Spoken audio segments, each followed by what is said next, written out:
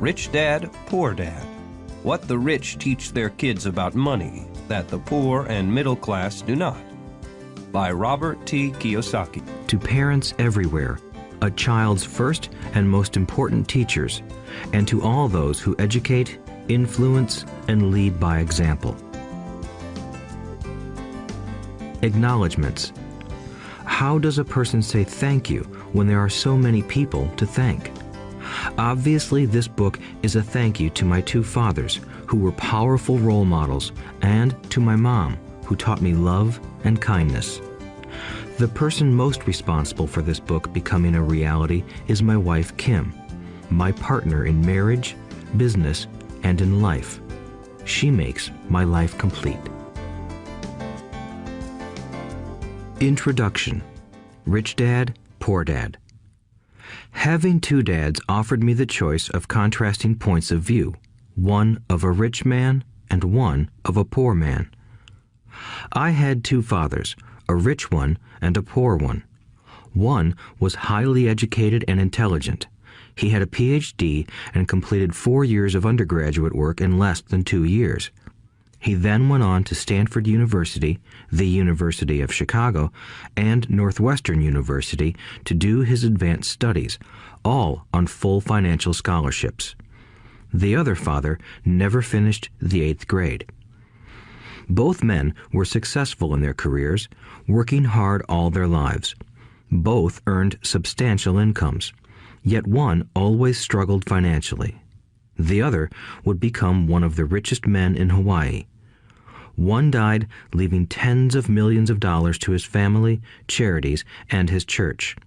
The other left bills to be paid. Both men were strong, charismatic, and influential. Both men offered me advice, but they did not advise the same things.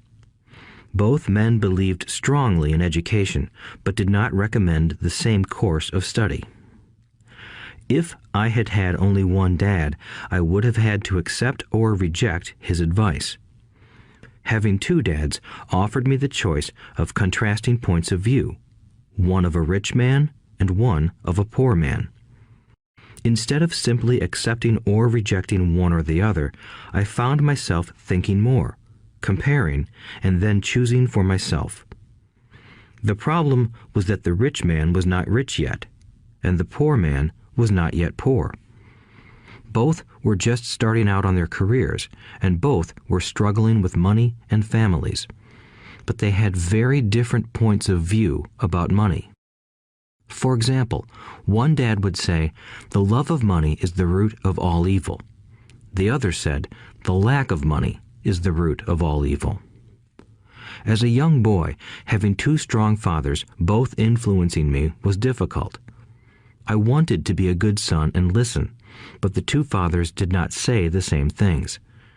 The contrast in their points of view, particularly about money, was so extreme that I grew curious and intrigued.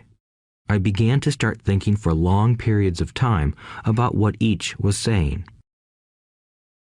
Much of my private time was spent reflecting, asking myself questions such as, "Why does he say that?" and then asking the same question of the other dad's statement.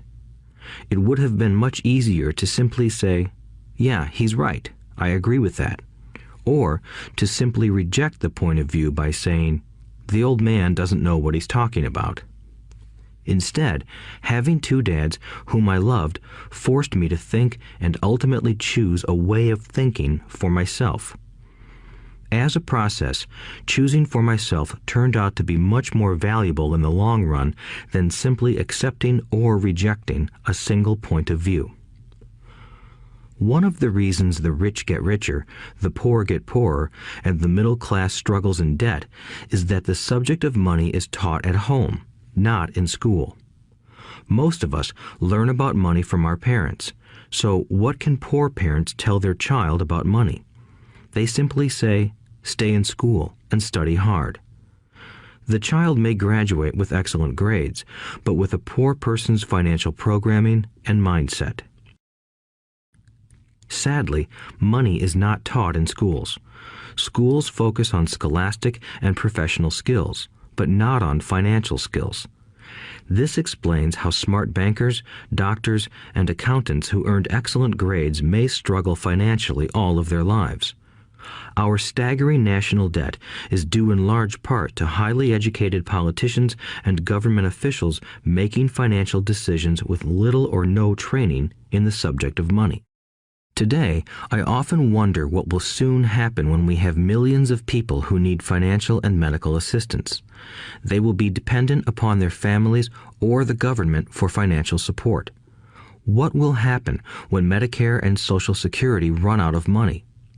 How will a nation survive if teaching children about money continues to be left to parents, most of whom will be, or already are, poor?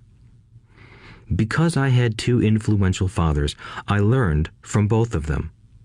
I had to think about each dad's advice, and in doing so, I gained valuable insight into the power and effect of one's thoughts on one's life. For example, one dad had a habit of saying, "I can't afford it." The other dad forbade those words to be used. He insisted I ask, "How can I afford it?" One is a statement, and the other is a question. One lets you off the hook, and the other forces you to think. My soon-to-be rich dad would explain that by automatically saying the words, "I can't afford it," your brain stops working. By asking the question, "How can I afford it?" your brain is put to work. He did not mean that you should buy everything you want. He was fanatical about exercising your mind, the most powerful computer in the world. He'd say, "My brain gets stronger every day because I exercise it. The stronger it gets, the more money I can make." He believed that automatically saying, "I can't afford it," was a sign of mental laziness. Although both dads worked hard, I noticed that one dad had a habit of putting his brain to sleep when it came to finances, and the other had a habit of exercising his brain. The long-term result was that one dad grew stronger financially, and the other grew weaker. It is not much different from a person who goes to the gym to exercise on a regular basis versus someone who sits on the couch watching television. Proper physical exercise increases your chances for health, and proper mental exercise increases your chances for wealth. My two dads had opposing attitudes, and that affected the way they thought. One dad thought that the rich should pay more in taxes to take care of those less fortunate. The other said, taxes punish those who produce and reward those who don't produce. One dad recommended, study hard so you can find a good company to work for. The other recommended, study hard so you can find a good company to buy. One dad said, the reason I'm not rich is because I have you kids. The other said, the reason I must be rich is because I have you kids. One encouraged talking about money and business at the dinner table, while the other forbade the subject of money to be discussed over a meal. One said, when it comes to money, play it safe, don't take risks. The other said, learn to manage risk. One believed, our home is our largest investment and our greatest asset. The other believed, my house is a liability, and if your house is your largest investment, you're in trouble. Both dads paid their bills on time, yet one paid his bills first while the other paid his bills last. One dad believed in a company or the government taking care of you and your needs. He was always concerned about pay raises, retirement plans, medical benefits, sick leave, vacation days, and other perks. He was impressed with two of his uncles who joined the military and earned a retirement and entitlement package for life after 20 years of active service. He loved the idea of medical benefits and PX privileges the military provided its retirees. He also loved the tenure system available through the university. The idea of job protection for life and job benefits seemed more important at times than the job. He would often say, I've worked hard for the government and I'm entitled to these benefits. The other believed in total financial self-reliance. He spoke out against the entitlement mentality and how it created weak and financially needy people. He was emphatic about being financially competent. One dad struggled to save a few dollars. The other created investments. One dad taught me how to write an impressive resume so I could find a good job. The other taught me how to write strong business and financial plans so I could create jobs. Being a product of two strong dads allowed me the luxury of observing the effects different thoughts have on one's life. I noticed that people really do shape their lives through their thoughts. For example, my poor dad always said, "I'll never be rich," and that prophecy became reality. My rich dad, on the other hand, always referred to himself as rich. He would say things like, "I'm a rich man and rich people don't do this." Even when he was flat broke after a major financial setback, he continued to refer to himself as a rich man. He would cover himself by saying, "There is a difference between being poor and being broke. Broke is temporary. Poor is eternal." My poor dad would say, "I'm not interested in money," or "money doesn't matter." My rich dad always said, "Money is power." The power of our thoughts may never be measured or appreciated, but it became obvious to me as a young boy that it was important to be aware of my thoughts and how I expressed myself. I noticed that my poor dad was poor, not because of the amount of money he earned, which was significant, but because of his thoughts and actions. As a young boy having two fathers, I became acutely aware of being careful about which thoughts I chose to adopt as my own. Should I listen to my rich dad or to my poor dad? Although both men had tremendous respect for education and learning, they disagreed about what they thought was important to learn. One wanted me to study hard, earn a degree, and get a good job to earn money. He wanted me to study to become a professional, an attorney or an accountant, and to go to business school for my MBA. The other encouraged me to study to be rich, to understand how money works, and to learn how to have it work for me. "I don't work for money" were words he would repeat over and over. "Money works for me." At the age of 9, I decided to listen to and learn from my rich dad about money. In doing so, I chose not to listen to my poor dad, even though he was the one with all the college degrees. A lesson from Robert Frost. Robert Frost is my favorite poet.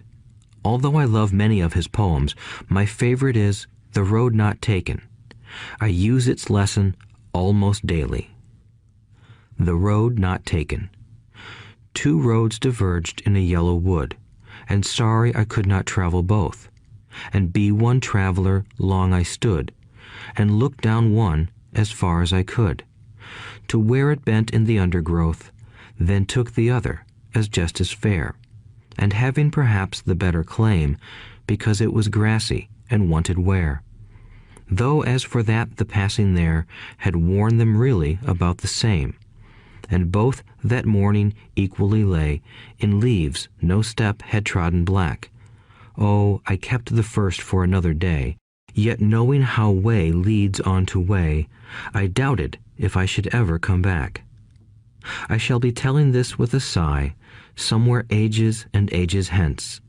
Two roads diverged in a wood, and I took the one less traveled by, and that has made all the difference. And that has made all the difference. Over the years, I have often reflected upon Robert Frost's poem. Choosing not to listen to my highly educated dad's advice and attitude about money was a painful decision, but it was a decision that shaped the rest of my life. Once I made up my mind about whom to listen to, my education about money began. My rich dad taught me over a period of 30 years until I was 39 years old. He stopped once he realized that I knew and fully understood what he had been trying to drum into my often thick skull. Money is one form of power, but what is more powerful is financial education. Money comes and goes, but if you have the education about how money works, you gain power over it and can begin building wealth. The reason positive thinking alone does not work is because most people went to school and never learned how money works, so they spend their lives working for money. Because I was only 9 years old when I started, the lessons my rich dad taught me were simple, and when it was all said and done, there were only 6 main lessons repeated over 30 years. This audiobook is about those 6 lessons, put as simply as possible, just as simply as my rich dad put forth those lessons to me. The lessons are meant not to be answers, but guideposts that will assist you and your children to grow wealthier no matter what happens in a world of increasing change and uncertainty. Chapter 1. Lesson 1. The rich don't work for money. The poor and the middle class work for money. The rich have money work for them. Dad, can you tell me how to get rich? My dad put down the evening paper. Why do you want to get rich, son? Because today Jimmy's mom drove up in their new Cadillac and they were going to their beach house for the weekend. He took 3 of his friends, but Mike and I weren't invited. They told us we weren't invited because we were poor kids. They did? My dad asked incredulously. Yeah, they did, I replied in a hurt tone. My dad silently shook his head, pushed his glasses up the bridge of his nose, and went back to reading the paper. I stood waiting for an answer. The year was 1956. I was 9 years old. By some twist of fate, I attended the same public school where the rich people sent their kids. We were primarily a sugar plantation town. The managers of the plantation and the other affluent people, such as doctors, business owners, and bankers, sent their children to this elementary school. After grade 6, their children were generally sent off to private schools. Because my family lived on one side of the street, I went to this school. Had I lived on the other side of the street, I would have gone to a different school with kids from families more like mine. After grade 6, these kids and I would go on to the public intermediate and high school. There was no private school for them or for me. My dad finally put down the paper. I could tell he was thinking. Well, son, he began slowly, if you want to be rich, you have to learn to make money. How do I make money? I asked. Well, use your head, son, he said, smiling. Even then, I knew that really meant, that's all I'm going to tell you, or, I don't know the answer, so don't embarrass me. A partnership is formed. The next morning, I told my best friend, Mike, what my dad had said. As best as I could tell, Mike and I were the only poor kids in this school. Mike was also in this school by a twist of fate. Someone had drawn a jog in the line for the school district, and we wound up in school with the rich kids.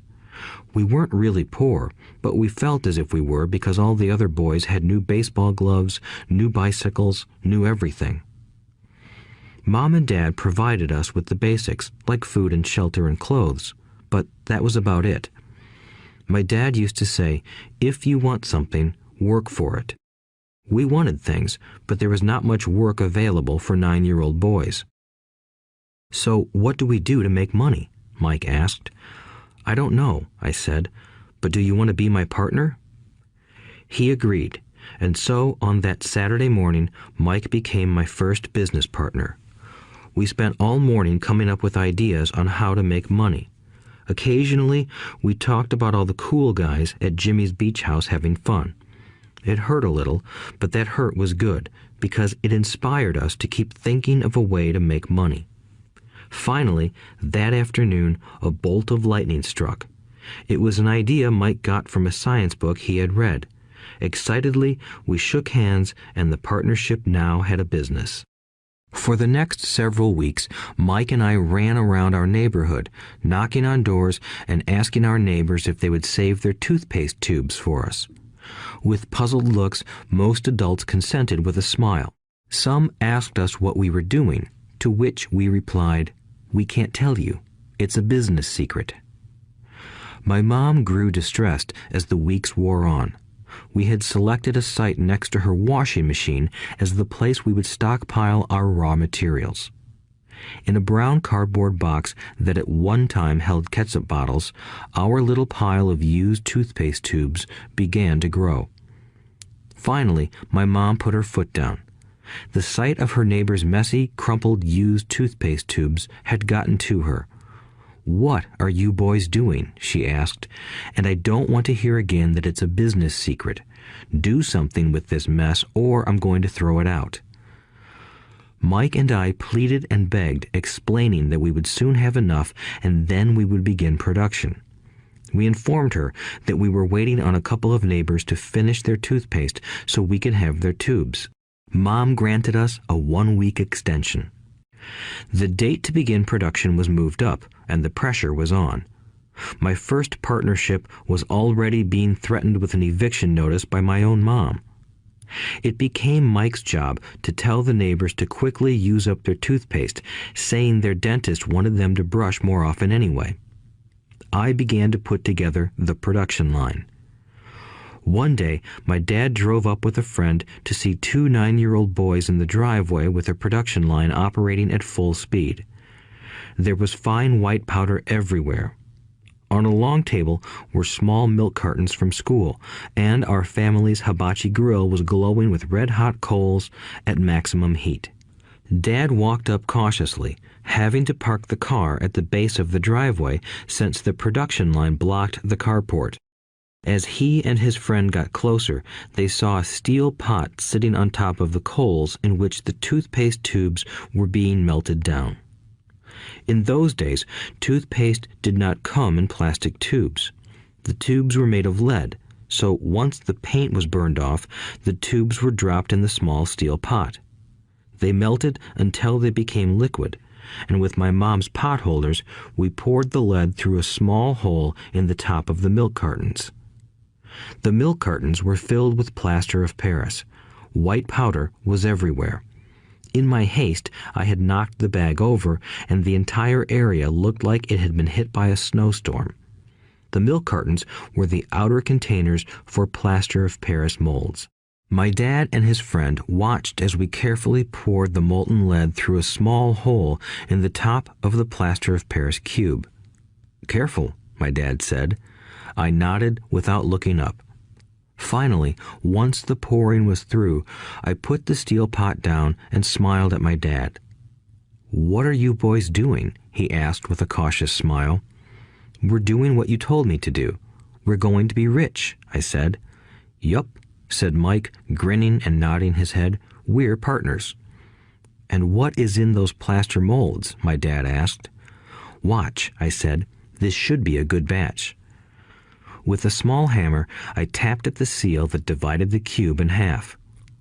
Cautiously, I pulled up the top half of the plaster mold, and a lead nickel fell out.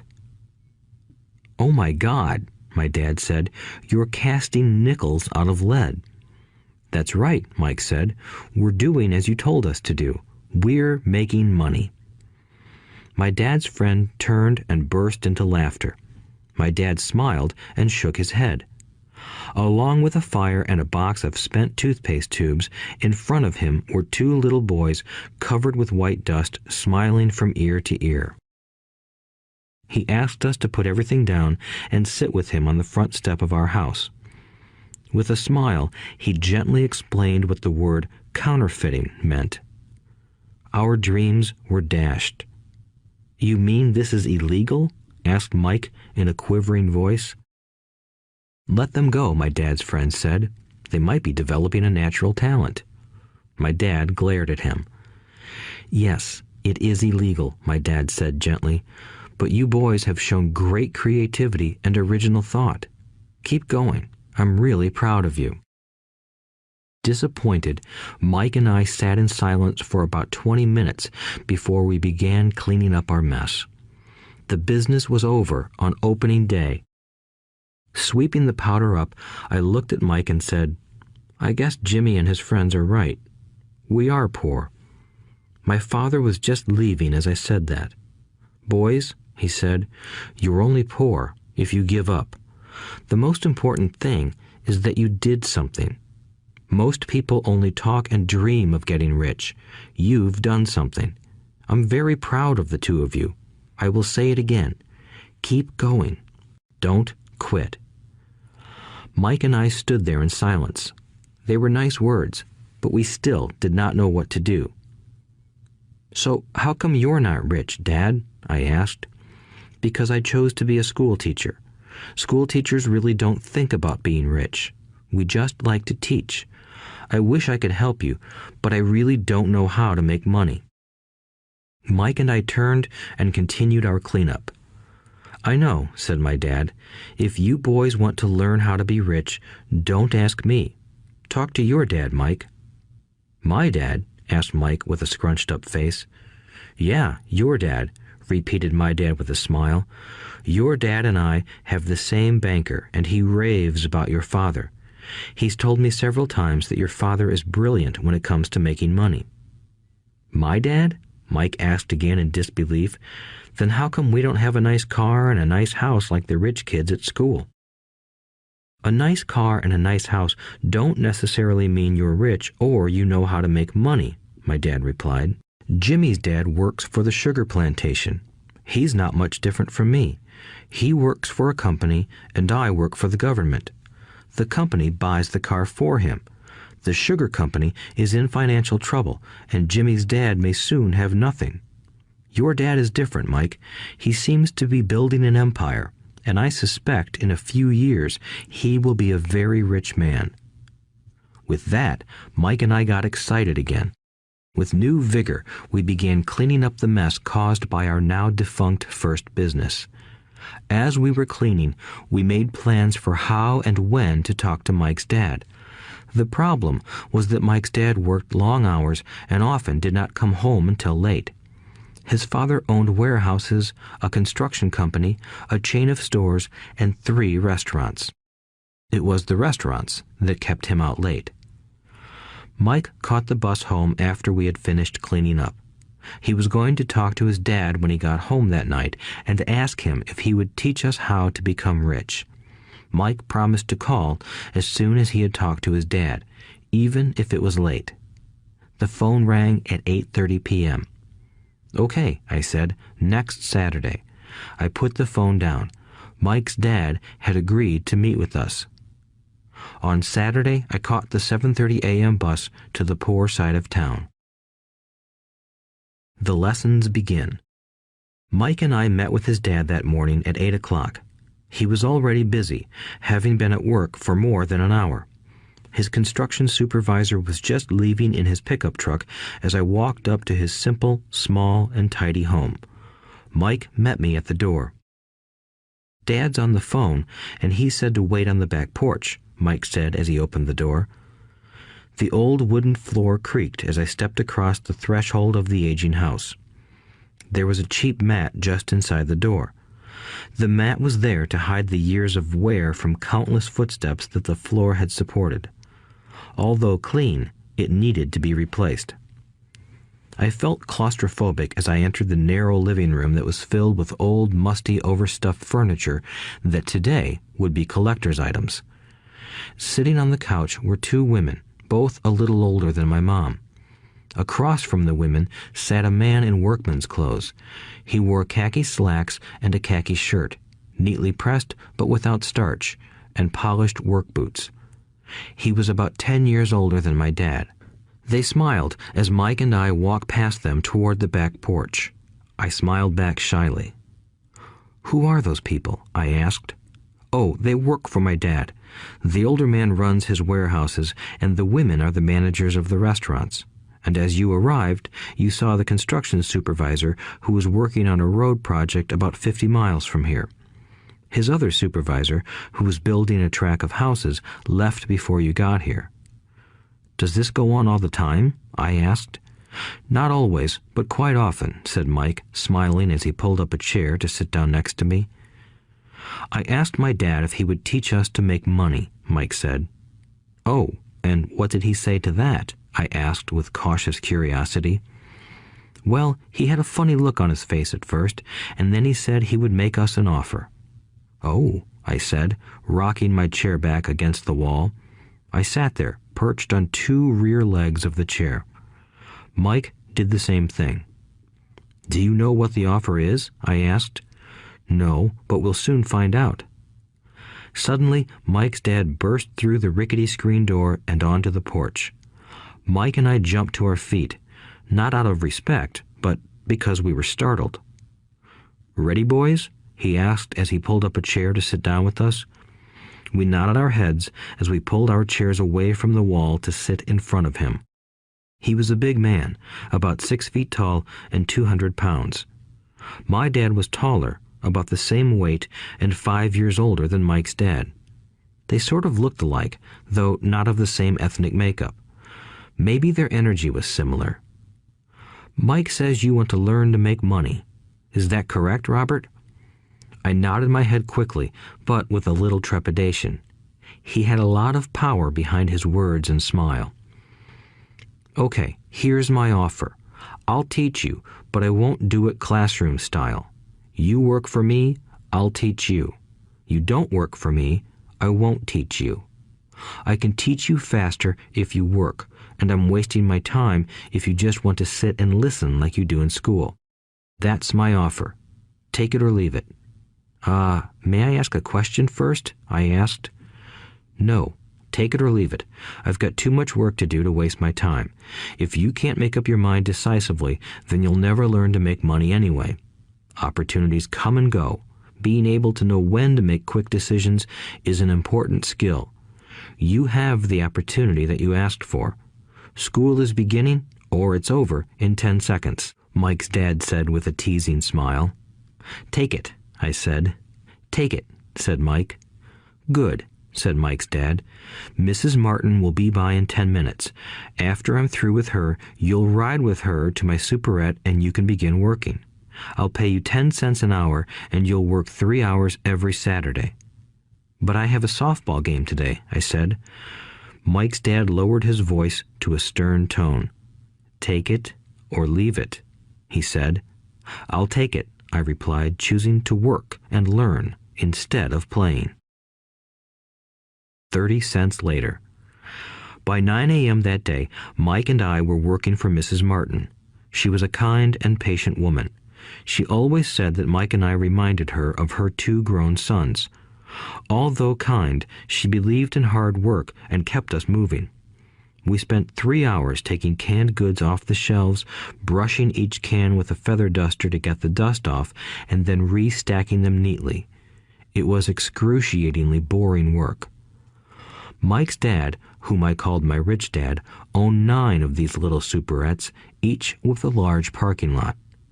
They were the early version of the 7-Eleven convenience stores, little neighborhood grocery stores where people bought items such as milk, bread, butter, and cigarettes. The problem was that this was Hawaii before air conditioning was widely used, and the stores could not close their doors because of the heat. On 2 sides of the store, the doors had to be wide open to the road and parking lot. Every time a car drove by or pulled into the parking lot, dust would swirl and settle in the store. We knew we had a job as long as there was no air conditioning. For 3 weeks, Mike and I reported to Mrs. Martin and worked our 3 hours. By noon, our work was over, and she dropped 3 little dimes in each of our hands. Now, even at the age of 9 in the mid-1950s, 30 cents was not too exciting.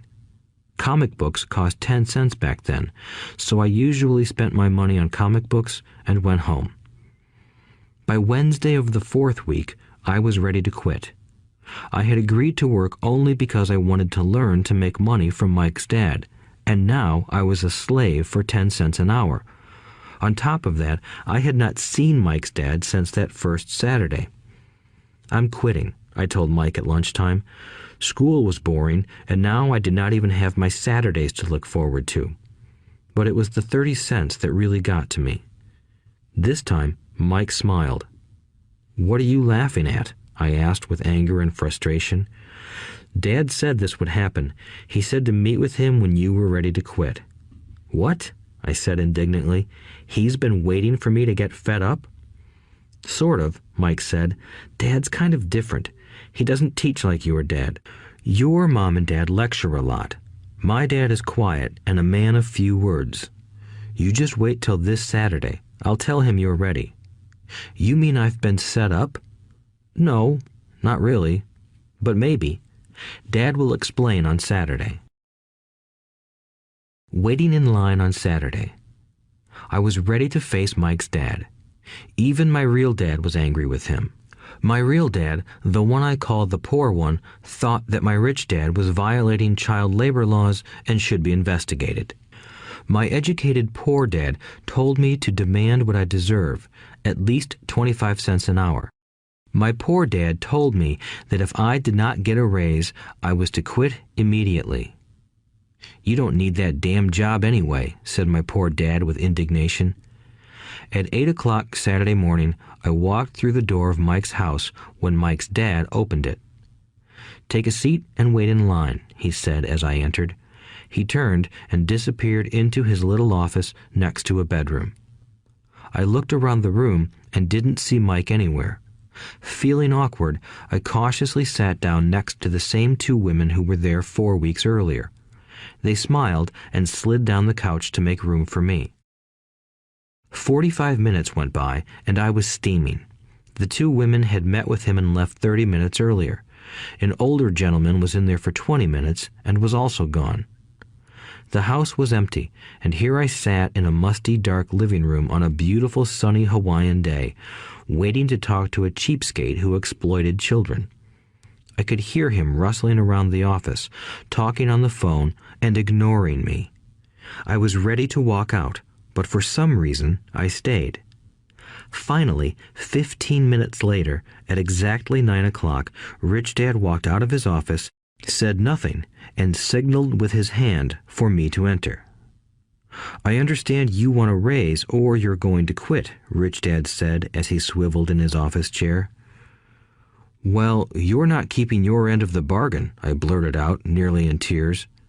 It was really frightening for me to confront a grown-up. You said that you would teach me if I worked for you. Well, I've worked for you. I've worked hard. I've given up my baseball games to work for you, but you haven't kept your word and you haven't taught me anything. You are a crook like everyone in town thinks you are. You're greedy. You want all the money and don't take care of your employees. You made me wait and don't show me any respect. I'm only a little boy, but I deserve to be treated better. Rich Dad rocked back in his swivel chair, hands up to his chin, and stared at me. Not bad, he said. In less than a month, you sound like most of my employees. What? I asked. Not understanding what he was saying, I continued with my grievance. I thought you were going to keep your end of the bargain and teach me. Instead, you want to torture me? That's cruel. That's really cruel. I am teaching you, Rich Dad said quietly. What have you taught me? Nothing, I said angrily. You haven't even talked to me once since I agreed to work for peanuts. 10 cents an hour. Ha! I should notify the government about you. We have child labor laws, you know. My dad works for the government, you know. Wow, said Rich Dad. Now you sound just like most of the people who used to work for me. People I've either fired or who have quit.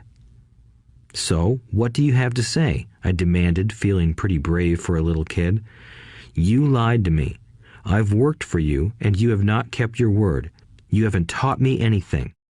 How do you know that I've not taught you anything? Asked Rich Dad calmly. Well, you've never talked to me. I've worked for 3 weeks, and you have not taught me anything, I said with a pout. Does teaching mean talking or a lecture? Rich Dad asked. Well, yes, I replied. That's how they teach you in school, he said, smiling. But that is not how life teaches you, and I would say that life is the best teacher of all. Most of the time, life does not talk to you. It just sort of pushes you around.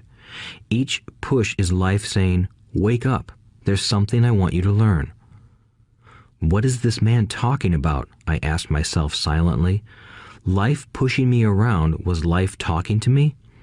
Now I knew I had to quit my job. I was talking to someone who needed to be locked up. If you learn life's lessons, you will do well. If not, life will just continue to push you around. People do two things. Some just let life push them around. Others get angry and push back. But they push back against their boss, or their job, or their husband or wife. They do not know it's life that's pushing. I had no idea what he was talking about. Life pushes all of us around. Some people give up and others fight. A few learn the lesson and move on. They welcome life pushing them around. To these few people, it means they need and want to learn something. They learn and move on. Most quit, and a few, like you, fight. Rich Dad stood and shut the creaky old wooden window that needed repair. If you learn this lesson, you will grow into a wise, wealthy, and happy young man. If you don't, you will spend your life blaming a job, low pay, or your boss for your problems. You'll live life always hoping for that big break that will solve all your money problems.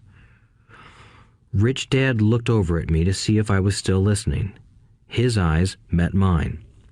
We stared at each other, communicating through our eyes. Finally, I looked away once I had absorbed his message. I knew he was right. I was blaming him, and I did ask to learn. I was fighting. Rich Dad continued, "Or, if you are the kind of person who has no guts, you just give up every time life pushes you. If you are that kind of person, you'll live all your life playing it safe, doing the right things, saving yourself for some event that never happens. Then you die a boring old man. You'll have lots of friends who really like you because you were such a nice, hard-working guy. But the truth is that you let life push you into submission. Deep down, you were terrified of taking risks. You really wanted to win, but the fear of losing was greater than the excitement of winning. Deep inside, you and only you will know you didn't go for it. You chose to play it safe." Our eyes met again. "You've been pushing me around?" I asked. "Some people might say that," smiled Rich Dad. "I would say that I just gave you a taste of life." "What taste of life?" I asked, still angry, but now curious and ready to learn. "You boys are the first people that have ever asked me to teach them how to make money. I have more than 150 employees, and not one of them has asked me what I know about money. They ask me for a job and a paycheck, but never to teach them about money. So most will spend the best years of their lives working for money, not really understanding what it is they are working for." I sat there listening intently. "So when Mike told me you wanted to learn how to make money, I decided to design a course that mirrored real life. I could talk until I was blue in the face, but you wouldn't hear a thing. So I decided to let life push you around a bit so you could hear me. That's why I only paid you 10 cents. "So what is the lesson I learned from working for only 10 cents an hour?" I asked. "That you're cheap and exploit your workers?" Rich Dad rocked back and laughed heartily. Finally, he said, "You'd best change your point of view. Stop blaming me and thinking I'm the problem. If you think I'm the problem, then you have to change me. If you realize that you're the problem, then you can change yourself, learn something, and grow wiser. Most people want everyone else in the world to change but themselves. Let me tell you, it's easier to change yourself than everyone else." "I don't understand," I said. "Don't blame me for your problems," Rich Dad said, growing impatient. "But you only pay me 10 cents. "So what are you learning?" Rich Dad asked, smiling. "That you're cheap," I said with a sly grin. "See, you think I'm the problem," said Rich Dad. "But you are. Well, keep that attitude and you'll learn nothing. Keep the attitude that I'm the problem, and what choices do you have?" "Well, if you don't pay me more or show me more respect and teach me, I'll quit." "Well put," Rich Dad said, "and that's exactly what most people do. They quit and go looking for another job, a better opportunity and higher pay, actually thinking that this will solve the problem. In most cases, it won't. So what should I do? I asked. Just take this measly 10 cents an hour and smile? Rich Dad smiled.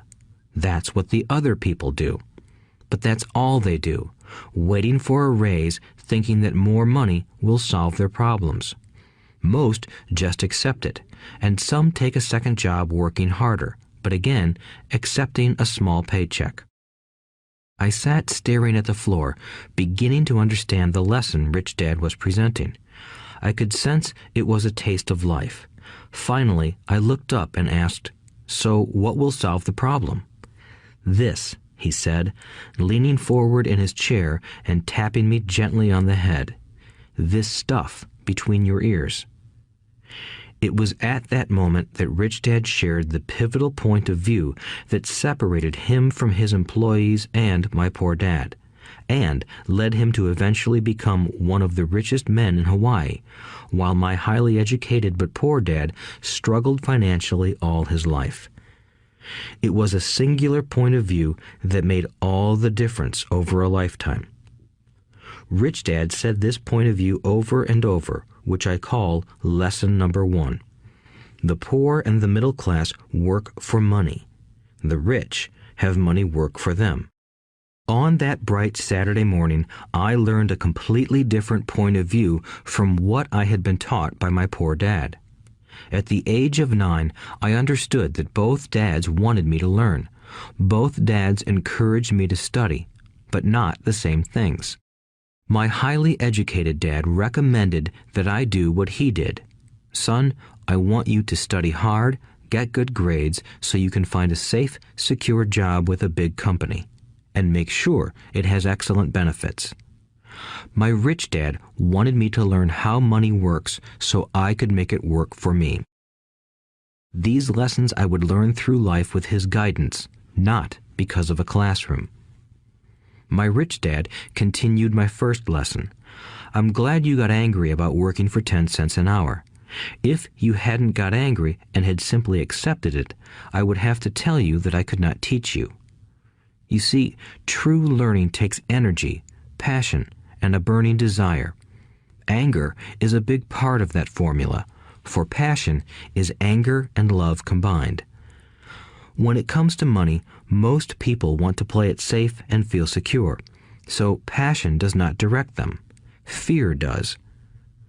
"So is that why they'll take jobs with low pay?" I asked. "Yes," said Rich Dad. "Some people say I exploit people because I don't pay as much as the sugar plantation or the government. I say the people exploit themselves. It's their fear, not mine."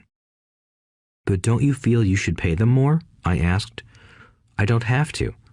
And besides, more money will not solve their problems. Just look at your dad. He makes a lot of money, and he still can't pay his bills. Most people, given more money, only get into more debt." "So that's why the 10 cents an hour," I said, smiling. "It's part of the lesson." "That's right," smiled Rich Dad. "You see, your dad went to school and got an excellent education so he could get a high-paying job. But he still has money problems because he never learned anything about money in school. On top of that, he believes in working for money." "And you don't?" I asked. "No, not really," said Rich Dad. "If you want to learn to work for money, then stay in school. That is a great place to learn to do that.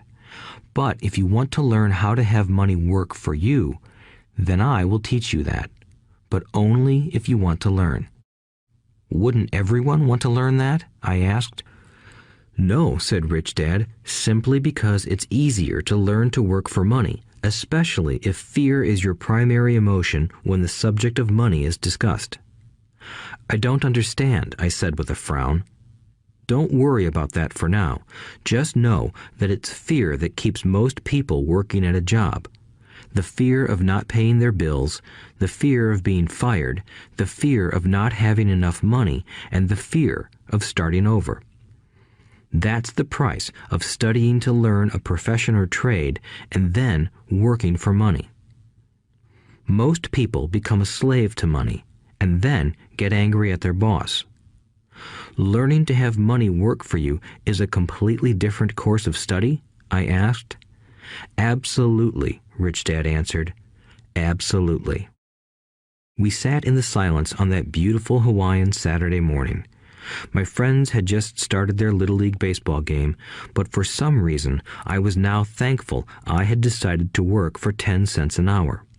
I sensed that I was about to learn something my friends wouldn't learn in school. Ready to learn? Asked Rich Dad. Absolutely, I said with a grin. I have kept my promise. I've been teaching you from afar, my Rich Dad said.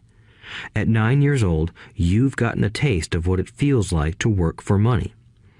Just multiply your last month by 50 years, and you will have an idea of what most people spend their life doing. I don't understand, I said. How did you feel waiting in line to see me, once to get hired and once to ask for more money? Terrible, I said. If you choose to work for money, that is what life will be like, said Rich Dad. And how did you feel when Mrs. Martin dropped 3 dimes in your hand for 3 hours of work? I felt like it wasn't enough. It seemed like nothing. I was disappointed, I said.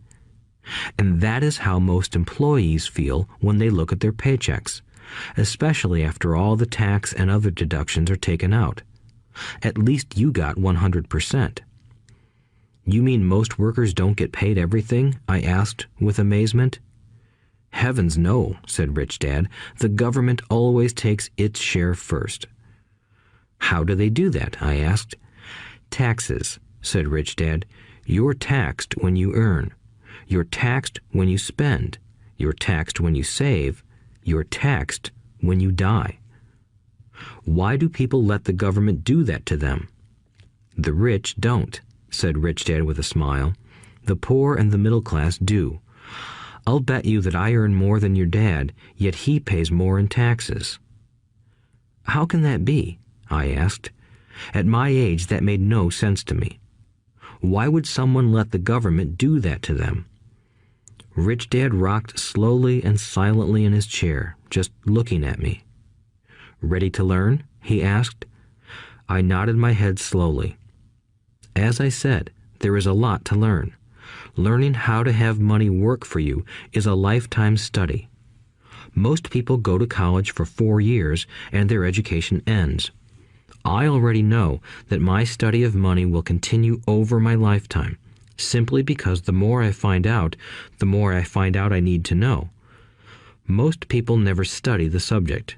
They go to work, get their paycheck, balance their checkbooks, and that's it. Then they wonder why they have money problems.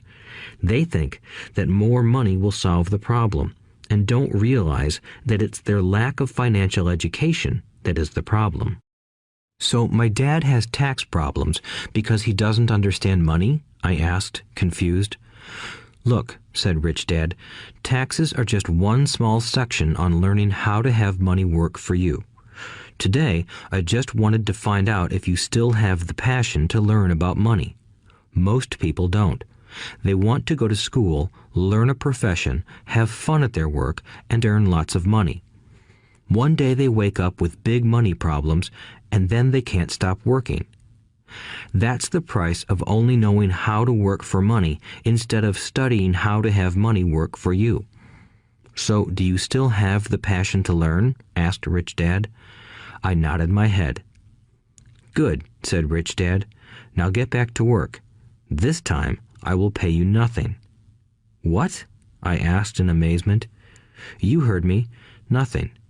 You will work the same 3 hours every Saturday, but this time you will not be paid 10 cents per hour. You said you wanted to learn to not work for money, so I'm not going to pay you anything. I couldn't believe what I was hearing. I've already had this conversation with Mike, and he's already working, dusting and stacking canned goods for free. You better hurry and get back there. That's not fair, I shouted. You've got to pay something. You said you wanted to learn. If you don't learn this now, you'll grow up to be like the two women and the older man sitting in my living room, working for money and hoping I don't fire them. Or, like your dad, earning lots of money only to be in debt up to his eyeballs, hoping more money will solve the problem. If that's what you want, I'll go back to our original deal of 10 cents an hour. Or you can do what most adults do. Complain that there is not enough pay, quit, and go looking for another job. But what do I do? I asked. Rich Dad tapped me on the head. Use this, he said. If you use it well, you will soon thank me for giving you an opportunity, and you will grow into a rich man. I stood there, still not believing what a raw deal I was handed. I came to ask for a raise, and somehow I was instead working for nothing. Rich Dad tapped me on the head again and said, "Use this. Now, get out of here and get back to work." Lesson number 1. The rich don't work for money. I didn't tell my poor dad I wasn't being paid. He wouldn't have understood, and I didn't want to try to explain something I didn't understand myself. For 3 more weeks, Mike and I worked 3 hours every Saturday for nothing. The work didn't bother me, and the routine got easier. But it was the missed baseball games and not being able to afford to buy a few comic books that got to me. Rich Dad stopped by at noon on the 3rd week. We heard his truck pull up in the parking lot and sputter when the engine was turned off. He entered the store and greeted Mrs. Martin with a hug. After finding out how things were going in the store, he reached into the ice cream freezer, pulled out 2 bars, paid for them, and signaled to Mike and me. "Let's go for a walk, boys." We crossed the street, dodging a few cars, and walked across a large grassy field where a few adults were playing softball. Sitting down at a lone picnic table, he handed Mike and me the treats. "How's it going, boys?" "Okay," Mike said. I nodded in agreement. "Learn anything yet?" Rich Dad asked. Mike and I looked at each other, shrugged our shoulders, and shook our heads in unison. Avoiding one of life's biggest traps. Well, you boys had better start thinking. You're staring at one of life's biggest lessons. If you learn it, you'll enjoy a life of great freedom and security. If you don't, you'll wind up like Mrs. Martin and most of the people playing softball in this park. They work very hard for little money, clinging to the illusion of job security and looking forward to a 3-week vacation each year and maybe a skimpy pension after 45 years of service. If that excites you, I'll give you a raise to 25 cents an hour. But these are good, hard-working people. Are you making fun of them? I demanded. A smile came over Rich Dad's face. Mrs. Martin is like a mother to me.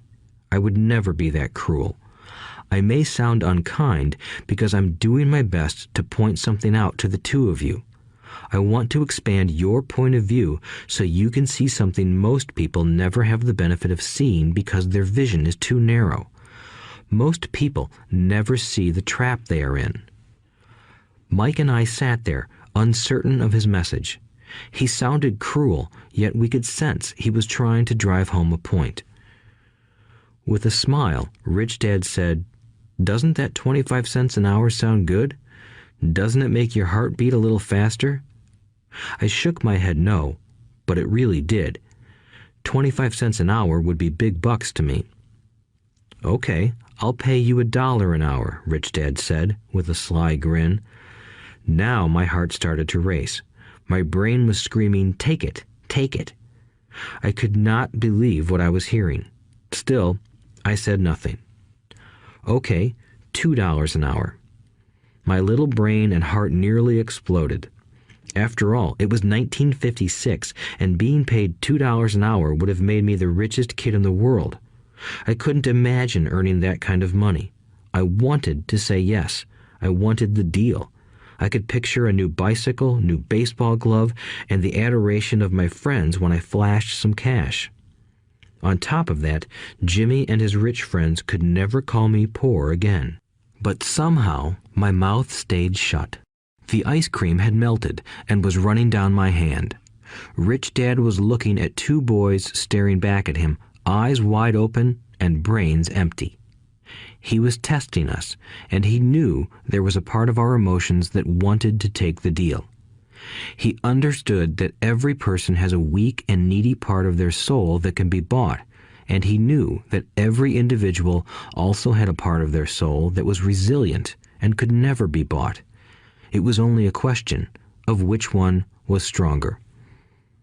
Okay, $5 an hour. Suddenly, I was silent. Something had changed. The offer was too big and ridiculous. Not many grown-ups in 1956 made more than that, but quickly my temptation disappeared and calm set in. Slowly, I turned to my left to look at Mike. He looked back at me. The part of my soul that was weak and needy was silenced. The part of me that had no price took over. I knew Mike had gotten to that point too. "Good," said Rich Dad softly. "Most people have a price, and they have a price because of human emotions named fear and greed. First, the fear of being without money motivates us to work hard, and then, once we get that paycheck, greed or desire starts us thinking about all the wonderful things money can buy. The pattern is then set." "What pattern?" I asked. "The pattern of get up, go to work, pay bills, get up, go to work, pay bills." People's lives are forever controlled by two emotions, fear and greed. Offer them more money, and they continue the cycle by increasing their spending. This is what I call the rat race. "There is another way?" Mike asked. "Yes," said Rich Dad slowly, "but only a few people find it." "And what is that way?" Mike asked. "That's what I hope you boys will learn as you work and study with me. That is why I took away all forms of pay." "Any hints?" Mike asked. "We're kind of tired of working hard, especially for nothing." "Well, the first step is telling the truth," said Rich Dad. "We haven't been lying," I said. "I did not say you were lying. I said to tell the truth," Rich Dad retorted. "The truth about what?" I asked. "How you're feeling," Rich Dad said. "You don't have to say it to anyone else. Just admit it to yourself." "You mean the people in this park, the people who work for you, Mrs. Martin, they don't do that?" I asked. "I doubt it," said Rich Dad. "Instead, they feel the fear of not having money. They don't confront it logically. They react emotionally instead of using their heads," Rich Dad said. "Then they get a few bucks in their hands, and again, the emotions of joy, desire, and greed take over. And again they react instead of think." "So their emotions control their brain," Mike said. "That's correct," said Rich Dad. "Instead of admitting the truth about how they feel, they react to their feelings and fail to think. They feel the fear, so they go to work, hoping that money will soothe the fear, but it doesn't. It continues to haunt them, and they return to work, hoping again that money will calm their fears, and again it doesn't. Fear keeps them in this trap of working, earning money, working, earning money, hoping the fear will go away. But every day they get up, and that old fear wakes up with them. For millions of people, that old fear keeps them awake all night, causing a night of turmoil and worry. So they get up and go to work, hoping that a paycheck will kill that fear gnawing at their souls. Money is running their lives, and they refuse to tell the truth about that. Money is in control of their emotions and their souls." Rich Dad sat quietly, letting his words sink in. Mike and I had heard what he said, but didn't understand fully what he was talking about. I just knew that I often wondered why grown-ups hurried off to work. It did not seem like much fun, and they never looked that happy, but something kept them going. Realizing we had absorbed as much as possible of what he was talking about, Rich Dad said, "I want you boys to avoid that trap. That is really what I want to teach you. Not just to be rich, because being rich does not solve the problem." "It doesn't?" I asked, surprised. No, it doesn't. Let me explain the other emotion, desire. Some call it greed, but I prefer desire. It's perfectly normal to desire something better, prettier, more fun, or exciting. So people also work for money because of desire. They desire money for the joy they think it can buy. But the joy that money brings is often short-lived, and they soon need more money for more joy, more pleasure, more comfort, and more security. So they keep working, thinking money will soothe their souls that are troubled by fear and desire. But money can't do that. Even rich people do this? Mike asked. Rich people included, said Rich Dad.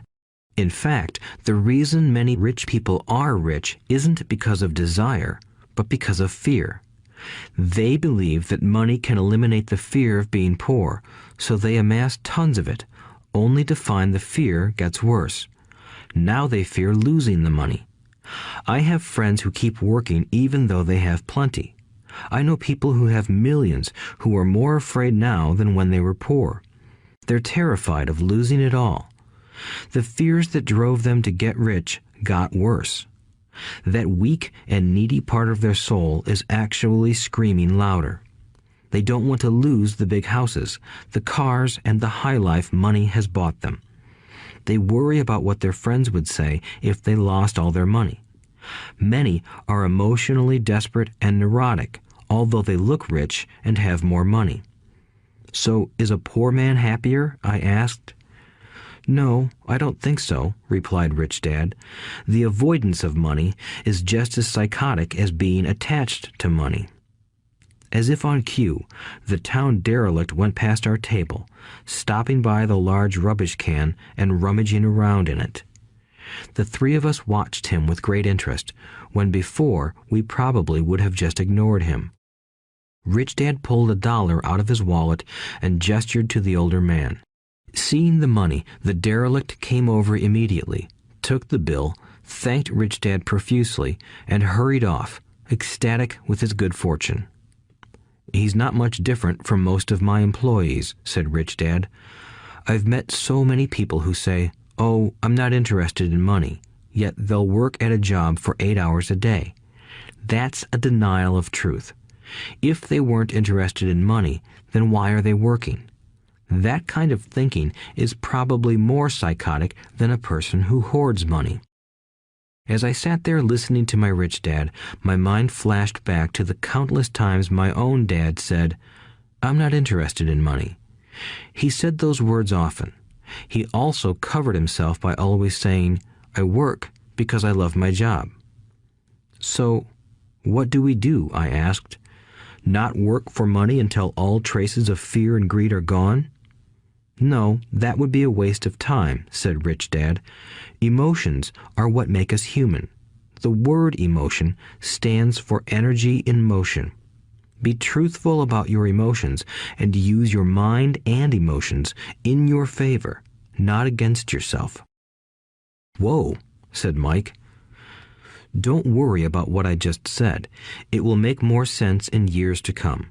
Just be an observer, not a reactor, to your emotions. Most people do not know that it's their emotions that are doing the thinking. Your emotions are your emotions, but you have got to learn to do your own thinking. Can you give me an example? I asked. Sure, replied Rich Dad. When a person says, "I need to find a job," it's most likely an emotion doing the thinking. Fear of not having money generates that thought. But people do need money if they have bills to pay, I said. Sure they do, smiled Rich Dad. All I'm saying is that it's fear that is all too often doing the thinking. I don't understand, said Mike. For example, said Rich Dad, if the fear of not having enough money arises, instead of immediately running out to get a job, they instead might ask themselves this question. Will a job be the best solution to this fear over the long run? In my opinion, the answer is no.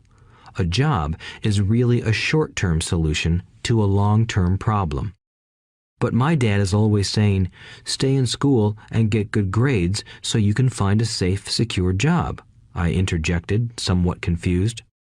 Yes, I understand he says that, said Rich Dad, smiling. Most people recommend that, and it's a good path for most people. But people make that recommendation primarily out of fear. You mean my dad says that because he's afraid? Yes, said Rich Dad. He's terrified that you won't earn enough money and won't fit into society. Don't get me wrong. He loves you and wants the best for you. I, too, believe an education and a job are important, but it won't handle the fear. You see, that same fear that makes him get up in the morning to earn a few bucks is the fear that is causing him to be so fanatical about your going to school. So what do you recommend? I asked. I want to teach you to master the power of money instead of being afraid of it. They don't teach that in school, and if you don't learn it, you become a slave to money. It was finally making sense. He wanted us to widen our views and to see what the Mrs. Martins of this world couldn't see. He used examples that sounded cruel at the time, but I've never forgotten them. My vision widened that day, and I began to see the trap that lay ahead for most people. You see, we're all employees ultimately. We just work at different levels, said Rich Dad. I just want you boys to have a chance to avoid the trap caused by those two emotions, fear and desire. Use them in your favor, not against you. That's what I want to teach you. I'm not interested in just teaching you to make a pile of money. That won't handle the fear or desire. If you don't first handle fear and desire, and you get rich, you'll only be a highly paid slave. So how do we avoid the trap? I asked. The main cause of poverty or financial struggle is fear and ignorance, not the economy or the government or the rich. It's self-inflicted fear and ignorance that keep people trapped. So you boys go to school and get your college degrees, and I'll teach you how to stay out of the trap. The pieces of the puzzle were appearing. My highly educated dad had a great education and a great career, but school never told him how to handle money or his fear of it. It became clear that I could learn different and important things from two fathers. So you've been talking about the fear of not having money. How does the desire for money affect our thinking? Mike asked. How did you feel when I tempted you with a pay raise? Did you notice your desires rising? We nodded our heads.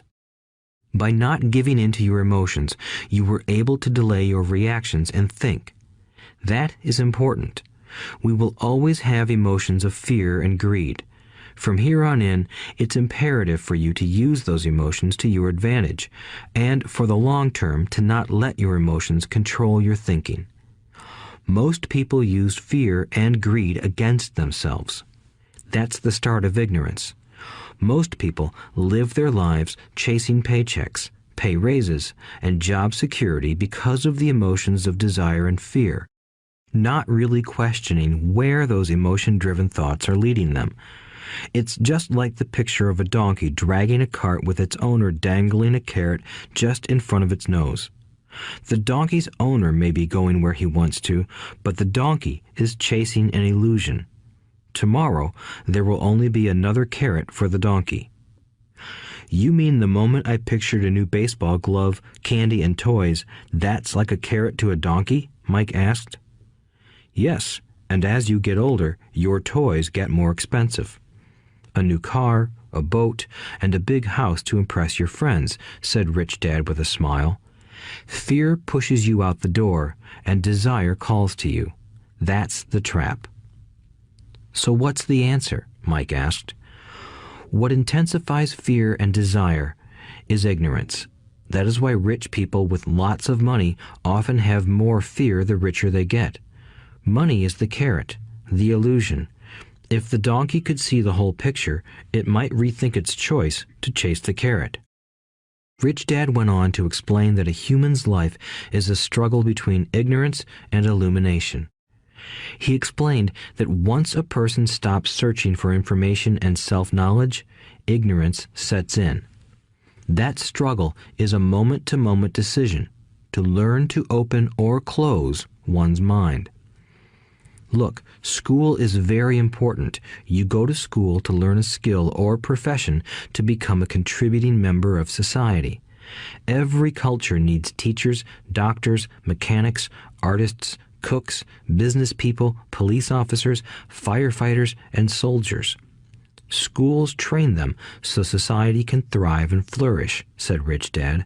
Unfortunately, for many people, school is the end, not the beginning. There was a long silence. Rich Dad was smiling. I didn't comprehend everything he said that day, but as with most great teachers, his words continued to teach for years. I've been a little cruel today, said Rich Dad, but I want you to always remember this talk. I want you to always think of Mrs. Martin, and I want you always to remember that donkey. Never forget that fear and desire can lead you into life's biggest trap if you are not aware of them controlling your thinking. To spend your life living in fear, never exploring your dreams, is cruel. To work hard for money, thinking that it will buy you things that will make you happy, is also cruel. To wake up in the middle of the night terrified about paying bills is a horrible way to live. To live a life dictated by the size of a paycheck is not really living a life. Thinking that a job makes you secure is lying to yourself. That's cruel, and that's the trap I want you to avoid. I've seen how money runs people's lives. Don't let that happen to you. Please, don't let money run your life. A softball rolled under our table. Rich Dad picked it up and threw it back. So what does ignorance have to do with greed and fear? I asked. Because it is ignorance about money that causes so much greed and fear, said Rich Dad. Let me give you some examples. A doctor, wanting more money to better provide for his family, raises his fees. By raising his fees, it makes healthcare more expensive for everyone. It hurts the poor people the most, so they have worse health than those with money. Because the doctors raise their fees, the attorneys raise their fees. Because the attorneys' fees have gone up, school teachers want a raise, which raises our taxes, and on and on and on. Soon, there will be such a horrifying gap between the rich and the poor that chaos will break out and another great civilization will collapse. History proves that great civilizations collapse when the gap between the haves and have-nots is too great. Sadly, America is on that same course because we haven't learned from history. We only memorize historical dates and names, not the lesson. Aren't prices supposed to go up? I asked. In an educated society with a well-run government, prices should actually come down. Of course, that is often only true in theory. Prices go up because of greed and fear caused by ignorance. If schools taught people about money, there would be more money and lower prices. But schools focus only on teaching people to work for money, not how to harness money's power.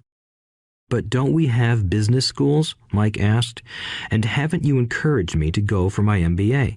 Yes, said Rich Dad, but all too often business schools train employees to become sophisticated bean counters. Heaven forbid a bean counter takes over a business. All they do is look at the numbers, fire people, and kill the business. I know this because I hire bean counters. All they think about is cutting costs and raising prices, which cause more problems. Bean counting is important. I wish more people knew it, but it, too, is not the whole picture, added Rich Dad angrily. So, is there an answer? Asked Mike. Yes, said Rich Dad. Learn to use your emotions to think, not think with your emotions. When you boys mastered your emotions by agreeing to work for free, I knew there was hope. When you again resisted your emotions when I tempted you with more money, you were again learning to think in spite of being emotionally charged. That's the first step. Why is that step so important? I asked. Well, that's up to you to find out. If you want to learn, I'll take you boys into the briar patch, a place almost everyone else avoids. If you go with me, you'll let go of the idea of working for money and instead learn to have money work for you. And what will we get if we go with you? What if we agree to learn from you? What will we get? I asked. The same thing Brer Rabbit got, said Rich Dad, referring to the classic children's story. Is there a briar patch? I asked. Yes, said Rich Dad. The briar patch is our fear and greed. Confronting fear, weaknesses, and neediness by choosing our own thoughts is the way out. Choosing our thoughts? Mike asked, puzzled. Yes, choosing what we think rather than reacting to our emotions. Instead of just getting up and going to work because not having the money to pay your bills is scaring you, ask yourself, is working harder at this the best solution to this problem? Most people are too afraid to rationally think things through and instead run out the door to a job they hate. The tar baby is in control. That's what I mean by choosing your thoughts. And how do we do that? Mike asked. That's what I will teach you. I'll teach you to have a choice of thoughts rather than a knee-jerk reaction, like gulping down your morning coffee and running out the door. Remember what I said before. A job is only a short-term solution to a long-term problem. Most people have only one problem in mind, and it's short-term. It's the bills at the end of the month, the tar baby. Money controls their lives, or should I say the fear and ignorance about money controls it. So they do as their parents did. They get up every day and go work for money, not taking the time to ask the question, is there another way? Their emotions now control their thinking, not their heads. Can you tell the difference between emotions thinking and the head thinking? Mike asked.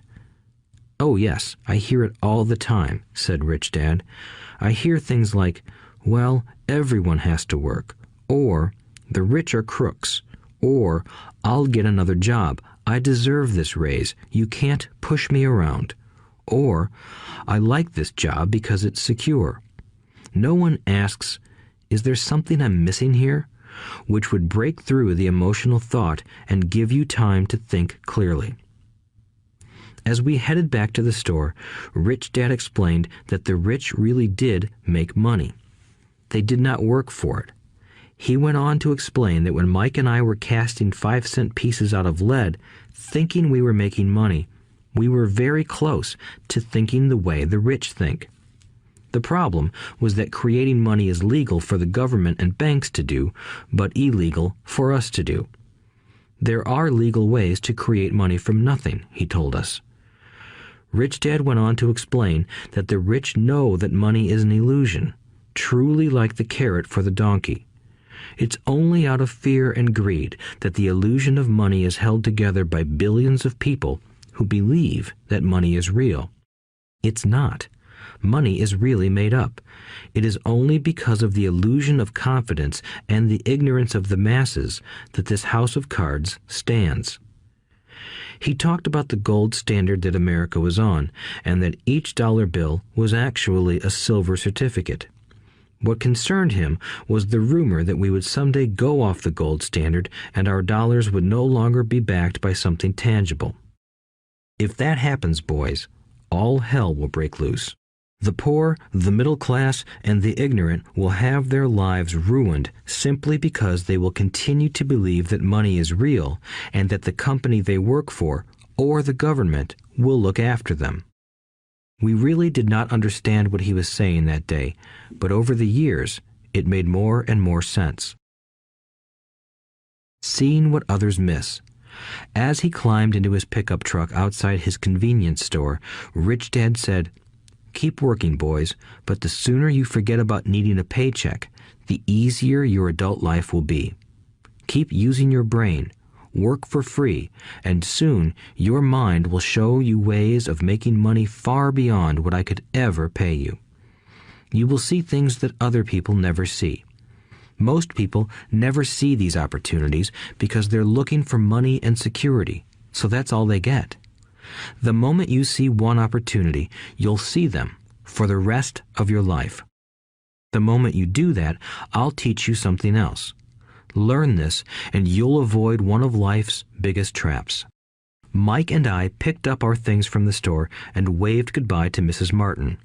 We went back to the park, to the same picnic bench, and spent several more hours thinking and talking. We spent the next week at school thinking and talking too. For 2 more weeks, we kept thinking, talking, and working for free. At the end of the second Saturday, I was again saying goodbye to Mrs. Martin and looking at the comic book stand with a longing gaze. The hard thing about not even getting 30 cents every Saturday was that I didn't have any money to buy comic books. Suddenly, as Mrs. Martin said goodbye to Mike and me, I saw her do something I'd never seen her do before. Mrs. Martin was cutting the front page of the comic book in half. She kept the top half of the comic book cover and threw the rest of the book into a large cardboard box. When I asked her what she did with the comic books, she said, "I throw them away. I give the top half of the cover back to the comic book distributor for credit when he brings in the new comics. He's coming in an hour." Mike and I waited for an hour. Soon the distributor arrived, and I asked him if we could have the comic books. To my delight, he said, "You can have them if you work for this store and do not resell them." Remember our old business partnership? Well, Mike and I revived it. Using a spare room in Mike's basement, we began piling hundreds of comic books in that room. Soon, our comic book library was open to the public. We hired Mike's younger sister, who loved to study, to be head librarian. She charged each child 10 cents admission to the library, which was open from 2:30 p.m. to 4:30 p.m. every day after school. The customers, the children of the neighborhood, could read as many comics as they wanted in 2 hours. It was a bargain for them since a comic cost 10 cents each, and they could read 5 or 6 in 2 hours. Mike's sister would check the kids as they left to make sure they weren't borrowing any comic books. She also kept the books, logging in how many kids showed up each day, who they were, and any comments they might have. Mike and I averaged $9.50 per week over a 3-month period. We paid his sister $1 a week and allowed her to read the comics for free, which she rarely did since she was always studying. Mike and I kept our agreement by working in the store every Saturday and collecting all the comic books from the different stores. We kept our agreement to the distributor by not selling any comic books. We burned them once they got too tattered. We tried opening a branch office, but we could never quite find someone as trustworthy and dedicated as Mike's sister. At an early age, we found out how hard it was to find good staff. 3 months after the library first opened, a fight broke out in the room. Some bullies from another neighborhood pushed their way in, and Mike's dad suggested we shut down the business. So our comic book business shut down, and we stopped working on Saturdays at the convenience store. But Rich Dad was excited because he had new things he wanted to teach us. He was happy because we had learned our first lessons so well. We learned to make money work for us. By not getting paid for our work at the store, we were forced to use our imaginations to identify an opportunity to make money. By starting our own business, the comic book library, we were in control of our own finances, not dependent on an employer. The best part was that our business generated money for us even when we weren't physically there. Our money worked for us. Instead of paying us money, Rich Dad had given us so much more. Chapter 2. Lesson 2. Why teach financial literacy? It's not how much money you make, it's how much money you keep. In 1990, Mike took over his father's empire and is, in fact, doing a better job than his dad did. We see each other once or twice a year on the golf course. He and his wife are wealthier than you can imagine. Rich Dad's empire is in great hands, and Mike is now grooming his son to take his place, as his dad had groomed us. In 1994, I retired at the age of 47, and my wife Kim was 37. Retirement does not mean not working. For us, it means that, barring unforeseen cataclysmic changes, we can work or not work, and our wealth grows automatically, staying ahead of inflation. Our assets are large enough to grow by themselves. It's like planting a tree. You water it for years, and then one day it doesn't need you anymore. Its roots are implanted deep enough. Then the tree provides shade for your enjoyment. Mike chose to run the empire, and I chose to retire. Whenever I speak to groups of people, they often ask what I would recommend that they do. How do I get started? Is there a book you would recommend? What should I do to prepare my children? What is your secret to success? How do I make millions? Whenever I hear one of these questions, I'm reminded of the following story. The richest businessmen. In 1923, a group of our greatest leaders and richest businessmen held a meeting at the Edgewater Beach Hotel in Chicago. Among them were Charles Schwab, head of the largest independent steel company; Samuel Insull, president of the world's largest utility; Howard Hobson, head of the largest gas company; Ivar Kruger, president of International Match Company, one of the world's largest companies at that time; Leon Fraser, president of the Bank of International Settlements; Richard Whitney, president of the New York Stock Exchange; Arthur Cotton and Jesse Livermore, two of the biggest stock speculators; and Albert Fall, a member of President Harding's cabinet. 25 years later, 9 of these titans ended their lives as follows. Schwab died penniless after living for 5 years on borrowed money. Insull died broke in a foreign land, and Kruger and Cotton also died broke. Hobson went insane. Whitney and Albert Fall were released from prison, and Fraser and Livermore committed suicide. I doubt if anyone can say what really happened to these men. If you look at the date, 1923, it was just before the 1929 market crash and the Great Depression, which I suspect had a great impact on these men and their lives. The point is this. Today, we live in times of greater and faster change than these men did. I suspect there will be many booms and busts in the coming years that will parallel the ups and downs these men faced. I am concerned that too many people are too focused on money and not on their greatest wealth, their education. If people are prepared to be flexible, keep an open mind and learn, they will grow richer and richer despite tough changes. If they think money will solve problems, they will have a rough ride. Intelligence solves problems and produces money. Money without financial intelligence is money soon gone. Most people fail to realize that in life, it's not how much money you make, it's how much money you keep.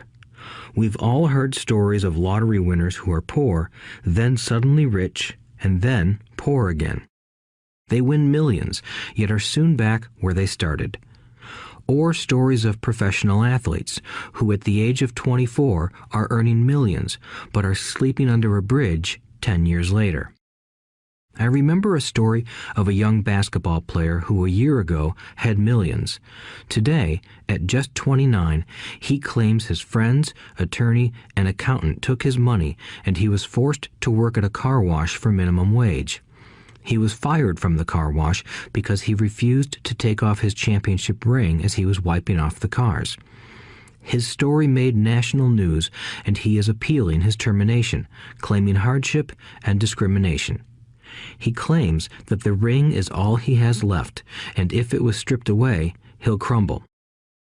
I know so many people who became instant millionaires, and while I am glad some people have become richer and richer, I caution them that in the long run, it's not how much money you make, it's how much you keep and how many generations you keep it.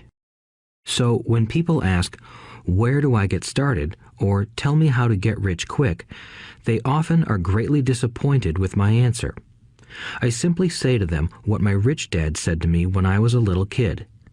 If you want to be rich, you need to be financially literate.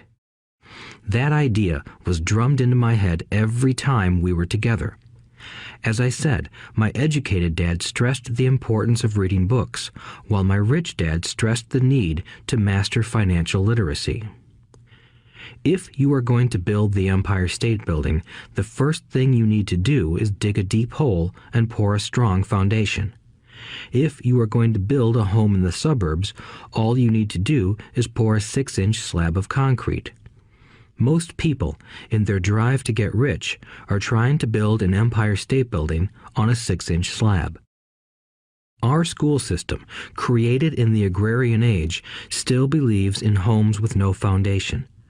Dirt floors are still the rage, so kids graduate from school with virtually no financial foundation.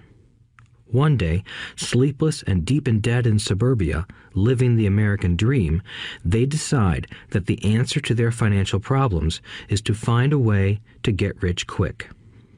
Construction on the skyscraper begins. It goes up quickly, and soon, instead of the Empire State Building, we have the Leaning Tower of suburbia. The sleepless nights return. As for Mike and me in our adult years, both of our choices were possible because we were taught to pour a strong financial foundation when we were just kids. Accounting is possibly the most confusing, boring subject in the world, but if you want to be rich long term, it could be the most important subject. For Rich Dad, the question was how to take a boring and confusing subject and teach it to kids. The answer he found was to make it simple by teaching it in pictures. My rich dad poured a strong financial foundation for Mike and me. Since we were just kids, he created a simple way to teach us. For years, he only drew pictures and used few words. Mike and I understood the simple drawings, the jargon, the movement of money, and then in later years, Rich Dad began adding numbers. Today, Mike has gone on to master much more complex and sophisticated accounting analysis because he had to in order to run his empire. I am not as sophisticated because my empire is smaller, yet we come from the same simple foundation. Over the following pages, we will discuss those same simple line drawings Mike's dad created for us. Though basic, those drawings helped guide two little boys in building great sums of wealth on a solid and deep foundation. Rule number 1. You must know the difference between an asset and a liability, and buy assets. If you want to be rich, this is all you need to know. It is rule number 1. It is the only rule. This may sound absurdly simple, but most people have no idea how profound this rule is. Most people struggle financially because they do not know the difference between an asset and a liability. Rich people acquire assets. The poor and middle class acquire liabilities that they think are assets, said Rich Dad. When Rich Dad explained this to Mike and me, we thought he was kidding.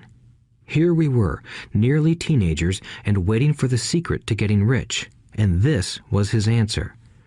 It was so simple that we stopped for a long time to think about it.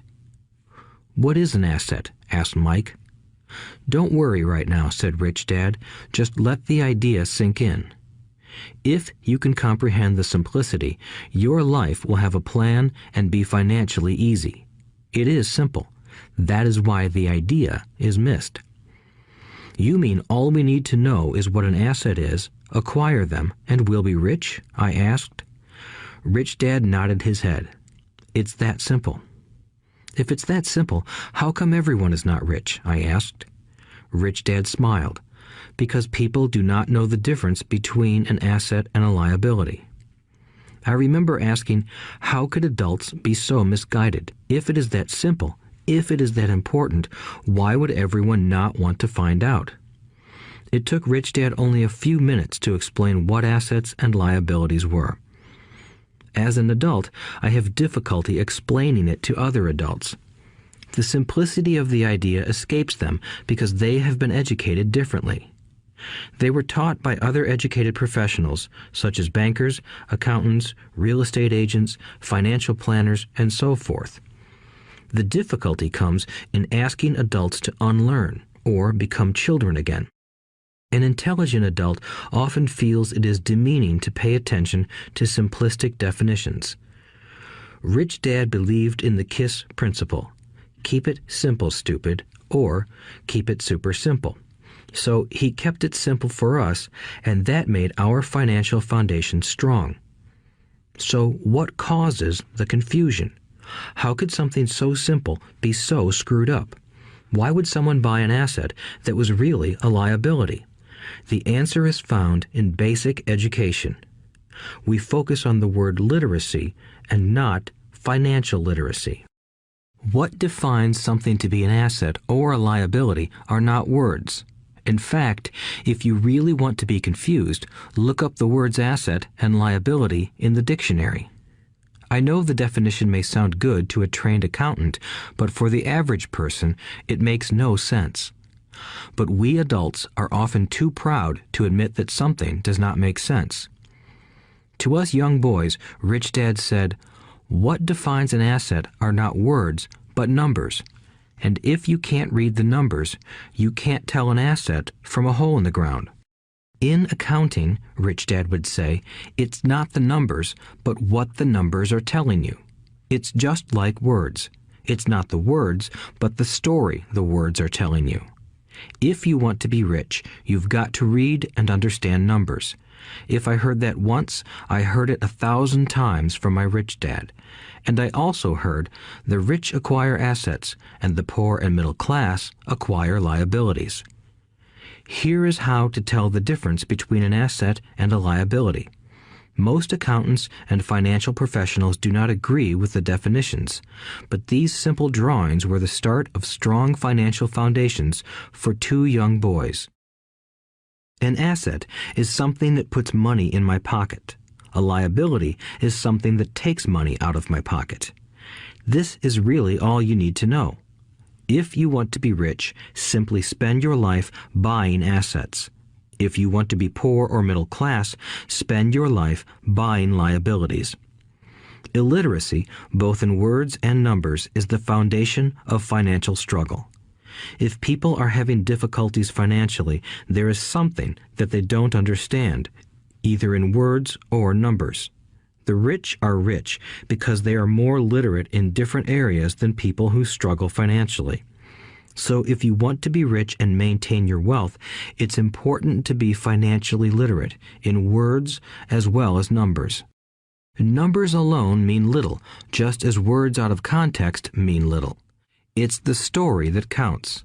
In financial reporting, reading numbers is looking for the plot, the story of where the cash is flowing. In 80% of most families, the financial story paints a picture of hard work to get ahead. However, this effort is for naught because they spend their lives buying liabilities instead of assets. Everyone has living expenses, the need for food, shelter, and clothing. It is the cash flow that tells the story of how a person handles their money. The reason I started with the story of the richest men in America is to illustrate the flaw in believing that money will solve all problems. That is why I cringe whenever I hear people ask me how to get rich quicker or where they should start. I often hear, "I'm in debt, so I need to make more money." But more money will often not solve the problem. In fact, it may compound the problem. Money often makes obvious our tragic human flaws, putting a spotlight on what we don't know. That is why, all too often, a person who comes into a sudden windfall of cash, let's say an inheritance, a pay raise, or lottery winnings, soon returns to the same financial mess, if not worse than the mess they were in before. Money only accentuates the cash flow pattern running in your head. If your pattern is to spend everything you get, most likely an increase in cash will just result in an increase in spending. Thus the saying, "A fool and his money is one big party." I have said many times that we go to school to gain scholastic and professional skills, both of which are important. We learn to make money with our professional skills. In the 1960s, when I was in high school, if someone did well academically, people assumed this bright student would go on to be a medical doctor because it was the profession with the promise of the greatest financial reward. Today, doctors face financial challenges I wouldn't wish on my worst enemy. Insurance companies taking control of the business, managed healthcare, government intervention, and malpractice suits. Today, kids want to be famous athletes, movie stars, rock stars, beauty queens, or CEOs because that is where the fame, money, and prestige are.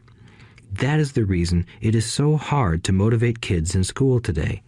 They know that professional success is no longer solely linked to academic success, as it once was. Because students leave school without financial skills, millions of educated people pursue their profession successfully, but later find themselves struggling financially. They work harder, but don't get ahead. What is missing from their education is not how to make money, but how to manage money.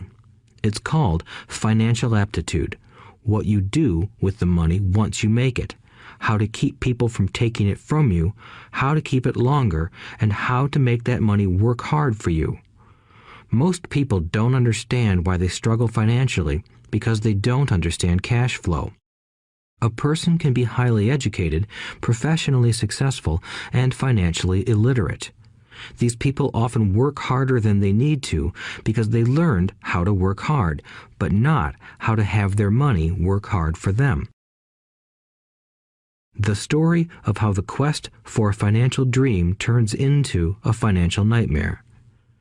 The classic story of hardworking people has set a pattern. Recently married, the happy, highly educated young couple moves into one of their cramped, rented apartments. Immediately, they realize that they are saving money because two can live as cheaply as one. The problem is the apartment is cramped. They decide to save money to buy their dream home so they can have kids. They now have two incomes, and they begin to focus on their careers. Their incomes begin to increase. As their incomes go up, their expenses go up as well. The number one expense for most people is taxes. Many people think it's income tax, but for most Americans, their highest tax is Social Security. As an employee, it appears as if the Social Security tax combined with the Medicare tax rate is roughly 7.5%, but it's really 15% since the employer must match the Social Security amount. In essence, it is money the employer can't pay you. On top of that, you still have to pay income tax on the amount deducted from your wages for Social Security tax. Income you never received because it went directly to Social Security through withholding. Going back to the young couple, as a result of their incomes increasing, they decide to buy the house of their dreams. Once in their house, they have a new tax called property tax. Then they buy a new car, new furniture, and new appliances to match their new house. All of a sudden, they wake up and their liabilities column is full of mortgage and credit card debt. Their liabilities go up. They're now trapped in the rat race. Pretty soon, a baby comes along and they work harder. The process repeats itself. Higher incomes cause higher taxes, also called bracket creep. A credit card comes in the mail. They use it. It maxes out. A loan company calls and says their greatest asset, their home, has appreciated in value. Because their credit is so good, the company offers a bill consolidation loan and tells them the intelligent thing to do is clear off the high-interest consumer debt by paying off their credit card. And besides, interest on their home is a tax deduction. They go for it and pay off those high-interest credit cards. They breathe a sigh of relief. Their credit cards are paid off. They've now folded their consumer debt into their home mortgage. Their payments go down because they extend their debt over 30 years. It is the smart thing to do. Their neighbor calls to invite them to go shopping. The Memorial Day sale is on. They promise themselves they'll just window shop, but they take a credit card, just in case. I run into this young couple all the time. Their names change, but their financial dilemma is the same. They come to one of my talks to hear what I have to say. They ask me, "Can you tell us how to make more money?" They don't understand that their trouble is really how they choose to spend the money they do have. It is caused by financial illiteracy and not understanding the difference between an asset and a liability. More money seldom solves someone's money problems. Intelligence solves problems. There is a saying a friend of mine says over and over to people in debt. If you find you have dug yourself into a hole, stop digging. As a child, my dad often told us that the Japanese were aware of 3 powers: the power of the sword, the jewel, and the mirror. The sword symbolizes the power of weapons. America has spent trillions of dollars on weapons, and because of this is a powerful military presence in the world. The jewel symbolizes the power of money. There is some degree of truth to the saying, "Remember the golden rule. He who has the gold makes the rules." The mirror symbolizes the power of self-knowledge. This self-knowledge, according to Japanese legend, was the most treasured of the 3. All too often, the poor and middle class allow the power of money to control them. By simply getting up and working harder, failing to ask themselves if what they do makes sense, they shoot themselves in the foot as they leave for work every morning. By not fully understanding money, the vast majority of people allow its awesome power to control them. If they used the power of the mirror, they would have asked themselves, "Does this make sense?" All too often, instead of trusting their inner wisdom, that genius inside, most people follow the crowd. They do things because everybody else does them. They conform rather than question. Often, they mindlessly repeat what they have been told. Diversify. Your home is an asset. Your home is your biggest investment. You get a tax break for going into greater debt. Get a safe job. Don't make mistakes. Don't take risks. It is said that the fear of public speaking is a fear greater than death for most people. According to psychiatrists, the fear of public speaking is caused by the fear of ostracism, the fear of standing out, the fear of criticism, the fear of ridicule, and the fear of being an outcast. The fear of being different prevents most people from seeking new ways to solve their problems. That is why my educated dad said the Japanese valued the power of the mirror the most, for it is only when we look into it that we find truth. Fear is the main reason that people say, "Play it safe." That goes for anything, be it sports, relationships, careers, or money. It is that same fear, the fear of ostracism, that causes people to conform to, and not question, commonly accepted opinions or popular trends. Your home is an asset. Get a bill consolidation loan and get out of debt. Work harder. It's a promotion. Someday I'll be a vice president. Save money. When I get a raise, I'll buy us a bigger house. Mutual funds are safe. Many financial problems are caused by trying to keep up with the Joneses. Occasionally, we all need to look in the mirror and be true to our inner wisdom rather than our fears. By the time Mike and I were 16 years old, we began to have problems in school. We were not bad kids. We just began to separate from the crowd. We worked for Mike's dad after school and on weekends. Mike and I often spent hours after work just sitting at a table with his dad while he held meetings with his bankers, attorneys, accountants, brokers, investors, managers, and employees.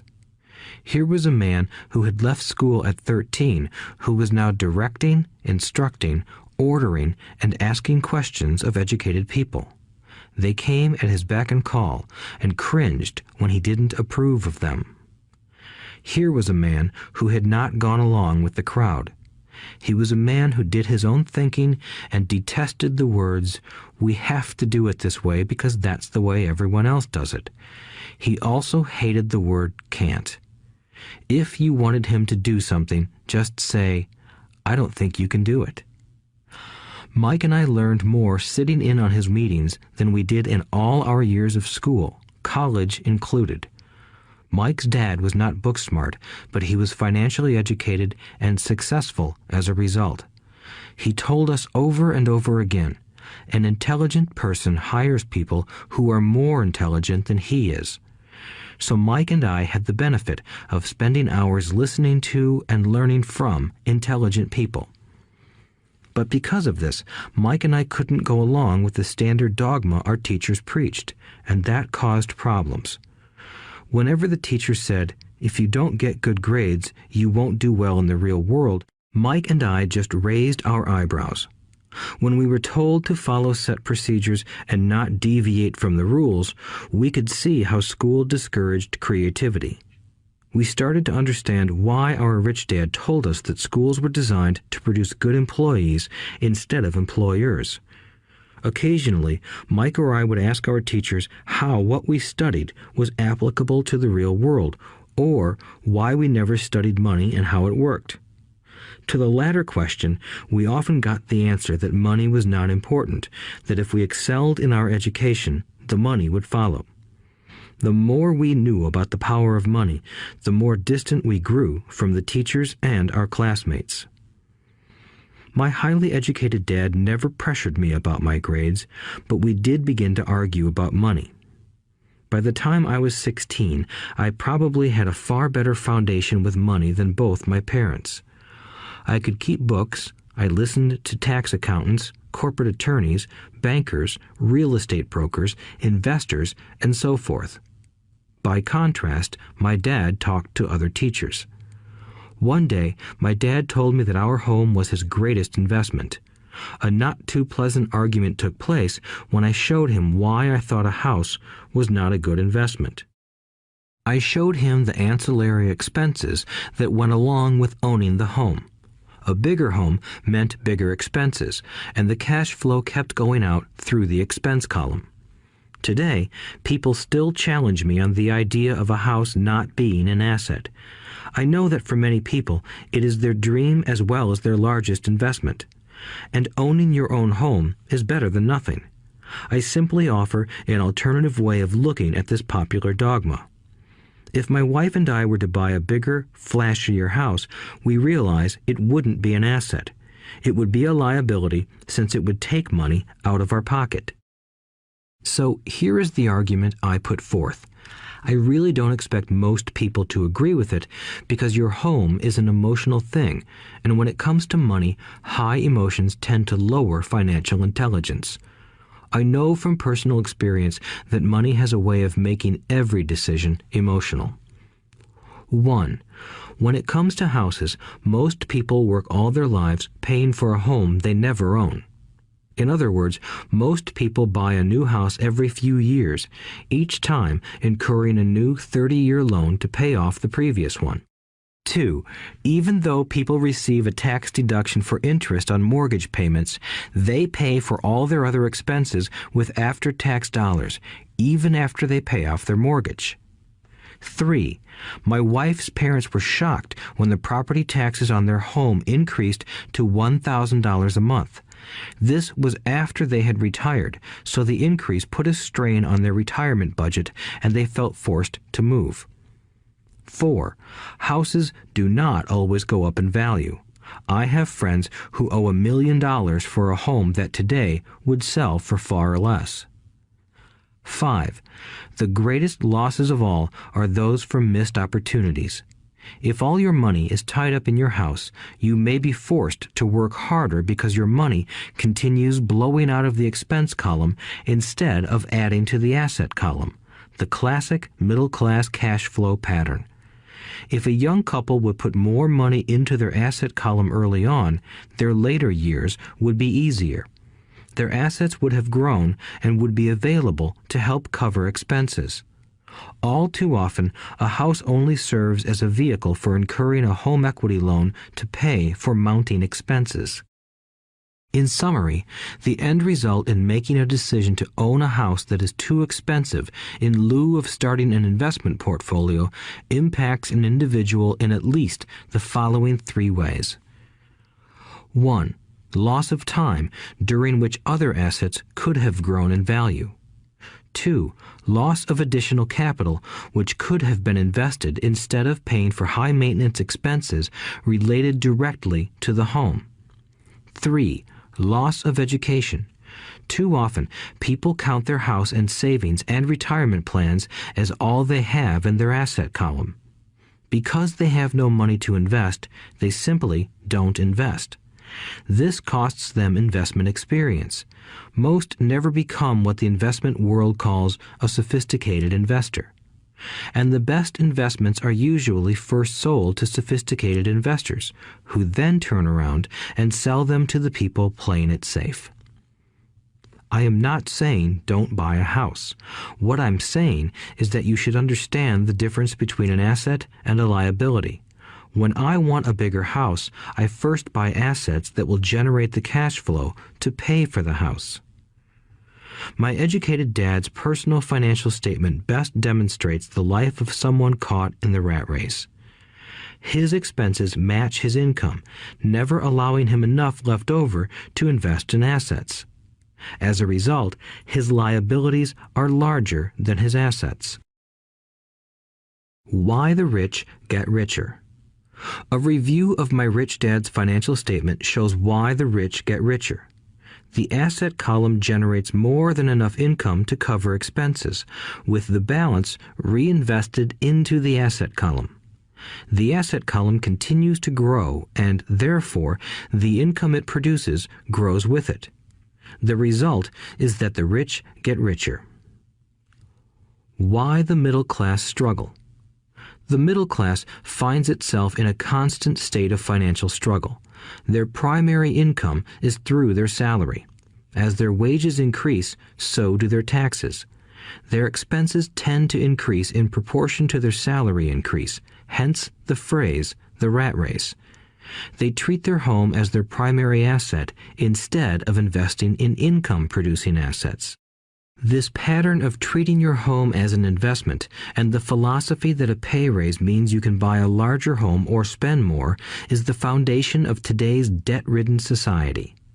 Increased spending throws families into greater debt and into more financial uncertainty, even though they may be advancing in their jobs and receiving raises on a regular basis. This is high-risk living caused by weak financial education. The massive loss of jobs in recent times proves how shaky the middle class really is financially. Company pension plans are being replaced by 401k plans. Social Security is obviously in trouble and can't be relied upon as a source for retirement. Panic has set in for the middle class. Today, mutual funds are popular because they supposedly represent safety. Average mutual fund buyers are too busy working to pay taxes and mortgages, save for their children's college, and pay off credit cards. They do not have time to study investing, so they rely on the expertise of the manager of a mutual fund. Also, because the mutual fund includes many different types of investments, they feel their money is safer because it is diversified. This educated middle class subscribes to the dogma put out by mutual fund brokers and financial planners. Play it safe, avoid risk. The real tragedy is that the lack of early financial education is what creates the risk faced by average middle class people. The reason they have to play it safe is because their financial positions are tenuous at best. Their balance sheets are not balanced. Instead, they are loaded with liabilities and have no real assets that generate income. Typically, their only source of income is their paycheck. Their livelihood becomes entirely dependent on their employer. So when genuine deals of a lifetime come along, these people can't take advantage of them because they are working so hard, are taxed to the max, and are loaded with debt. As I said at the start of this section, the most important rule is to know the difference between an asset and a liability. Once you understand the difference, concentrate your efforts on buying income-generating assets. That's the best way to get started on a path to becoming rich. Keep doing that and your asset column will grow. Keep liabilities and expenses down so more money is available to continue pouring into the asset column. Soon, the asset base will be so deep that you can afford to look at more speculative investments. Investments that may have returns of 100% to infinity. $5,000 investments that are soon turned into $1 million or more. Investments that the middle class calls too risky. The investment is not risky for the financially literate. As an employee who is also a homeowner, your working efforts are generally as follows. 1. You work for the company. Employees make their business owner or the shareholders rich, not themselves. Your efforts and success will help provide for the owner's success and retirement. 2. You work for the government. The government takes its share from your paycheck before you even see it. By working harder, you simply increase the amount of taxes taken by the government. Most people work from January to May just for the government. 3. You work for the bank. After taxes, your next largest expense is usually your mortgage and credit card debt. The problem with simply working harder is that each of these 3 levels takes a greater share of your increased efforts. You need to learn how to have your increased efforts benefit you and your family directly. Once you have decided to concentrate on minding your own business, focusing your efforts on acquiring assets instead of a bigger paycheck, how do you set your goals? Most people must keep their job and rely on their wages to fund their acquisition of assets. As their assets grow, how do they measure the extent of their success? When does someone know that they are rich, that they have wealth? As well as having my own definitions for assets and liabilities, I also have my own definition for wealth. Actually, I borrowed it from a man named R. Buckminster Fuller. Some call him a quack, and others call him a genius. Years ago, he got architects buzzing because he applied for a patent for something he called a geodesic dome. But in the application, Fuller also said something about wealth. It was pretty confusing at first, but after reading it, it began to make some sense. Wealth is a person's ability to survive so many number of days forward, or, if I stopped working today, how long could I survive? Unlike net worth, the difference between your assets and liabilities, which is often filled with a person's expensive junk and opinions of what things are worth, this definition creates the possibility for developing a truly accurate measurement. I could now measure and know where I was in terms of my goal to become financially independent. Although net worth often includes non-cash producing assets, like stuff you bought that now sits in your garage, wealth measures how much money your money is making and, therefore, your financial survivability. Wealth is the measure of the cash flow from the asset column compared with the expense column. Let's use an example. Let's say I have cash flow from my asset column of $1,000 a month, and I have monthly expenses of $2,000 a month. What is my wealth? Let's go back to Buckminster Fuller's definition. Using his definition, how many days forward can I survive? Assuming a 30-day month, I have enough cash flow for half a month. When I achieve $2,000 a month cash flow from my assets, then I will be wealthy. So, while I'm not yet rich, I am wealthy. I now have income generated from assets each month that fully cover my monthly expenses. If I want to increase my expenses, I first must increase my cash flow to maintain this level of wealth. Also note that it is at this point that I'm no longer dependent on my wages. I have focused on and been successful in building an asset column that has made me financially independent.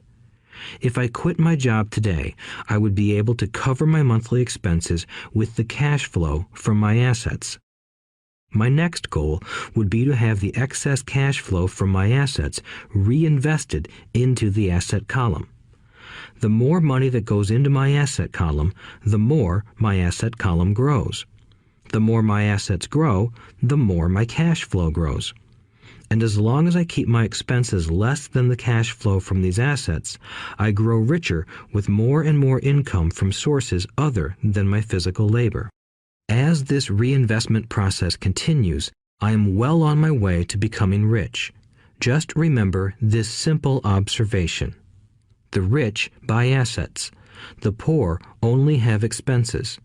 The middle class buy liabilities they think are assets. So how do I start minding my own business? What is the answer?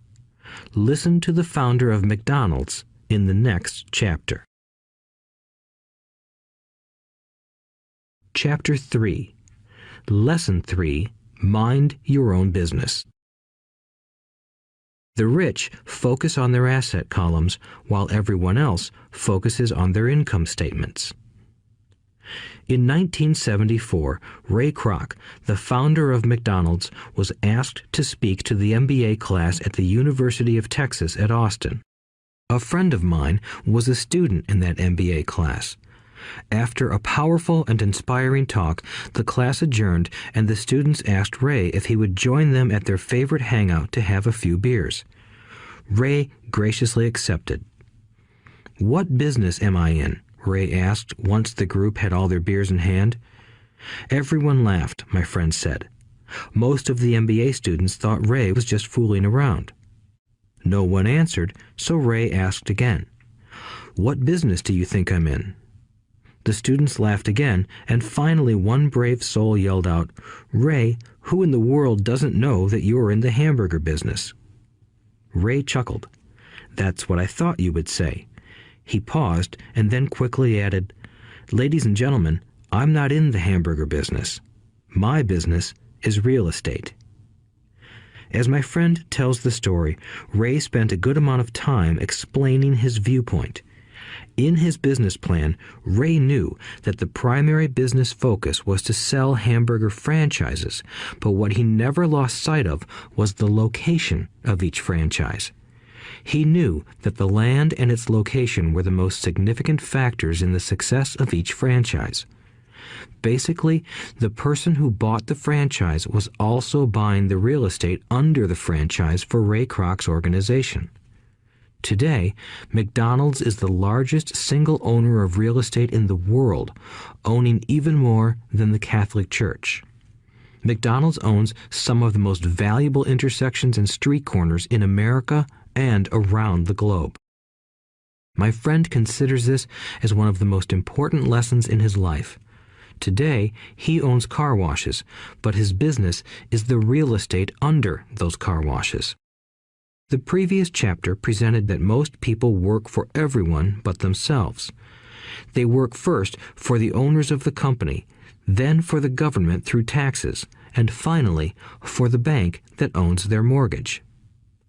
When I was a young boy, we did not have a McDonald's nearby. Yet my rich dad was responsible for teaching Mike and me the same lesson that Ray Kroc talked about at the University of Texas. It is secret number 3 of the rich. The secret is mind your own business. Financial struggle is often directly the result of people working all their lives for someone else. Many people will simply have nothing at the end of their working days to show for their efforts. Our current educational system focuses on preparing today's youth to get good jobs by developing scholastic skills. Their lives will revolve around their wages or, as described earlier, their income column. Many will study further to become engineers, scientists, cooks, police officers, artists, writers, and so on. These professional skills allow them to enter the workforce and work for money. But there is a big difference between your profession and your business. Often I ask people, "What is your business?" And they will say, "Oh, I'm a banker." Then I ask them if they own the bank, and they usually respond, "No, I work there." In that instance, they have confused their profession with their business. Their profession may be a banker, but they still need their own business. A problem with school is that you often become what you study. So if you study cooking, you become a chef. If you study the law, you become an attorney. And a study of auto mechanics makes you a mechanic. The mistake in becoming what you study is that too many people forget to mind their own business. They spend their lives minding someone else's business and making that person rich. To become financially secure, a person needs to mind their own business. Your business revolves around your asset column, not your income column. As stated earlier, the number one rule is to know the difference between an asset and a liability and to buy assets. The rich focus on their asset columns, while everyone else focuses on their income statements. That is why we hear so often, "I need a raise. If only I had a promotion. I am going back to school to get more training so I can get a better job. I am going to work overtime. Maybe I can get a second job." In some circles, these are sensible ideas, but you are still not minding your own business. These ideas all still focus on the income column and will only help a person become more financially secure if the additional money is used to purchase income-generating assets. The primary reason the majority of the poor and middle class are fiscally conservative, which means I can't afford to take risks, is that they have no financial foundation. They have to cling to their jobs and play it safe. When downsizing became the in thing to do, millions of workers found out their largest so-called asset, their home, was eating them alive. Their asset was costing them money every month. Their car, another asset, was eating them alive. The golf clubs in the garage that cost $1,000 were not worth $1,000 anymore. Without job security, they had nothing to fall back on. What they thought were assets could not help them survive in a time of financial crisis. I assume most of us have filled out a credit application to buy a house or a car. It's always interesting to look at the net worth section because of what accepted banking and accounting practices allow a person to count as assets. One day when I wanted a loan, my financial position did not look too good. So I added my new golf clubs, my art collection, books, electronics, Armani suits, wristwatches, shoes, and other personal effects to boost the number in the asset column. But I was turned down because I had too much investment real estate. The loan committee didn't like that I made so much money from rent. They wanted to know why I did not have a normal job with a salary. They did not question the Armani suits, golf clubs, or art collection. Life is sometimes tough when you do not fit the standard profile. I cringe every time I hear someone say to me that their net worth is $1 million or $100,000 or whatever. One of the main reasons net worth is not accurate is simply because the moment you begin selling your assets, you are taxed for any gains. So many people have put themselves in deep financial trouble when they run short of income. To raise cash, they sell their assets, but their personal assets can generally be sold for only a fraction of the value that is listed on their personal balance sheet. Or, if there is a gain on the sale of the assets, they are taxed on the gain. So again, the government takes its share, thus reducing the amount available to help them out of debt. That is why I say someone's net worth is often worth less than they think. Start minding your own business. Keep your daytime job, but start buying real assets, not liabilities or personal effects that have no real value once you get them home. A new car loses nearly 25% of the price you pay for it the moment you drive it off the lot. It is not a true asset even if your banker lets you list it as one. My $400 new titanium driver was worth $150 the moment I teed off. Keep expenses low, reduce liabilities, and diligently build a base of solid assets. For young people who have not yet left home, it is important for parents to teach them the difference between an asset and a liability. Get them to start building a solid asset column before they leave home, get married, buy a house, have kids, and get stuck in a risky financial position, clinging to a job and buying everything on credit. I see so many young couples who get married and trap themselves into a lifestyle that will not let them get out of debt for most of their working years. For many people, just as the last child leaves home, the parents realize they have not adequately prepared for retirement and they begin to scramble to put some money away.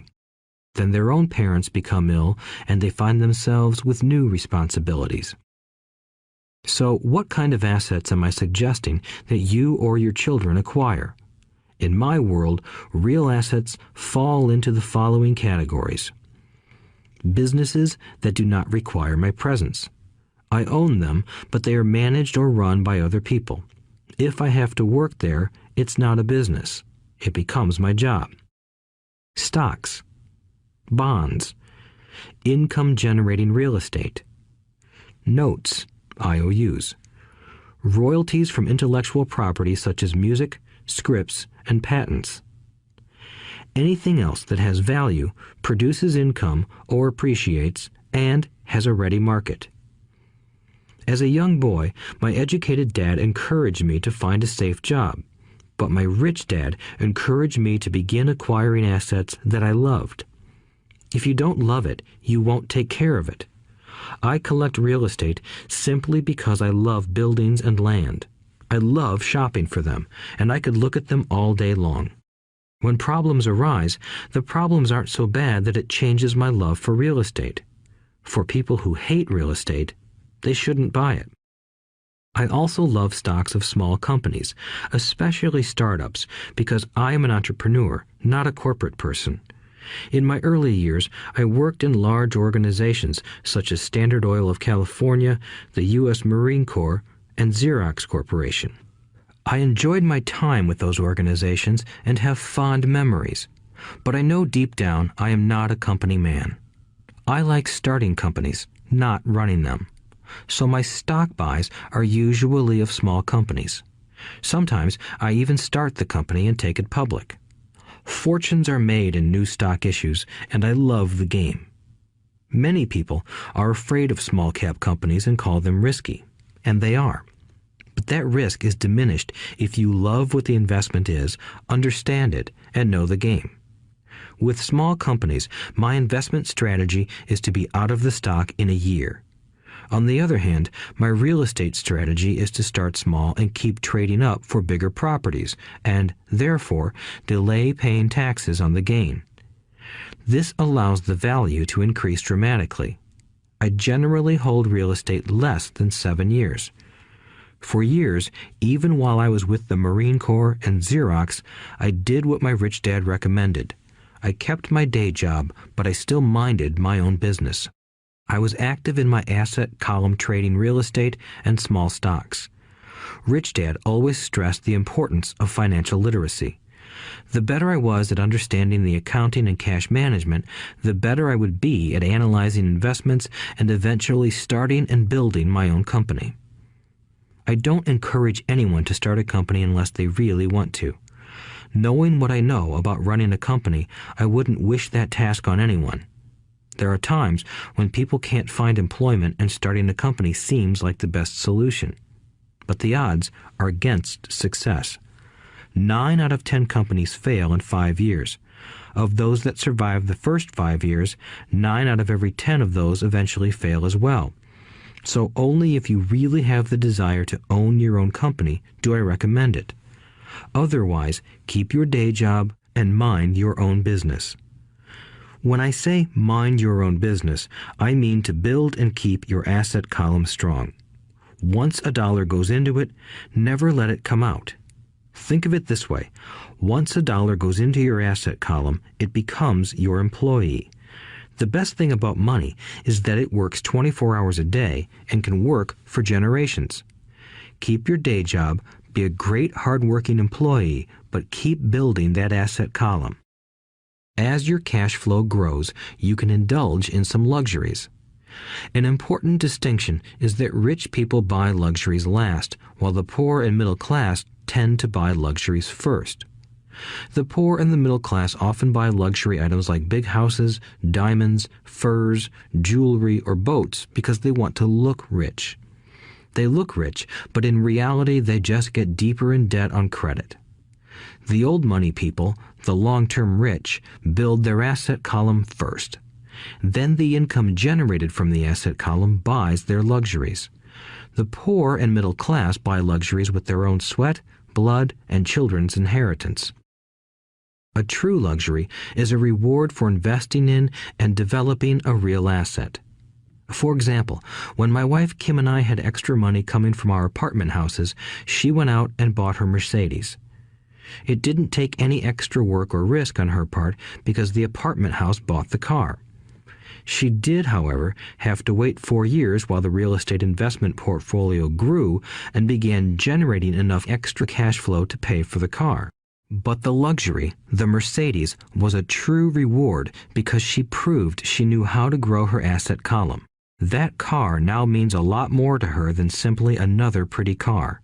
It means she used her financial intelligence to afford it. Instead, most people impulsively go out and buy a new car or some other luxury on credit. They may feel bored and just want a new toy.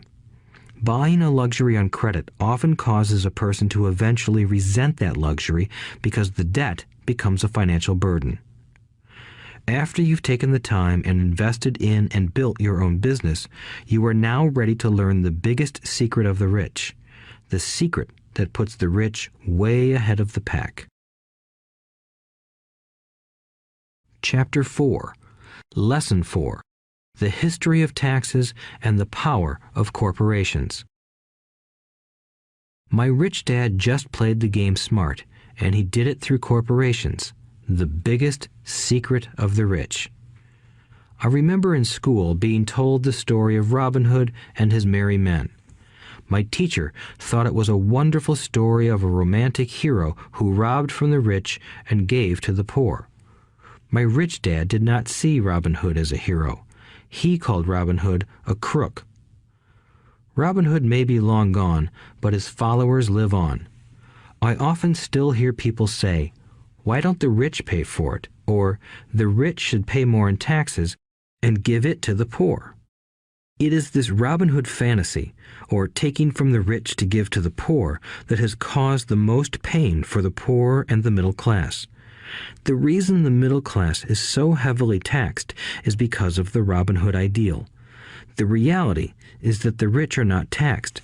It's the middle class who pays for the poor, especially the educated, upper-income middle class. Again, to understand fully how things happen, we need to look at the history of taxes. Although my highly educated dad was an expert on the history of education, my rich dad fashioned himself an expert on the history of taxes. Rich Dad explained to Mike and me that originally in England and America, there were no taxes. Occasionally, there were temporary taxes levied in order to pay for wars. The king or the president would put the word out and ask everyone to chip in. Taxes were levied in Britain for the fight against Napoleon from 1799 to 1816, and in America to pay for the Civil War from 1861 to 1865. In 1874, England made income tax a permanent levy on its citizens. In 1913, an income tax became permanent in the United States with the adoption of the 16th Amendment to the U.S. Constitution. At one time, Americans were anti-tax. It had been the tax on tea that led to the famous Tea Party in Boston Harbor, an incident that helped ignite the Revolutionary War. It took approximately 50 years in both England and the United States to sell the idea of a regular income tax. What these historical dates fail to reveal is that both of these taxes were initially levied against only the rich. It was this point that Rich Dad wanted Mike and me to understand.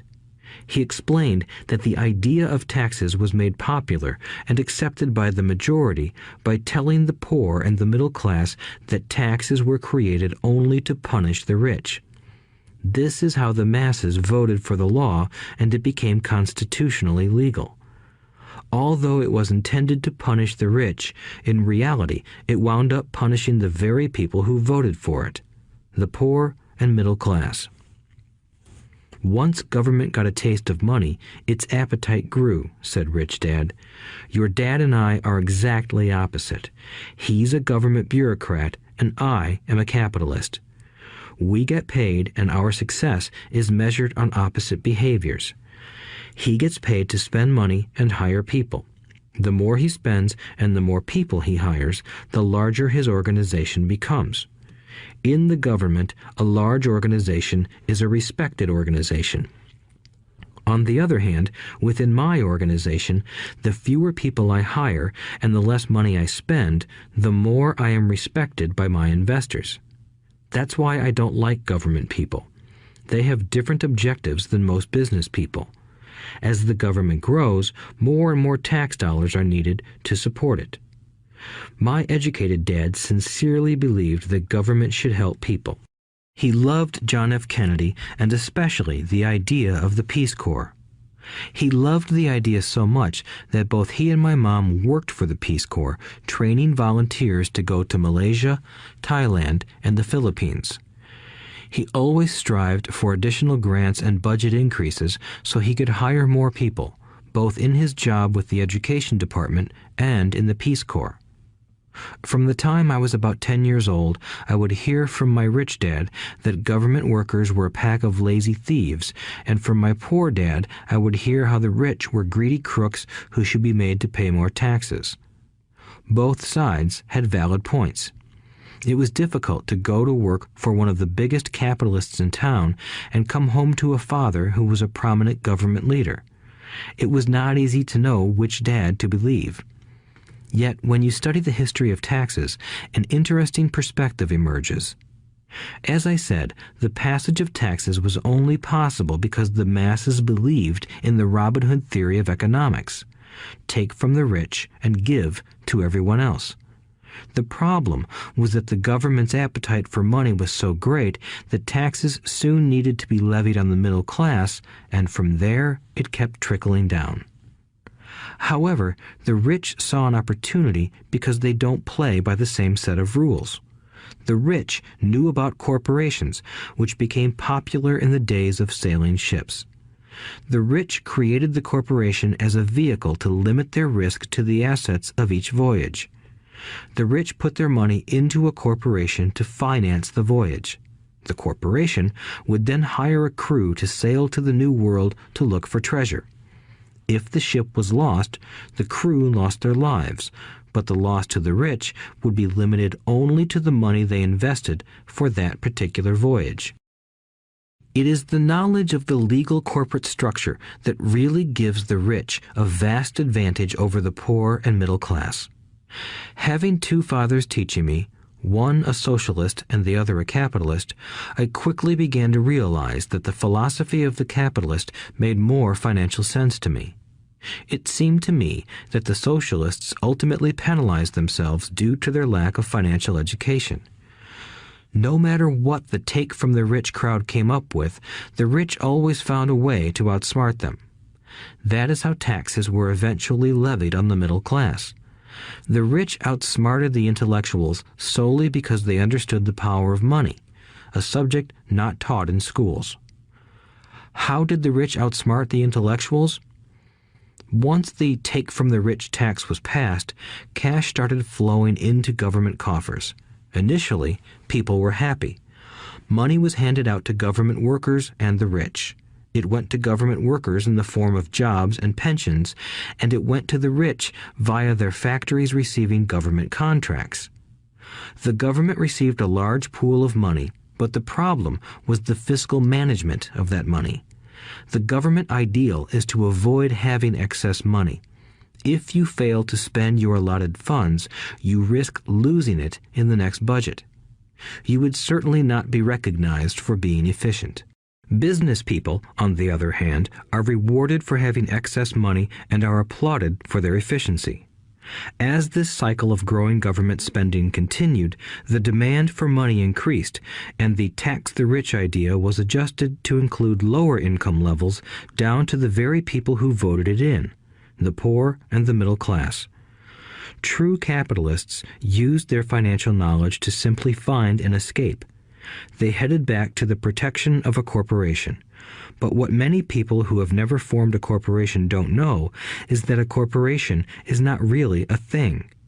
A corporation is merely a file folder with some legal documents in it, sitting in some attorney's office and registered with a state government agency. It's not a big building or a factory or a group of people. A corporation is merely a legal document that creates a legal body without a soul. Using it, the wealth of the rich was once again protected. It was popular because the income tax rate of a corporation is less than the individual income tax rates. In addition, certain expenses could be paid by a corporation with pre-tax dollars.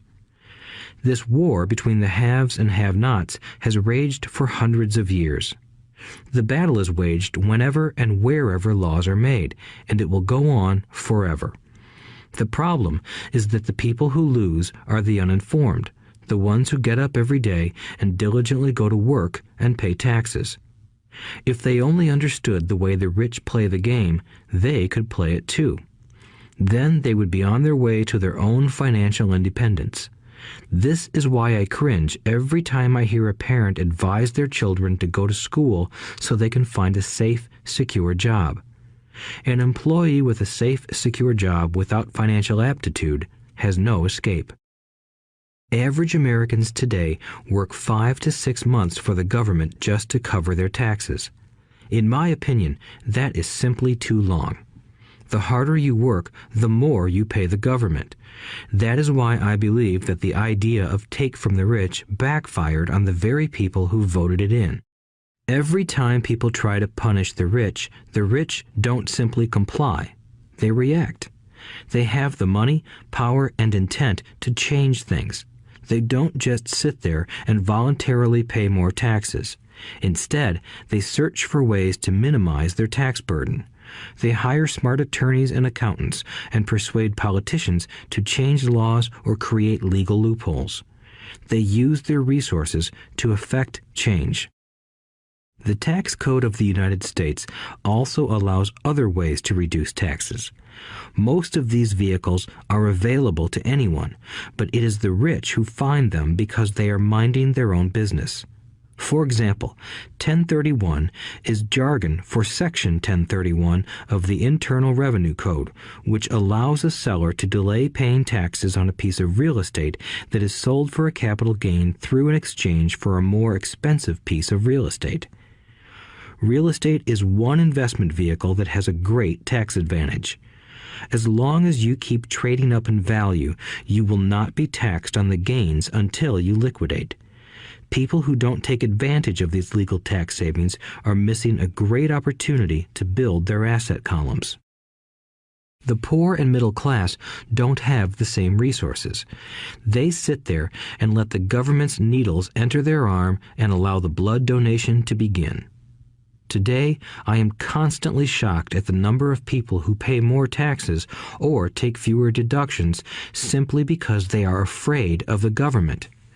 I have friends who have had their businesses shut down and destroyed, only to find out it was a mistake on the part of the government. I realize all that, but the price of working from January to May is a high price to pay for that intimidation. My poor dad never fought back. My rich dad didn't either. He just played the game smarter, and he did it through corporations, the biggest secret of the rich. You may remember the first lesson I learned from my rich dad. I was a little boy of 9 who had to sit and wait for him to choose to talk to me. I sat in his office waiting for him to get to me. He was ignoring me on purpose. He wanted me to recognize his power and to desire to have that power for myself one day. During all the years I studied and learned from him, he always reminded me that knowledge is power. and with money comes great power that requires the right knowledge to keep it and make it multiply. Without that knowledge, the world pushes you around. Rich Dad constantly reminded Mike and me that the biggest bully was not the boss or the supervisor, but the tax man. The tax man will always take more if you let him.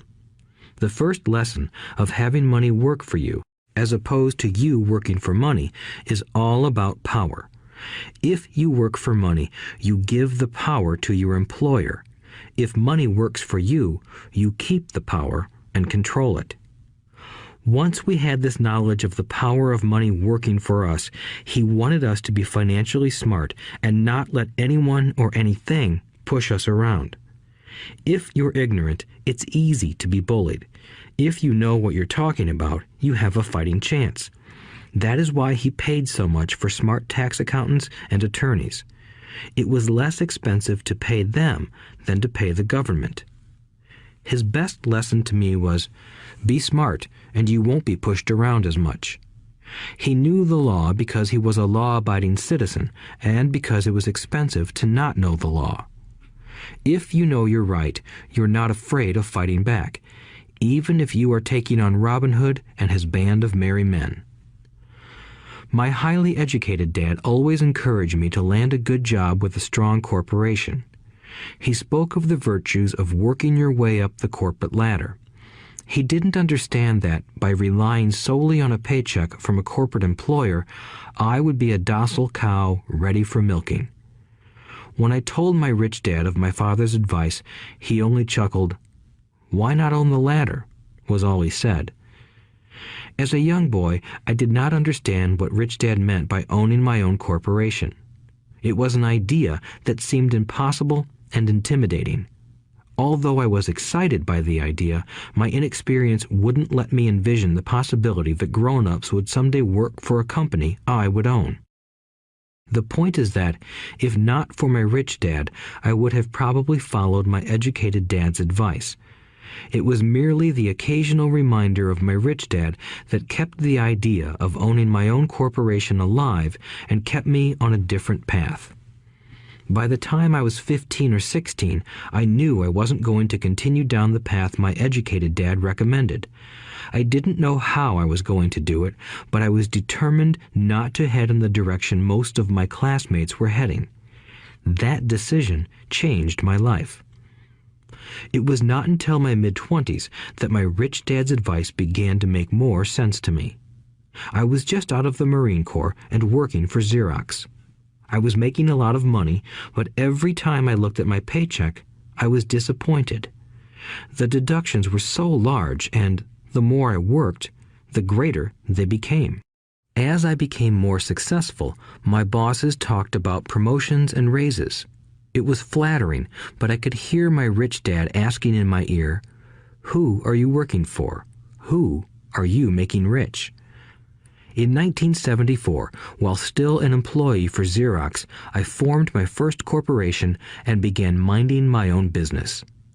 There were already a few assets in my asset column, but now I was determined to focus on making it bigger.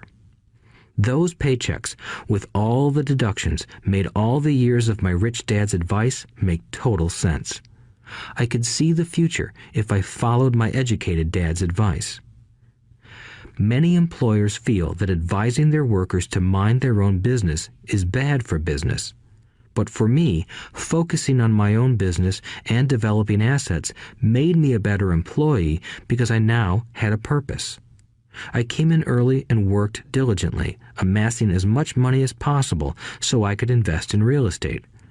Hawaii was just set to boom, and there were fortunes to be made. The more I realized that we were in the beginning stages of a boom, the more Xerox machines I sold. The more I sold, the more money I made, and, of course, the more deductions came out of my paycheck. It was inspiring.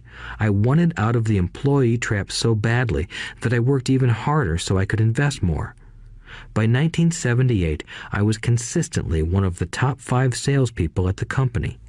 I badly wanted out of the rat race.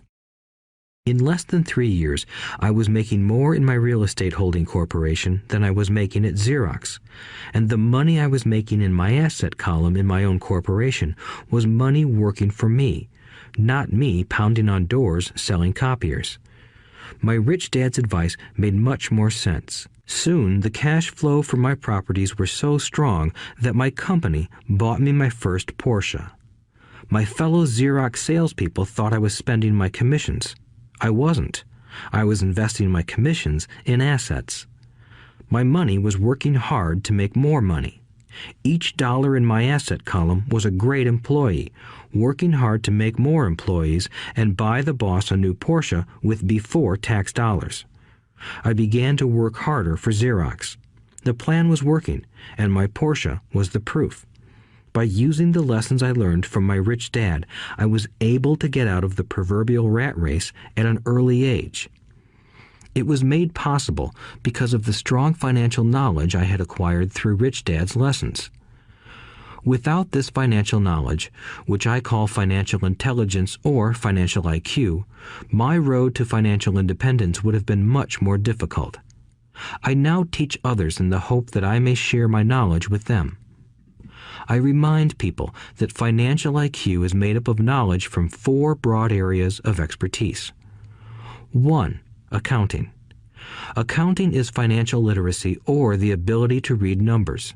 This is a vital skill if you want to build an empire. The more money you are responsible for, the more accuracy is required, or the house comes tumbling down. This is the left brain side, or the details. Financial literacy is the ability to read and understand financial statements, which allows you to identify the strengths and weaknesses of any business. 2. Investing. Investing is the science of money making money. This involves strategies and formulas which use the creative right brain side. 3. Understanding markets. Understanding markets is the science of supply and demand. You need to know the technical aspects of the market, which are emotion-driven, in addition to the fundamental or economic aspects of an investment.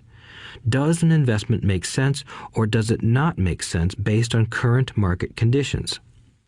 4. The law. A corporation wrapped around the technical skills of accounting, investing, and markets can contribute to explosive growth. A person who understands the tax advantages and protections provided by a corporation can get rich so much faster than someone who is an employee or a small business sole proprietor. It's like the difference between someone walking and someone flying. The difference is profound when it comes to long-term wealth. Tax advantages. A corporation can do many things that an employee cannot, like pay expenses before paying taxes. That is a whole area of expertise that is very exciting. Employees earn and get taxed and then try to live on what is left. A corporation earns, spends everything it can, and is taxed on anything that is left. It's one of the biggest legal tax loopholes that the rich use. They're easy to set up and are not expensive if you own investments that are producing good cash flow. For example, by owning your own corporation, your vacations can be board meetings in Hawaii. Car payments, insurance, repairs, and health club memberships are company expenses.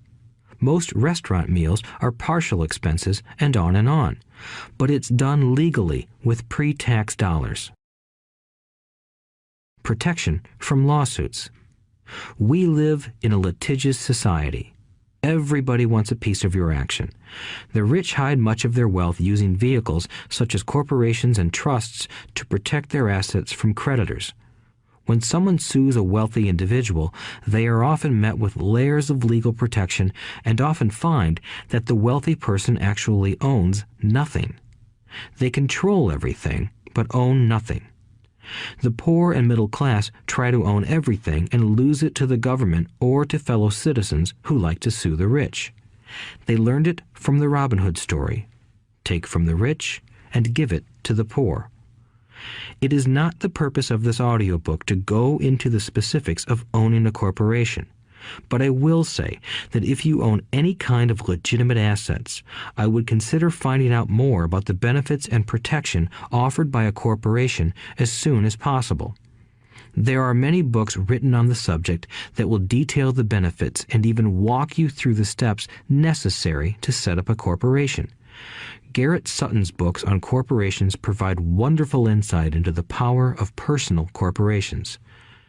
Financial IQ is actually the synergy of many skills and talents.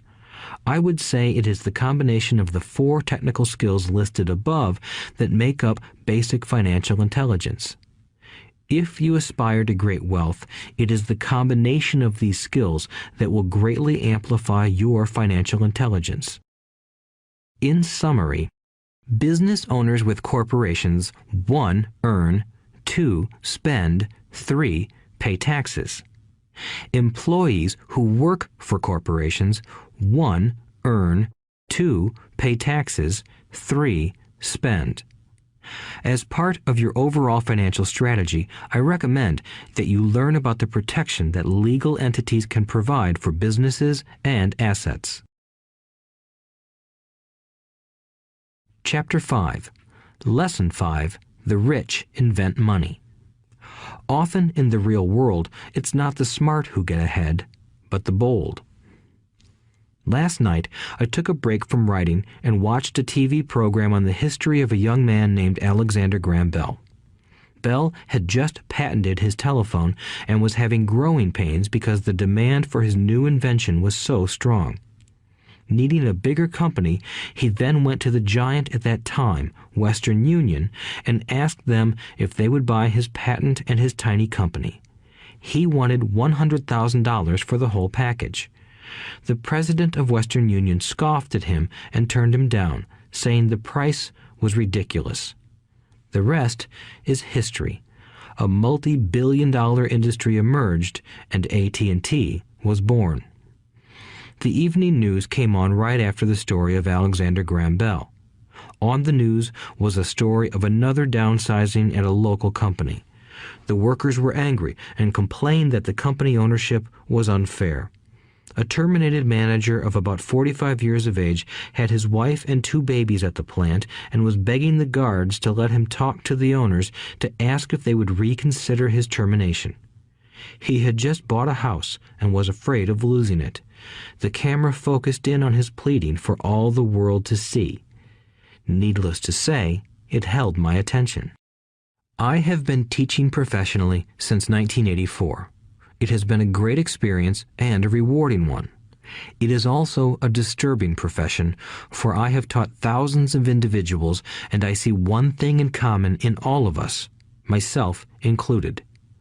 We all have tremendous potential, and we all are blessed with gifts. Yet the one thing that holds all of us back is some degree of self-doubt. It is not so much the lack of technical information that holds us back, but more the lack of self-confidence. Some are more affected than others. Once we leave school, most of us know that it is not so much a matter of college degrees or good grades that count. In the real world, outside of academics, something more than just grades is required. I have heard it called many things: guts, chutzpah, balls, audacity, bravado, cunning, daring, tenacity, and brilliance. This factor, whatever it is labeled, ultimately decides one's future much more than school grades do. Inside each of us is one of these brave, brilliant, and daring characters. There is also the flip side of that character, people who could get down on their knees and beg if necessary. After a year in Vietnam as a Marine Corps pilot, I got to know both of those characters inside of me intimately. One is not better than the other. Yet, as a teacher, I recognized that it was excessive fear and self-doubt that were the greatest detractors of personal genius. It broke my heart to see students know the answers, yet lack the courage to act on the answer. Often in the real world, it's not the smart who get ahead, but the bold. In my personal experience, your financial genius requires both technical knowledge as well as courage. If fear is too strong, the genius is suppressed. In my classes, I strongly urge students to learn to take risks, to be bold, and to let their genius convert that fear into power and brilliance. It works for some and just terrifies others. I have come to realize that for most people, when it comes to the subject of money, they would rather play it safe. I have had to field questions such as, why take risks? Why should I bother developing my financial IQ? Why should I become financially literate? And I answer, just to have more options. There are huge changes up ahead. In the coming years, there will be more people just like the young inventor Alexander Graham Bell. There will be 100 people like Bill Gates and hugely successful companies like Microsoft created every year all over the world. And there will also be many more bankruptcies, layoffs, and downsizings. So why bother developing your financial IQ? No one can answer that but you. Yet I can tell you why I myself do it. I do it because it is the most exciting time to be alive. I'd rather be welcoming change than dreading change. I'd rather be excited about making millions than worrying about not getting a raise. This period we are in now is a most exciting time, unprecedented in our world's history. Generations from now, people will look back at this period of time and remark at what an exciting era it must have been. It was the death of the old and birth of the new. It was full of turmoil, and it was exciting. So why bother developing your financial IQ?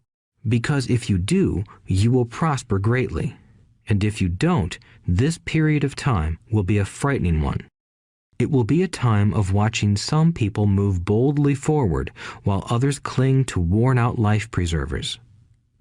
Land was wealth 300 years ago, so the person who owned the land owned the wealth. Later, wealth was in factories and production, and America rose to dominance. The industrialist owned the wealth. Today, wealth is in information, and the person who has the most timely information owns the wealth. The problem is that information flies around the world at the speed of light. The new wealth cannot be contained by boundaries and borders as land and factories were. The changes will be faster and more dramatic.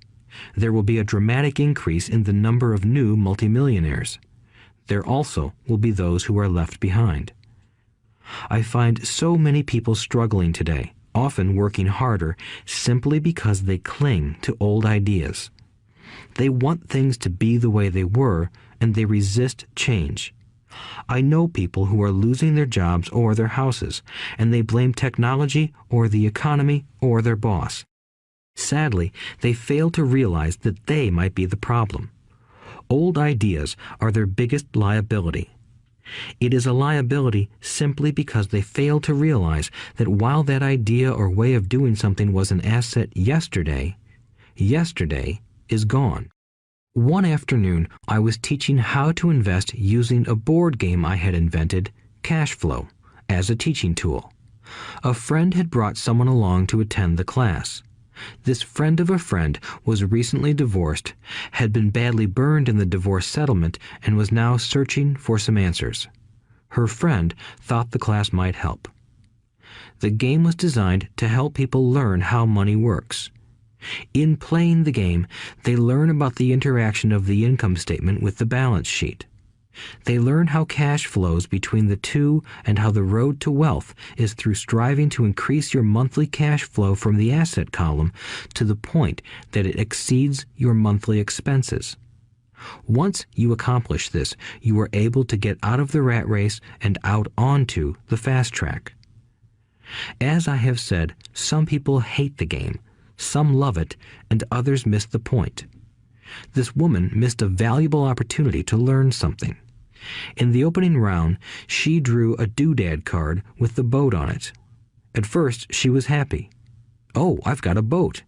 Then, as her friend tried to explain how the numbers worked on her income statement and balance sheet, she got frustrated because she had never liked math.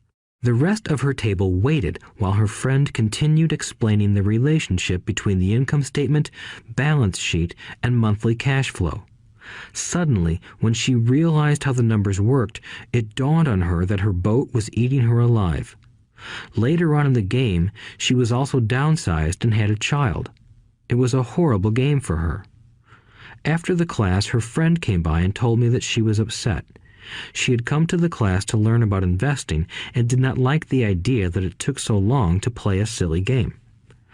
Her friend attempted to tell her to look within herself to see if the game reflected her in any way. With that suggestion, the woman demanded her money back. She said that the very idea that a game could be a reflection of her was ridiculous. Her money was promptly refunded, and she left. Since 1984, I have made millions simply by doing what the school system does not do. In school, most teachers lecture. I hated lectures as a student. I was soon bored, and my mind would drift. In 1984, I began teaching via games and simulations, and I still rely on these tools today. I always encourage adult students to look at games as reflecting back to them what they know and what they need to learn. Most importantly, games reflect behavior. They are instant feedback systems. Instead of the teacher lecturing you, the game is giving you a personalized lecture, one that is custom-made just for you. The friend of the woman who left later called to give me an update. She said her friend was fine and had calmed down. In her cooling-off period, she could see some slight relationship between the game and her life. Although she and her husband did not own a boat, they did own everything else imaginable. She was angry after their divorce, both because he had run off with a younger woman and because, after 20 years of marriage, they had accumulated little in the way of assets. There was virtually nothing for them to split. Their 20 years of married life had been incredible fun, but all they had accumulated was a ton of doodads. She realized that her anger at doing the numbers, the income statement and balance sheet, came from her embarrassment about not understanding them. She believed that finances were the man's job. She maintained the house and did the entertaining, and he handled the finances. She was now quite certain that in the last 5 years of their marriage, he had hidden money from her. She was angry at herself for not being more aware of where the money was going, as well as for not knowing about the other woman. Just like a board game, the world is always providing us with instant feedback. We could learn a lot if we tuned in more. One day, not long ago, I complained to my wife that the cleaners must have shrunk my pants. My wife gently smiled and poked me in the stomach to inform me that the pants had not shrunk. Something else had expanded. Me. The cash flow game was designed to give every player personal feedback. Its purpose is to give you options. If you draw the boat card and it puts you into debt, the question is, now what can you do? How many different financial options can you come up with? That is the purpose of the game, to teach players to think and create new and various financial options. Thousands of people throughout the world have played this game. The players who get out of the rat race the quickest are the people who understand numbers and have creative financial minds. They recognize different financial options. Rich people are often creative and take calculated risks. People who take the longest are people who are not familiar with numbers and often do not understand the power of investing. Some people playing cash flow gain lots of money in the game, but they don't know what to do with it. Even though they have money, everyone else seems to be getting ahead of them. And that is true in real life. There are a lot of people who have a lot of money and do not get ahead financially. Limiting your options is the same as hanging on to old ideas. I have a friend from high school who now works at 3 jobs. Years ago, he was the richest of all my classmates. When the local sugar plantation closed, the company he worked for went down with the plantation. In his mind, he had but one option, and that was the old option: work hard. The problem was that he couldn't find an equivalent job that recognized his seniority from the old company. As a result, he is overqualified for the jobs he currently has. so his salary is lower. He now works 3 jobs to earn enough to survive. I have watched people playing cash flow complain that the right opportunity cards are not coming their way, so they sit there. I know people who do that in real life. They wait for the right opportunity. I have watched people get the right opportunity card and then not have enough money. Then they complain that they would have gotten out of the rat race if they had had more money. So they sit there. I know people in real life who do that also. They see all the great deals, but they have no money. And I have seen people pull a great opportunity card, read it out loud, and have no idea that it is a great opportunity. They have the money, the time is right, they have the card, but they can't see the opportunity staring them in the face. They fail to see how it fits into their financial plan for escaping the rat race. And I know more people like that than all the others combined. Most people have an opportunity of a lifetime flash right in front of them, and they fail to see it. A year later, they find out about it, after everyone else got rich. Financial intelligence is simply having more options. If the opportunities aren't coming your way, what else can you do to improve your financial position? If an opportunity lands in your lap and you have no money and the bank won't talk to you, what else can you do to get the opportunity to work in your favor? If your hunch is wrong and what you've been counting on doesn't happen, how can you turn a lemon into millions? That is financial intelligence. It is not so much what happens, but how many different financial solutions you can think of to turn a lemon into millions. It is how creative you are in solving financial problems. Most people only know one solution: work hard, save, and borrow. So why would you want to increase your financial intelligence? Because you want to be the kind of person who creates your own luck. You take whatever happens and make it better. Few people realize that luck is created, just as money is. And if you want to be luckier and create money instead of working hard, then your financial intelligence is important. If you are the kind of person who is waiting for the right thing to happen, you might wait for a long time. It's like waiting for all the traffic lights to be green for 5 miles before you'll start your trip. As young boys, Mike and I were constantly told by my rich dad that money is not real. Rich Dad occasionally reminded us of how close we came to the secret of money on that first day we got together and began making money out of plaster of Paris. The poor and middle class work for money, he would say. The rich make money. The more real you think money is, the harder you will work for it. If you can grasp the idea that money is not real, you will grow richer faster. What is it? Was a question Mike and I often came back with. What is money if it is not real? What we agree it is, was all Rich Dad would say. The single most powerful asset we all have is our mind. If it is trained well, it can create enormous wealth seemingly instantaneously. An untrained mind can also create extreme poverty that can crush a family for generations. In the information age, money is increasing exponentially. A few individuals are getting ridiculously rich from nothing, just ideas and agreements. If you ask many people who trade stocks or other investments for a living, they see it done all the time. Often, millions can be made instantaneously from nothing. And by nothing, I mean no money was exchanged. It is done via agreement, a hand signal in a trading pit, a blip on a trader's screen in Lisbon from a trader's screen in Toronto and back to Lisbon, a call to my broker to buy and a moment later to sell. Money did not change hands. Agreements did.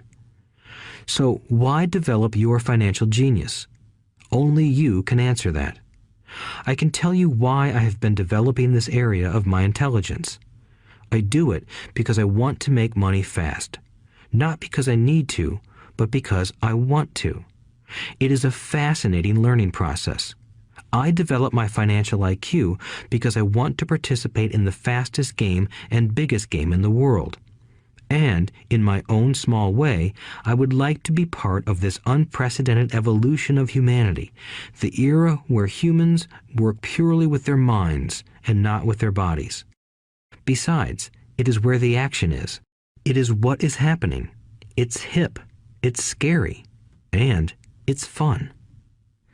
That is why I invest in my financial intelligence, developing the most powerful asset I have. I want to be with people moving boldly forward. I do not want to be with those left behind. I will give you a simple example of creating money. In the early 1990s, the economy of Phoenix, Arizona was horrible. I was watching a TV show when a financial planner came on and began forecasting doom and gloom. His advice was to save money. Put $100 away every month, he said. In 40 years, you will be a multimillionaire. Well, putting money away every month is a sound idea. It is one option, the option most people subscribe to.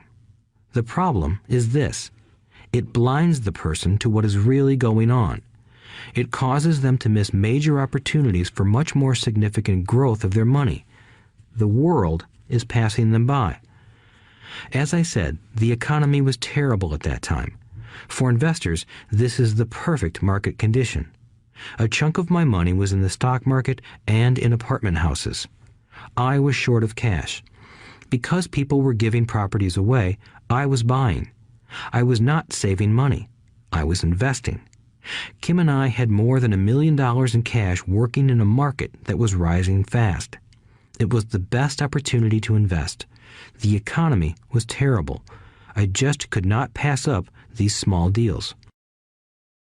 Houses that were once $100,000 were now $75,000. But instead of shopping with local real estate agents, I began shopping at the bankruptcy attorney's office or the courthouse steps. In these shopping places, a $75,000 house could sometimes be bought for $20,000 or less. For $2,000, which was loaned to me from a friend for 90 days for $200, I gave an attorney a cashier's check as a down payment. While the acquisition was being processed, I ran an ad advertising a $75,000 house for only $60,000 and no money down. The phone rang hard and heavy. Prospective buyers were screened, and once the property was legally mine, all the prospective buyers were allowed to look at the house. It was a feeding frenzy. The house sold in a few minutes. I asked for a $2,500 processing fee, which they gladly handed over, and the escrow and title company took over from there. I returned the $2,000 to my friend with an additional $200. He was happy, the home buyer was happy, the attorney was happy, and I was happy. I had sold a house for $60,000 that cost me $20,000. The $40,000 was created from money in my asset column in the form of a promissory note from the buyer. Total working time, 5 hours. So, now that you are on your way to becoming more financially literate and skilled at reading numbers, I will tell you why this is an example of money being invented. During this depressed market, Kim and I were able to do 6 of these simple transactions in our spare time. While the bulk of our money was in larger properties and the stock market, we were able to create more than $190,000 in assets, notes at 10% interest, in those 6 buy, create, and sell transactions. That comes to approximately $19,000 a year income, much of it sheltered through our private corporation. Much of that $19,000 a year goes to pay for our company cars, gas, trips, insurance, dinners with clients, and other things. By the time the government gets a chance to tax that income, it's been spent on legally allowed pre-tax expenses. This was a simple example of how money is invented, created, and protected using financial intelligence. Ask yourself, how long would it take to save $190,000? Would the bank pay you 10% interest on your money? And the promissory note is good for 30 years. I hope they never pay me the $190,000. I have to pay a tax if they pay me the principal, and besides, $19,000 paid over 30 years is a little over $500,000 in income. I have people ask what happens if the person doesn't pay. That does happen, and it's good news. That $60,000 home could be taken back and resold for $70,000 and another $2,500 collected as a loan processing fee. It would still be a zero-down transaction in the mind of the new buyer, and the process would go on. The first time I sold the house, I paid back the $2,000, so technically I have no money in the transaction. My return on investment, ROI, is infinity. It's an example of no money making a lot of money. In the second transaction, when resold, I would have put $2,000 in my pocket and re-extended the loan to 30 years. What would my ROI be if I got paid money to make money? I do not know, but it sure beats saving $100 a month, which actually starts out as $150 because it's after-tax income for 40 years earning low interest. And again, you're taxed on the interest. That is not too intelligent. It may be safe, but it's not smart. A few years later, as the Phoenix real estate market strengthened, those houses we sold for $60,000 became worth $110,000. Foreclosure opportunities were still available, but became rare. It cost a valuable asset, my time, to go out looking for them. Thousands of buyers were looking for the few available deals. The market had changed. It was time to move on and look for other opportunities to put in the asset column. You cannot do that here. That is against the law. You're lying. I hear those comments much more often than, "Can you show me how to do that?" The math is simple. You do not need algebra or calculus, and the escrow company handles the legal transaction and the servicing of the payments. I have no roofs to fix or toilets to unplug because the owners do that. It's their house. Occasionally, someone does not pay, and that is wonderful because there are late fees, or they move out and the property is sold again. The court system handles that. And it may not work in your area. The market conditions may be different, but the example illustrates how a simple financial process can create hundreds of thousands of dollars with little money and low risk. It is an example of money being only an agreement. Anyone with a high school education can do it. Yet most people won't. Most people listen to the standard advice of work hard and save money. For about 30 hours of work, approximately $190,000 was created in the asset column, and no taxes were paid. Which one sounds harder to you? 1. Work hard, pay 50% in taxes, save what is left, your savings, then earn 5%, which is also taxed. Or 2. Take the time to develop your financial intelligence, harness the power of your brain and the asset column. If you use option number 1, be sure to factor in how much time it takes you to save $190,000. Time is one of your greatest assets. Now, you may understand why I silently shake my head when I hear parents say, "My child is doing well in school and receiving a good education." It may be good, but is it adequate? I know the above investment strategy is a small one. It is used to illustrate how small can grow into big. Again, my success reflects the importance of a strong financial foundation, which starts with a strong financial education. I have said it before, but it's worth repeating. Financial intelligence is made up of these 4 main technical skills. 1. Accounting. Accounting is financial literacy, or the ability to read numbers. This is a vital skill if you want to build businesses or investments. 2. Investing. Investing is the science of money making money. 3. Understanding markets. Understanding markets is the science of supply and demand. Alexander Graham Bell gave the market what it wanted. So did Bill Gates. A $75,000 house offered for $60,000 that cost $20,000 was also the result of seizing an opportunity created by the market. Somebody was buying, and someone was selling. 4. The law. The law is the awareness of accounting, corporate, state, and federal regulations. I recommend playing by the rules. It is this basic foundation, or the combination of these skills, that is needed to be successful in the pursuit of wealth, whether it be through the buying of small homes, apartment buildings, companies, stocks, bonds, precious metals, baseball cards, or the like. A few years later, the real estate market rebounded and everyone else was getting in. The stock market was booming and everyone was getting in. The U.S. economy was getting back on its feet. I began selling and was now traveling to Peru, Norway, Malaysia, and the Philippines. The investment landscape had changed. We were no longer buying real estate. Now I just watch the values climb inside the asset column and will probably begin selling. I suspect that some of those 6 little house deals will sell and the $40,000 note will be converted to cash. I need to call my accountant to be prepared for cash and seek ways to shelter it. The point I would like to make is that investments come and go. The market goes up and comes down. Economies improve and crash. The world is always handing you opportunities of a lifetime, every day of your life, but all too often we fail to see them.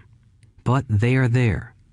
And the more the world changes and the more technology changes, the more opportunities there will be to allow you and your family to be financially secure for generations to come.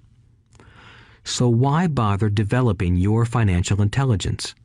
Again, only you can answer that. I know why I continue to learn and develop. I do it because I know there are changes coming. I'd rather welcome change than cling to the past. I know there will be market booms and market crashes. I want to continually develop my financial intelligence because at each market change, some people will be on their knees begging for their jobs. Others, meanwhile, will take the lemons that life hands them, and we are all handed lemons occasionally, and turn them into millions. That's financial intelligence. I am often asked about the lemons I have turned into millions. I hesitate using many more examples of personal investments because I am afraid it comes across as bragging or tooting my own horn. That is not my intention. I use the examples only as numerical and chronological illustrations of actual and simple cases.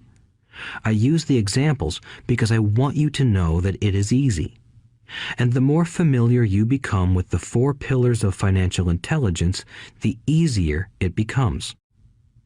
Personally, I use 2 main vehicles to achieve financial growth: real estate and small cap stocks. I use real estate as my foundation. Day in and day out, my properties provide cash flow and occasional spurts of growth and value. The small cap stocks are used for fast growth. I do not recommend anything that I do. The examples are just that, examples. If the opportunity is too complex and I do not understand the investment, I don't do it. Simple math and common sense are all you need to do well financially. There are 5 reasons for using examples. 1. To inspire people to learn more. 2. To let people know it is easy if the foundation is strong.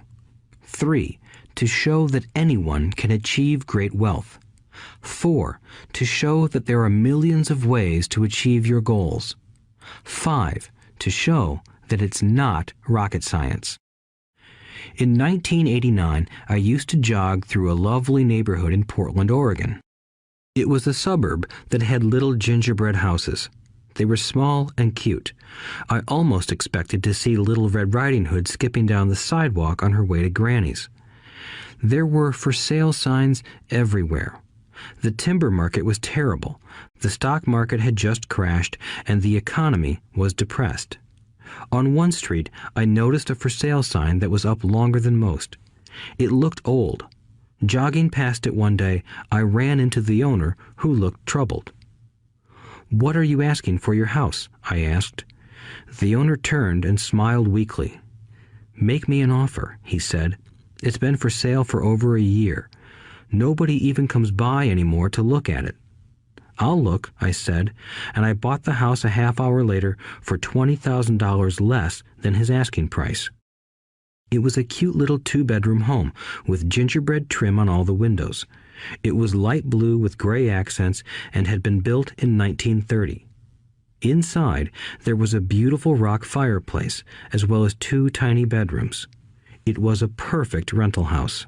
I gave the owner $5,000 down for a $45,000 house that was really worth $65,000, except that no one wanted to buy it.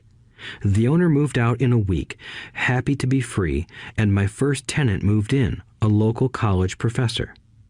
After the mortgage, expenses, and management fees were paid, I put a little less than $40 in my pocket at the end of each month. Hardly exciting. A year later, the depressed Oregon real estate market had begun to pick up. California investors, flush with money from their still booming real estate market, were moving north and buying up Oregon and Washington. I sold that little house for $95,000 to a young couple from California who thought it was a bargain. My capital gains of approximately $40,000 were placed into a 1031 tax-deferred exchange, and I went shopping for a place to put my money. In about a month, I found a 12-unit apartment house right next to the Intel plant in Beaverton, Oregon. The owners lived in Germany, had no idea what the place was worth, and again, just wanted to get out of it. I offered $275,000 for a $450,000 building. They agreed to $300,000. I bought it and held it for 2 years. Utilizing the same 1031 exchange process, we sold the building for $495,000 and bought a 30-unit apartment building in Phoenix, Arizona. We had moved to Phoenix by then to get out of the rain and needed to sell anyway. Like the former Oregon market, the real estate market in Phoenix was depressed. The price of the 30-unit apartment building in Phoenix was $875,000, with $225,000 down. The cash flow from the 30 units was a little over $5,000 a month.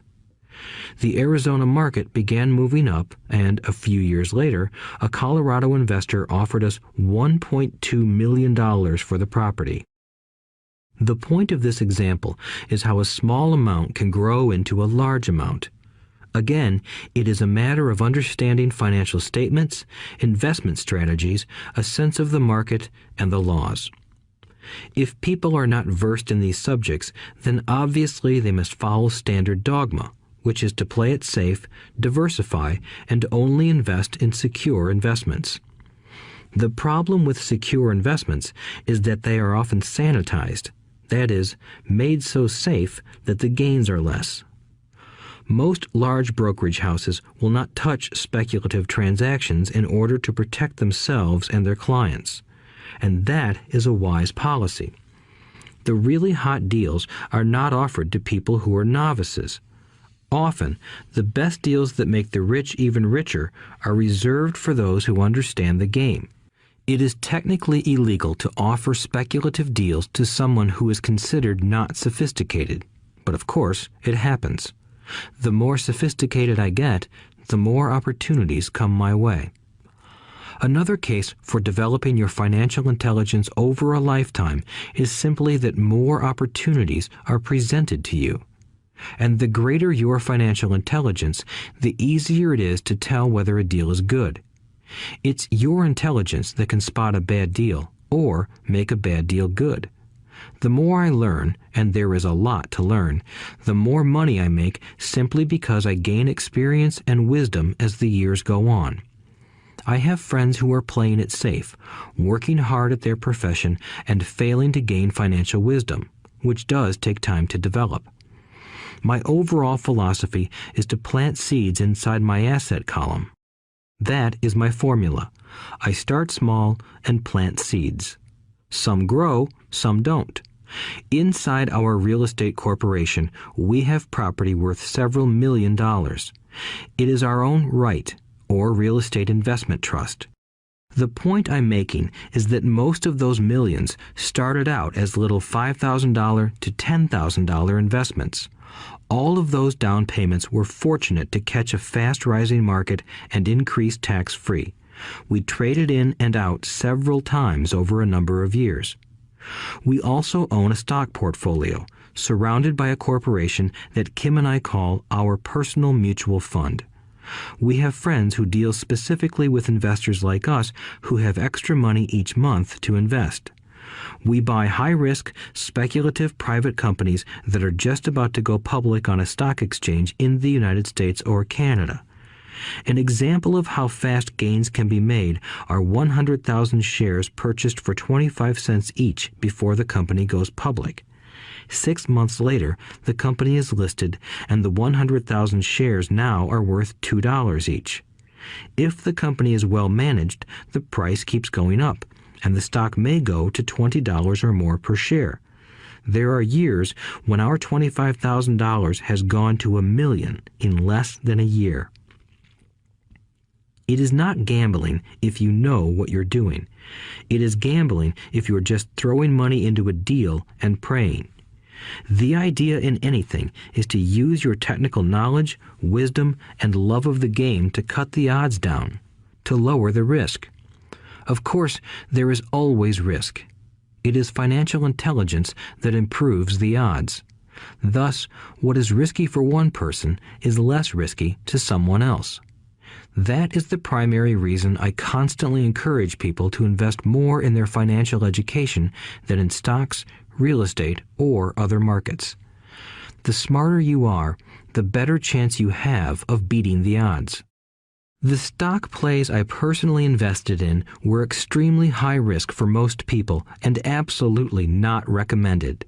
I have been playing that game since 1979 and have paid more than my share in dues.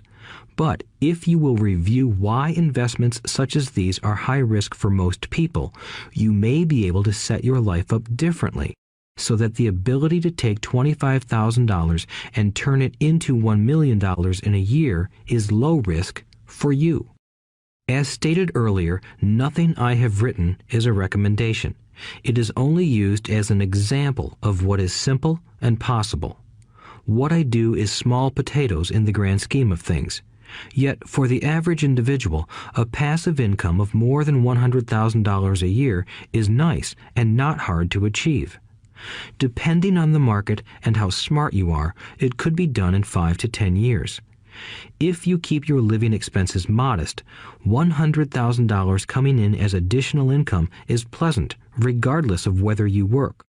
You can work if you like, or take time off if you choose, and use the government tax system in your favor rather than against you. My personal basis is real estate. I love real estate because it's stable and slow-moving. I keep the base solid. The cash flow is fairly steady and, if properly managed, has a good chance of increasing in value.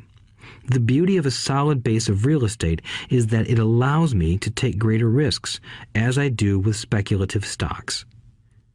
If I make great profits in the stock market, I pay my capital gains tax on the gain and then reinvest what's left in real estate, again further securing my asset foundation. A last word on real estate. I have traveled all over the world and taught investing. In every city, I hear people say you cannot buy real estate cheap. That is not my experience. Even in New York or Tokyo, or just on the outskirts of the city, prime bargains are overlooked by most people. In Singapore, with their high real estate prices, there are still bargains to be found within a short driving distance. So whenever I hear someone say, "You can't do that here," pointing at me, I remind them that maybe the real statement is, "I don't know how to do that here. Yet." Great opportunities are not seen with your eyes. They are seen with your mind. Most people never get wealthy simply because they are not trained financially to recognize opportunities right in front of them. I am often asked, how do I start? In the final chapter of this audiobook, I offer 10 steps that I followed on the road to my financial freedom. But always remember to have fun. When you learn the rules and the vocabulary of investing and begin to build your asset column, I think you'll find that it's as fun a game as you've ever played. Sometimes you win, and sometimes you learn. But have fun. Most people never win because they're more afraid of losing. That is why I found school so silly. In school, we learn that mistakes are bad, and we are punished for making them. Yet if you look at the way humans are designed to learn, we learn by making mistakes. We learn to walk by falling down. If we never fell down, we would never walk. The same is true for learning to ride a bike. I still have scars on my knees, but today I can ride a bike without thinking. The same is true for getting rich. Unfortunately, the main reason most people are not rich is because they are terrified of losing. Winners are not afraid of losing, but losers are. Failure is part of the process of success. People who avoid failure also avoid success. I look at money much like my game of tennis. I play hard, make mistakes, correct, make more mistakes, correct, and I get better. If I lose the game, I reach across the net, shake my opponent's hand, smile, and say, "See you next Saturday." There are two kinds of investors. One, the first and most common type is a person who buys a packaged investment.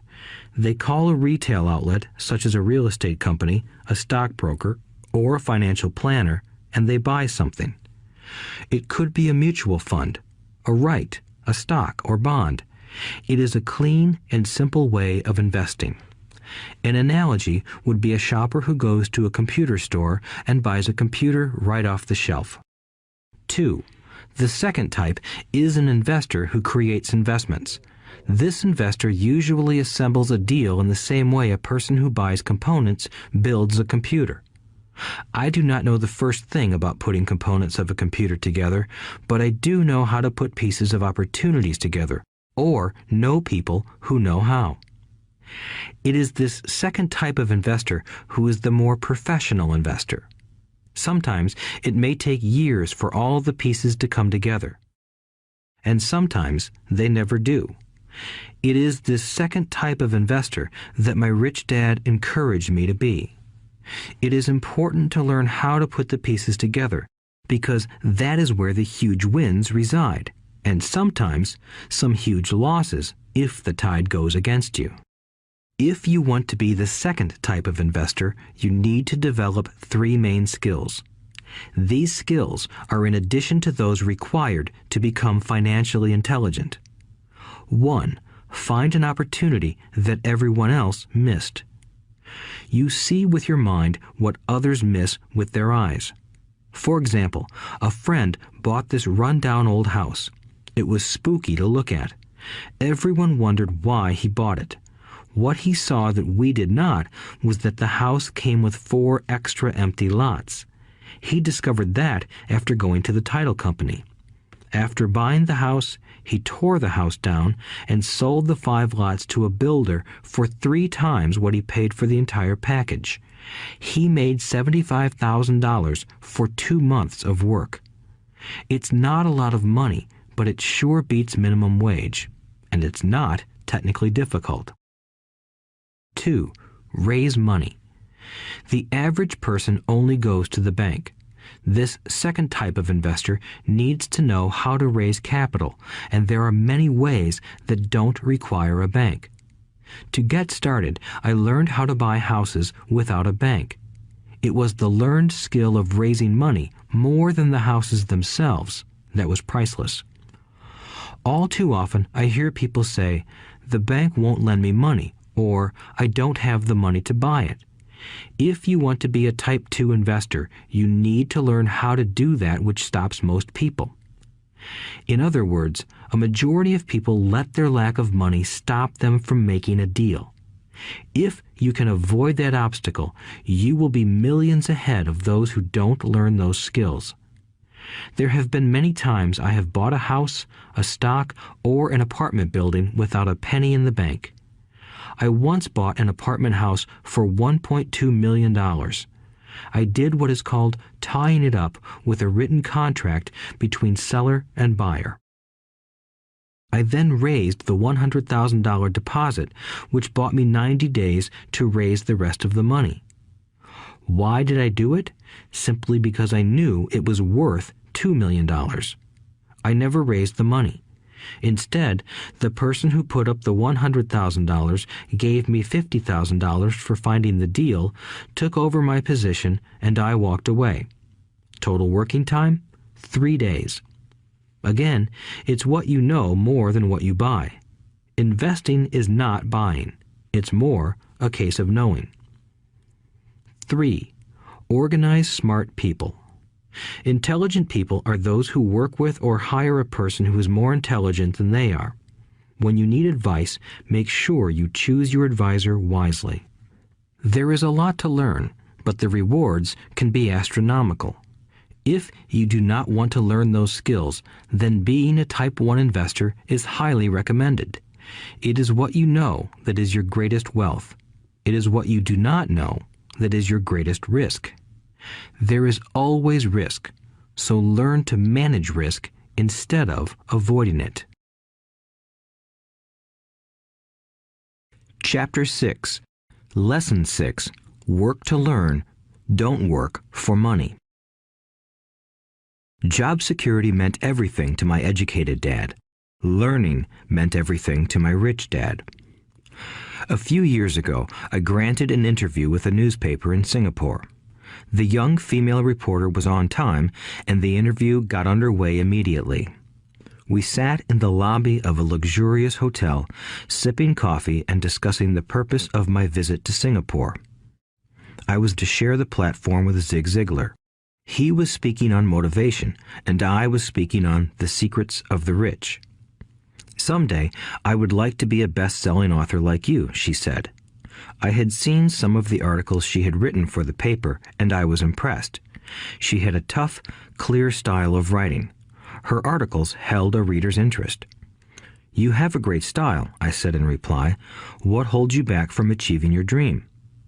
My work does not seem to go anywhere, she said quietly. Everyone says that my novels are excellent, but nothing happens. So I keep my job with the paper. At least it pays the bills. Do you have any suggestions? Yes, I do, I said brightly. A friend of mine here in Singapore runs a school that trains people to sell. He runs sales training courses for many of the top corporations here in Singapore, and I think attending one of his courses would greatly enhance your career.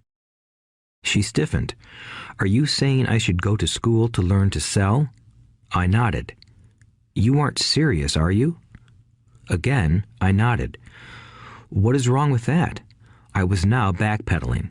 She was offended by something, and now I was wishing I had not said anything. In my attempt to be helpful, I found myself defending my suggestion.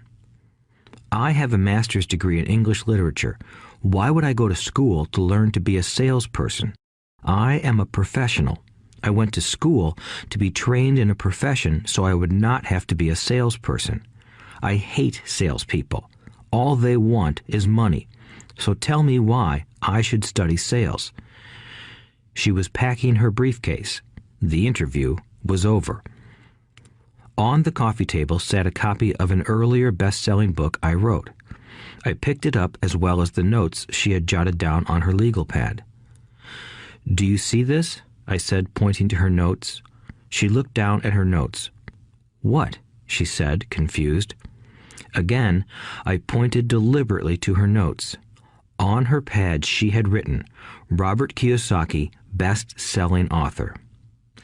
It says best-selling author, not best writing author, I said quietly. Her eyes widened.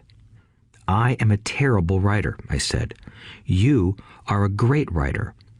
I went to sales school. You have a master's degree. Put them together, and you get a best-selling author and a best writing author. Anger flared from her eyes. I'll never stoop so low as to learn how to sell. People like you have no business writing. I'm a professionally trained writer, and you are a salesman. It is not fair, she fumed. She put the rest of her notes away and hurried out through the large glass doors into the humid Singapore morning. At least she gave me a fair and favorable write-up the next morning. The world is filled with smart, talented, educated, and gifted people. We meet them every day. They are all around us. A few days ago, my car was not running well. I pulled into a garage, and the young mechanic had it fixed in just a few minutes. He knew what was wrong by simply listening to the engine. I was amazed. I am constantly shocked at how little talented people earn. I have met brilliant, highly educated people who earn less than $20,000 a year. A business consultant who specializes in the medical trade was telling me how many doctors, dentists, and chiropractors struggle financially. All this time, I thought that when they graduated, the dollars would pour in. It was this business consultant who gave me the phrase, "They are one skill away from great wealth." What this phrase means is that most people need only to learn and master one more skill, and their income would jump exponentially. I have mentioned before that financial intelligence is a synergy of accounting, investing, marketing, and law. Combine those 4 technical skills, and making money with money is easier than most people would believe. When it comes to money, the only skill most people know is to work hard. The classic example of a synergy of skills was that young writer for the newspaper. If she diligently learned the skills of sales and marketing, her income would jump dramatically. If I were her, I would take some courses in advertising copywriting as well as sales. Then, instead of working at the newspaper, I would seek a job at an advertising agency. Even if it were a cut in pay, she would learn how to communicate in shortcuts that are used in successful advertising. She also would spend time learning public relations, an important skill. She would learn how to get millions in free publicity. Then, at night and on weekends, she could be writing her great novel. When it was finished, she would be better able to sell her book. Then, in a short while, she could be a best-selling author. When I came out with my first book, If You Want to Be Rich and Happy, Don't Go to School, a publisher suggested I change the title to The Economics of Education. I told the publisher that, with a title like that, I would sell 2 books, one to my family and one to my best friend. The problem is that they would expect it for free.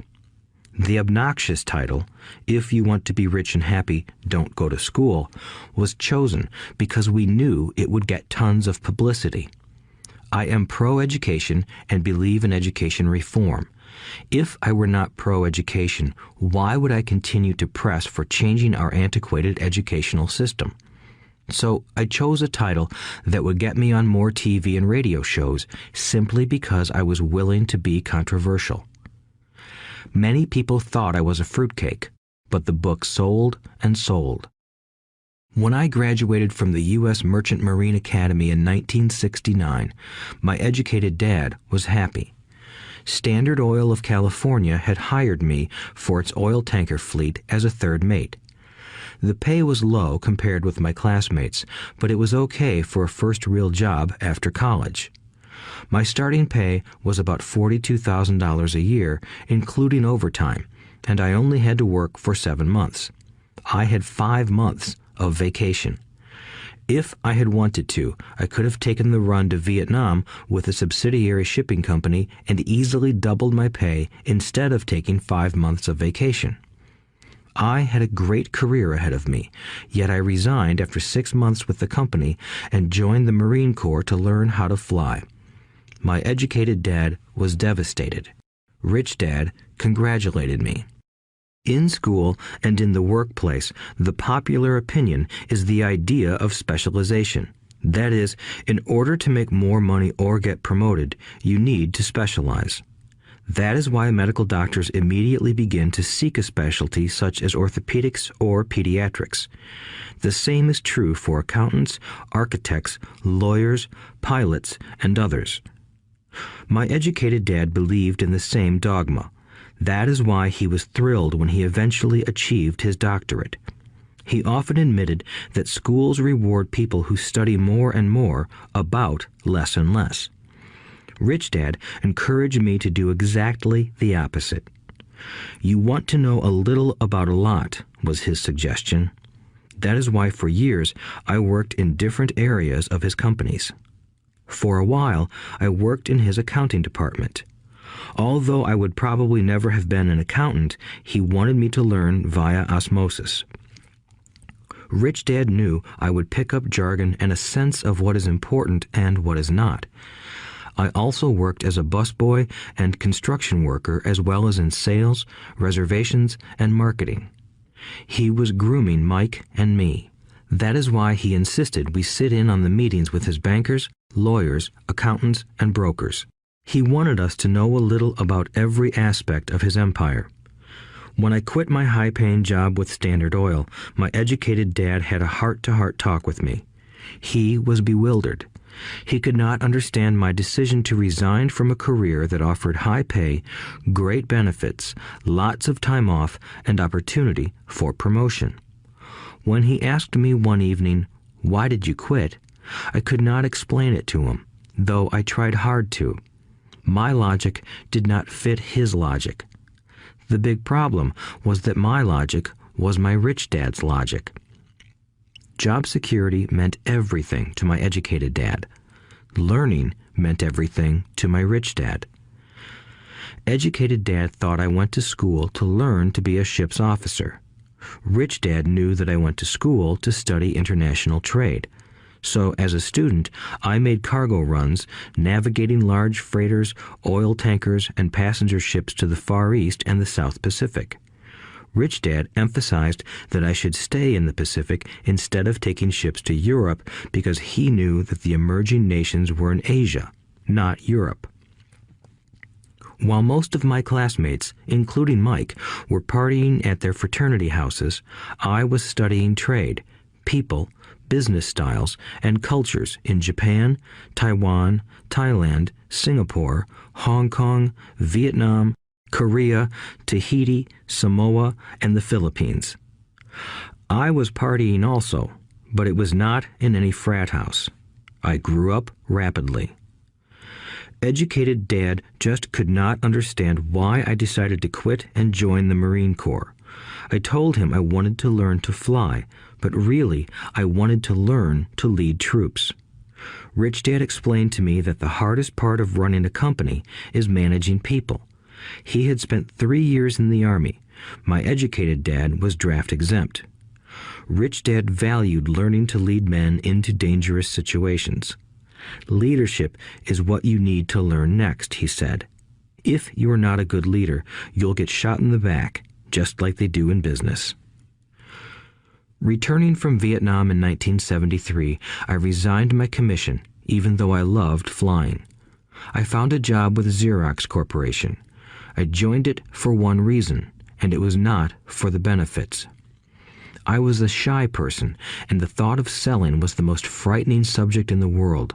Xerox has one of the best sales trainings programs in America. Rich Dad was proud of me. My educated dad was ashamed. Being an intellectual, he thought that salespeople were below him. I worked with Xerox for 4 years until I overcame my fear of knocking on doors and being rejected. Once I could consistently be in the top 5 in sales, I again resigned and moved on, leaving behind another great career with an excellent company. In 1977, I formed my first company. Rich Dad had groomed Mike and me to take over companies, so I now had to learn to form them and put them together. My first product, the nylon and Velcro wallet, was manufactured in the Far East and shipped to a warehouse in New York, near where I had gone to school. My formal education was complete, and it was time to test my wings. If I failed, I would go broke. Rich Dad thought it best to go broke before 30. You still have time to recover, was his advice. On the eve of my 30th birthday, my first shipment left Korea for New York.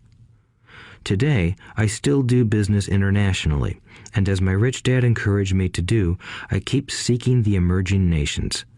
Today, my investment company invests in South American countries and Asian countries, as well as in Norway and Russia.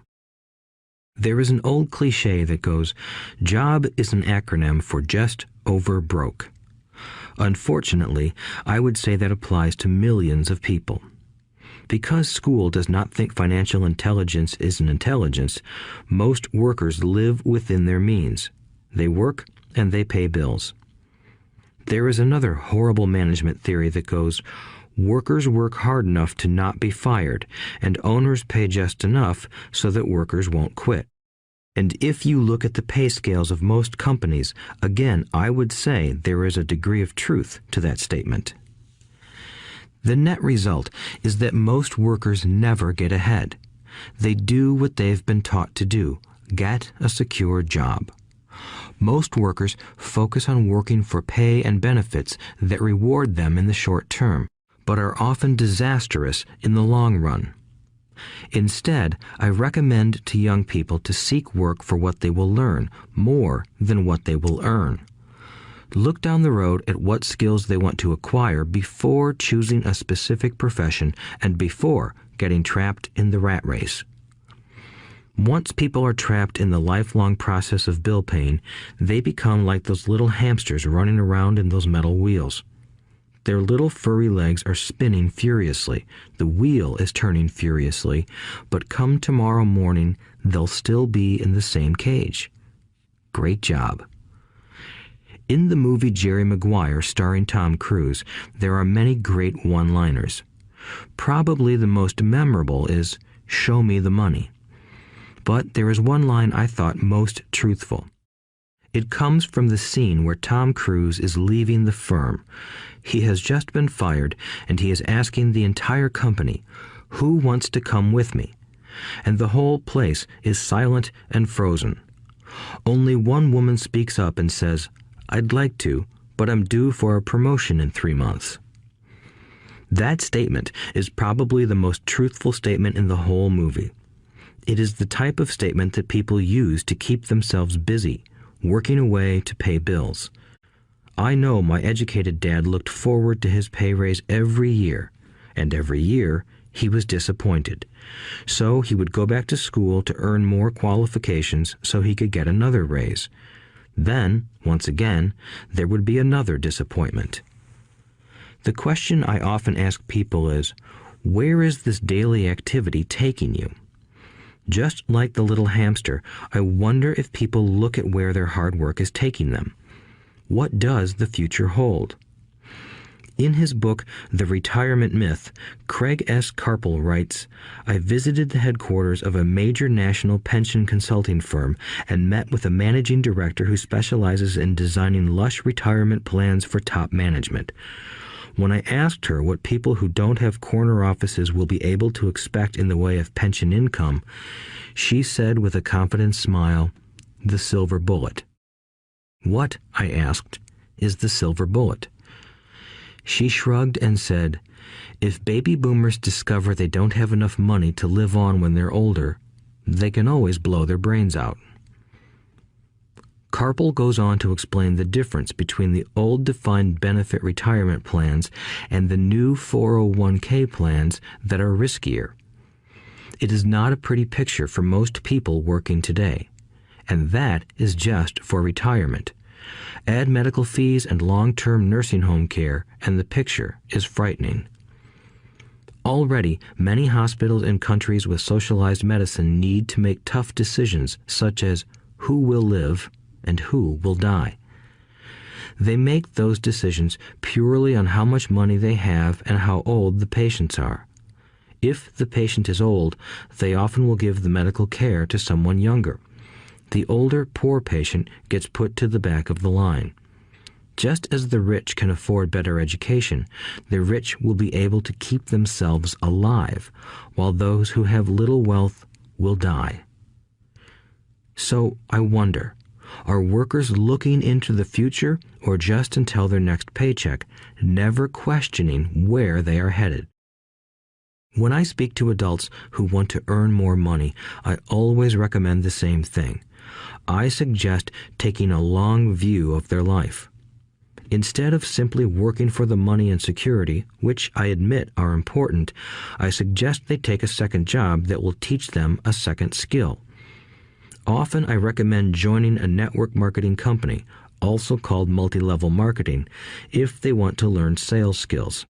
Some of these companies have excellent training programs that help people get over their fear of failure and rejection, which are the main reasons people are unsuccessful. Education is more valuable than money in the long run. When I offer this suggestion, I often hear in response, "Oh, that is too much hassle," or "I only want to do what I am interested in." If they say it's too much of a hassle, I ask, so you would rather work all your life giving 50% of what you earn to the government? If they tell me, I only do what I am interested in, I say, I'm not interested in going to the gym, but I go because I want to feel better and live longer. Unfortunately, there is some truth to the old statement, you can't teach an old dog new tricks. Unless a person is used to changing, it's hard to change. But for those of you who might be on the fence when it comes to the idea of working to learn something new, I offer this word of encouragement. Life is much like going to the gym. The most painful part is deciding to go. Once you get past that, it's easy. There have been many days I have dreaded going to the gym, but once I am there and in motion, it is a pleasure. After the workout is over, I am always glad I talked myself into going. If you are unwilling to work to learn something new and instead insist on becoming highly specialized within your field, make sure the company you work for is unionized. Labor unions are designed to protect specialists. My educated dad, after falling from grace with the governor, became the head of the teachers' union in Hawaii. He told me that it was the hardest job he ever held. My rich dad, on the other hand, spent his life doing his best to keep his companies from becoming unionized. He was successful. Although the unions came close, Rich Dad was always able to fight them off. Personally, I take no sides because I can see the need for and the benefits of both sides. If you do as school recommends, become highly specialized, then seek union protection. For example, had I continued with my flying career, I would have sought a company that had a strong pilots union. Why? Because my life would be dedicated to learning a skill that was valuable in only one industry. If I were pushed out of that industry, my life's skills would not be as valuable to another industry. A displaced senior pilot with 100,000 hours of heavy airline transport time, earning $150,000 a year, would have a hard time finding an equivalent high-paying job teaching in school. Skills do not necessarily transfer from industry to industry. Skills the pilots are paid for in the airline industry are not as important in, say, the school system. The same is true even for doctors today. With all the changes in medicine, many medical specialists are needing to conform to medical organizations such as HMOs. School teachers definitely need to be union members. Today in America, the teachers' union is the largest and the richest labor union of all. The NEA, the National Education Association, has tremendous political clout. Teachers need the protection of their union because their skills are also of limited value to an industry outside of education. So the rule of thumb is highly specialized, then unionize. It's the smart thing to do. When I ask the classes I teach, how many of you can cook a better hamburger than McDonald's, almost all the students raise their hands. I then ask, so if most of you can cook a better hamburger, how come McDonald's makes more money than you? The answer is obvious. McDonald's is excellent at business systems. The reason so many talented people are poor is because they focus on building a better hamburger and know little to nothing about business systems. A friend of mine in Hawaii is a great artist. He makes a sizable amount of money. One day, his mother's attorney called to tell him that she had left him $35,000. That is what was left of her estate after the attorney and the government took their shares. Immediately, he saw an opportunity to increase his business by using some of this money to advertise. 2 months later, his first 4-color full-page ad appeared in an expensive magazine that targeted the very rich. The ad ran for 3 months. He received no replies from the ad, and all of his inheritance is now gone. He now wants to sue the magazine for misrepresentation. This is a common case of someone who can build a beautiful hamburger but knows little about business. When I asked him what he learned, his only reply was, "Advertising salespeople are crooks." I then asked him if he would be willing to take a course in sales and a course in direct marketing. His reply, "I don't have the time, and I don't want to waste my money." The world is filled with talented poor people. All too often, they're poor or struggle financially or earn less than they are capable of, not because of what they know, but because of what they do not know. They focus on perfecting their skills at building a better hamburger rather than the skills of selling and delivering the hamburger. Maybe McDonald's does not make the best hamburger, but they are the best at selling and delivering a basic average burger. Poor Dad wanted me to specialize. That was his view on how to be paid more. Even after being told by the governor of Hawaii that he could no longer work in state government, my educated dad continued to encourage me to get specialized. Educated Dad then took up the cause of the teachers' union, campaigning for further protection and benefits for these highly skilled and educated professionals. We argued often, but I know he never agreed that over-specialization is what caused the need for union protection. He never understood that the more specialized you become, the more you are trapped and dependent on that specialty. Rich Dad advised that Mike and I groom ourselves. Many corporations do the same thing. They find a young, bright student just out of business school and begin grooming that person to someday take over the company. So these bright young employees do not specialize in one department. They are moved from department to department to learn all the aspects of business systems. The rich often groom their children or the children of others. By doing so, their children gain an overall knowledge of the operations of the business and how the various departments interrelate. For the World War II generation, it was considered bad to skip from company to company. Today, it is considered smart. Since people will skip from company to company rather than seek greater specialization in skills, why not seek to learn more than to earn? In the short term, it may earn you less, but it will pay dividends in the long term.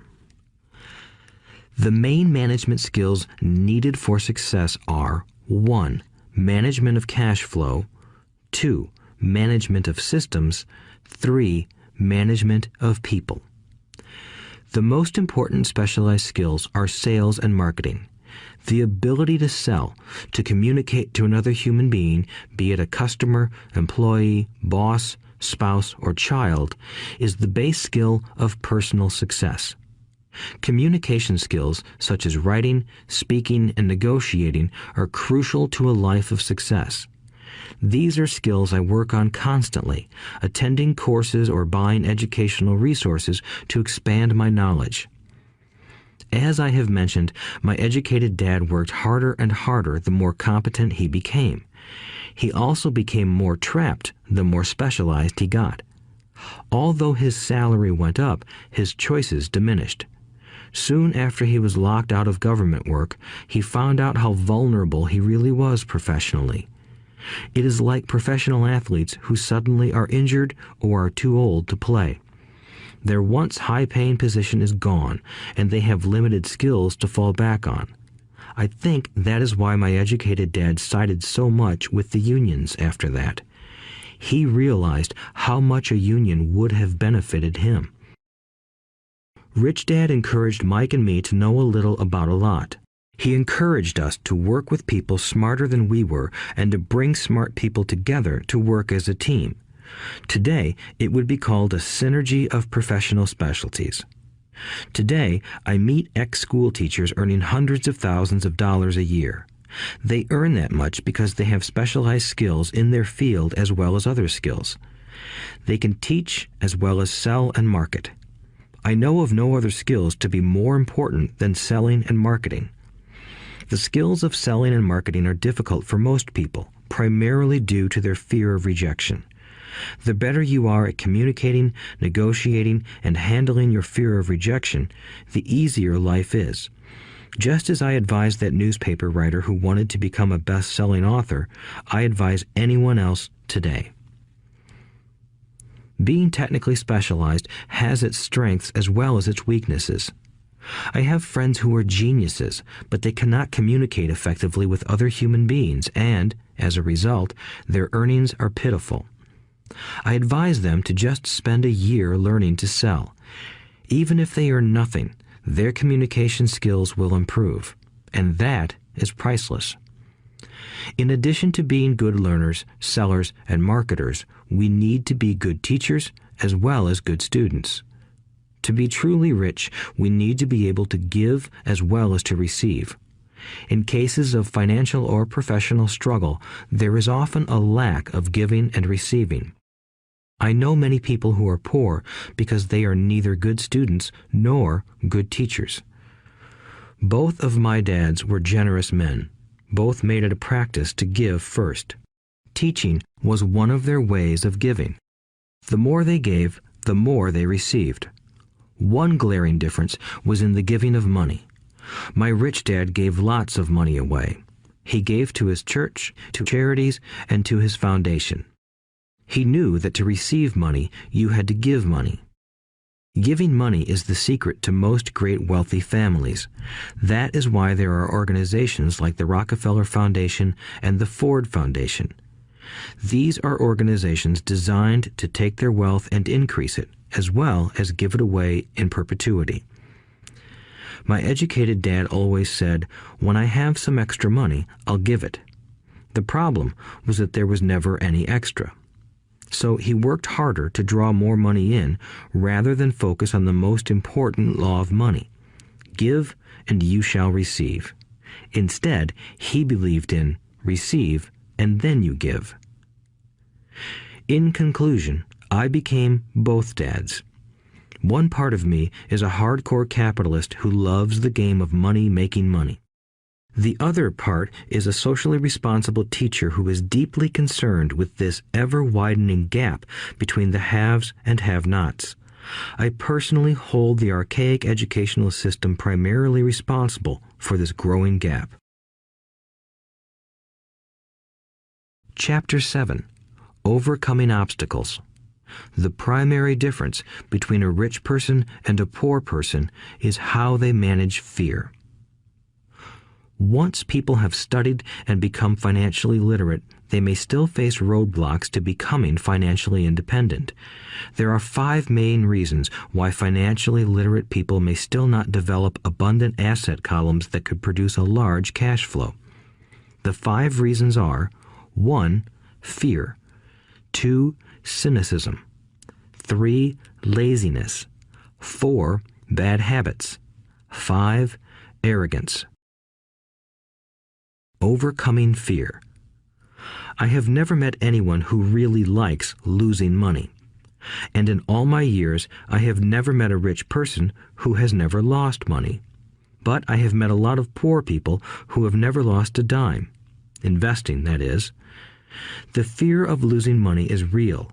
Everyone has it, even the rich. But it's not having fear that is the problem. It's how you handle fear. It's how you handle losing. It's how you handle failure that makes the difference in one's life. The primary difference between a rich person and a poor person is how they manage that fear. It's okay to be fearful. It's okay to be a coward when it comes to money. You can still be rich.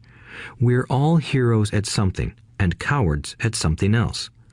My friend's wife is an emergency room nurse. When she sees blood, she flies into action. When I mention investing, she runs away. When I see blood, I don't run. I pass out. My rich dad understood phobias about money. Some people are terrified of snakes. Some people are terrified about losing money. Both are phobias, he would say. So his solution to the phobia of losing money was this little rhyme. If you hate risk and worry, start early. If you start young, it's easier to be rich. I won't go into it here, but there is a staggering difference between a person who starts investing at age 20 versus age 30. The purchase of Manhattan Island is said to be one of the greatest bargains of all time. New York was purchased for $24 in trinkets and beads. Yet if that $24 had been invested at 8% annually, that $24 would have been worth more than $28 trillion by 1995. Manhattan could be repurchased with money left over to buy much of Los Angeles. But what if you don't have much time left or would like to retire early? How do you handle the fear of losing money? My poor dad did nothing. He simply avoided the issue, refusing to discuss the subject. My rich dad, on the other hand, recommended that I think like a Texan. I like Texas and Texans, he used to say. In Texas, everything is bigger. When Texans win, they win big. And when they lose, it's spectacular. They like losing? I asked. That's not what I'm saying. Nobody likes losing. Show me a happy loser, and I'll show you a loser, said Rich Dad. It's a Texan's attitude toward risk, reward, and failure I'm talking about. It's how they handle life. They live it big. Not like most of the people around here, living like roaches when it comes to money, terrified that someone will shine a light on them and whimpering when the grocery clerk shortchanges them a quarter. Rich Dad went on, "What I like best is the Texas attitude. They're proud when they win, and they brag when they lose. Texans have a saying, if you're going to go broke, go big. You don't want to admit you went broke over a duplex." He constantly told Mike and me that the greatest reason for lack of financial success was because most people played it too safe. People are so afraid of losing that they lose, were his words. Fran Tarkenton, a one-time great NFL quarterback, says it still another way. Winning means being unafraid to lose. In my own life, I've noticed that winning usually follows losing. Before I finally learned to ride a bike, I first fell down many times. I've never met a golfer who has never lost a golf ball. I've never met people who have fallen in love who have never had their heart broken. And I've never met someone rich who has never lost money. So for most people, the reason they don't win financially is because the pain of losing money is far greater than the joy of being rich. Another saying in Texas is, everyone wants to go to heaven, but no one wants to die. Most people dream of being rich, but are terrified of losing money, so they never get to heaven. Rich Dad used to tell Mike and me stories about his trips to Texas. If you really want to learn the attitude of how to handle risk, losing, and failure, go to San Antonio and visit the Alamo. The Alamo is a great story of brave people who chose to fight, knowing there was no hope of success. They chose to die instead of surrendering. It's an inspiring story worthy of study. Nonetheless, it's still a tragic military defeat. They got their butts kicked. So, how do Texans handle failure? They still shout, "Remember the Alamo." Mike and I heard this story a lot. He always told us this story when he was about to go into a big deal and he was nervous. After he had done all his due diligence and it was time to put up or shut up, he told us this story. Every time he was afraid of making a mistake or losing money, he told us this story. It gave him strength, for it reminded him that he could always turn a financial loss into a financial win.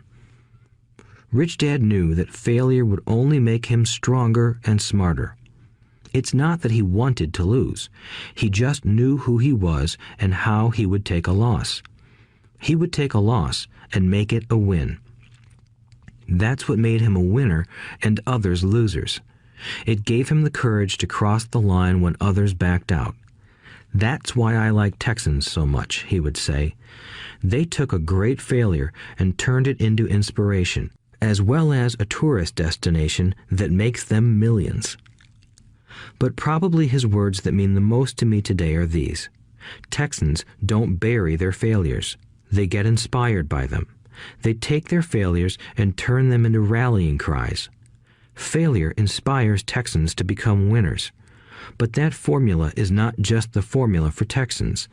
It is the formula for all winners. I've said that falling off my bike was part of learning to ride.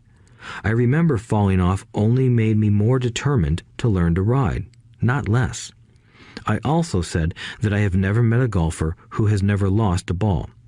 For top professional golfers, losing a ball or a tournament provides the inspiration to be better, to practice harder, to study more. That's what makes them better. For winners, losing inspires them. For losers, losing defeats them. I like to quote John D. Rockefeller, who said, "I always tried to turn every disaster into an opportunity." And being Japanese American, I can say this. Many people say that Pearl Harbor was an American mistake. I say it was a Japanese mistake. From the movie Tora, Tora, Tora, a somber Japanese admiral says to his cheering subordinates, "I am afraid we have awakened a sleeping giant." Remember Pearl Harbor became a rallying cry. It turned one of America's greatest losses into the reason to win. This great defeat gave America strength, and America soon emerged as a world power. Failure inspires winners, and failure defeats losers. It is the biggest secret of winners. It's the secret that losers do not know. The greatest secret of winners is that failure inspires winning. Thus, they're not afraid of losing. Repeating Fran Tarkenton's quote, "Winning means being unafraid to lose."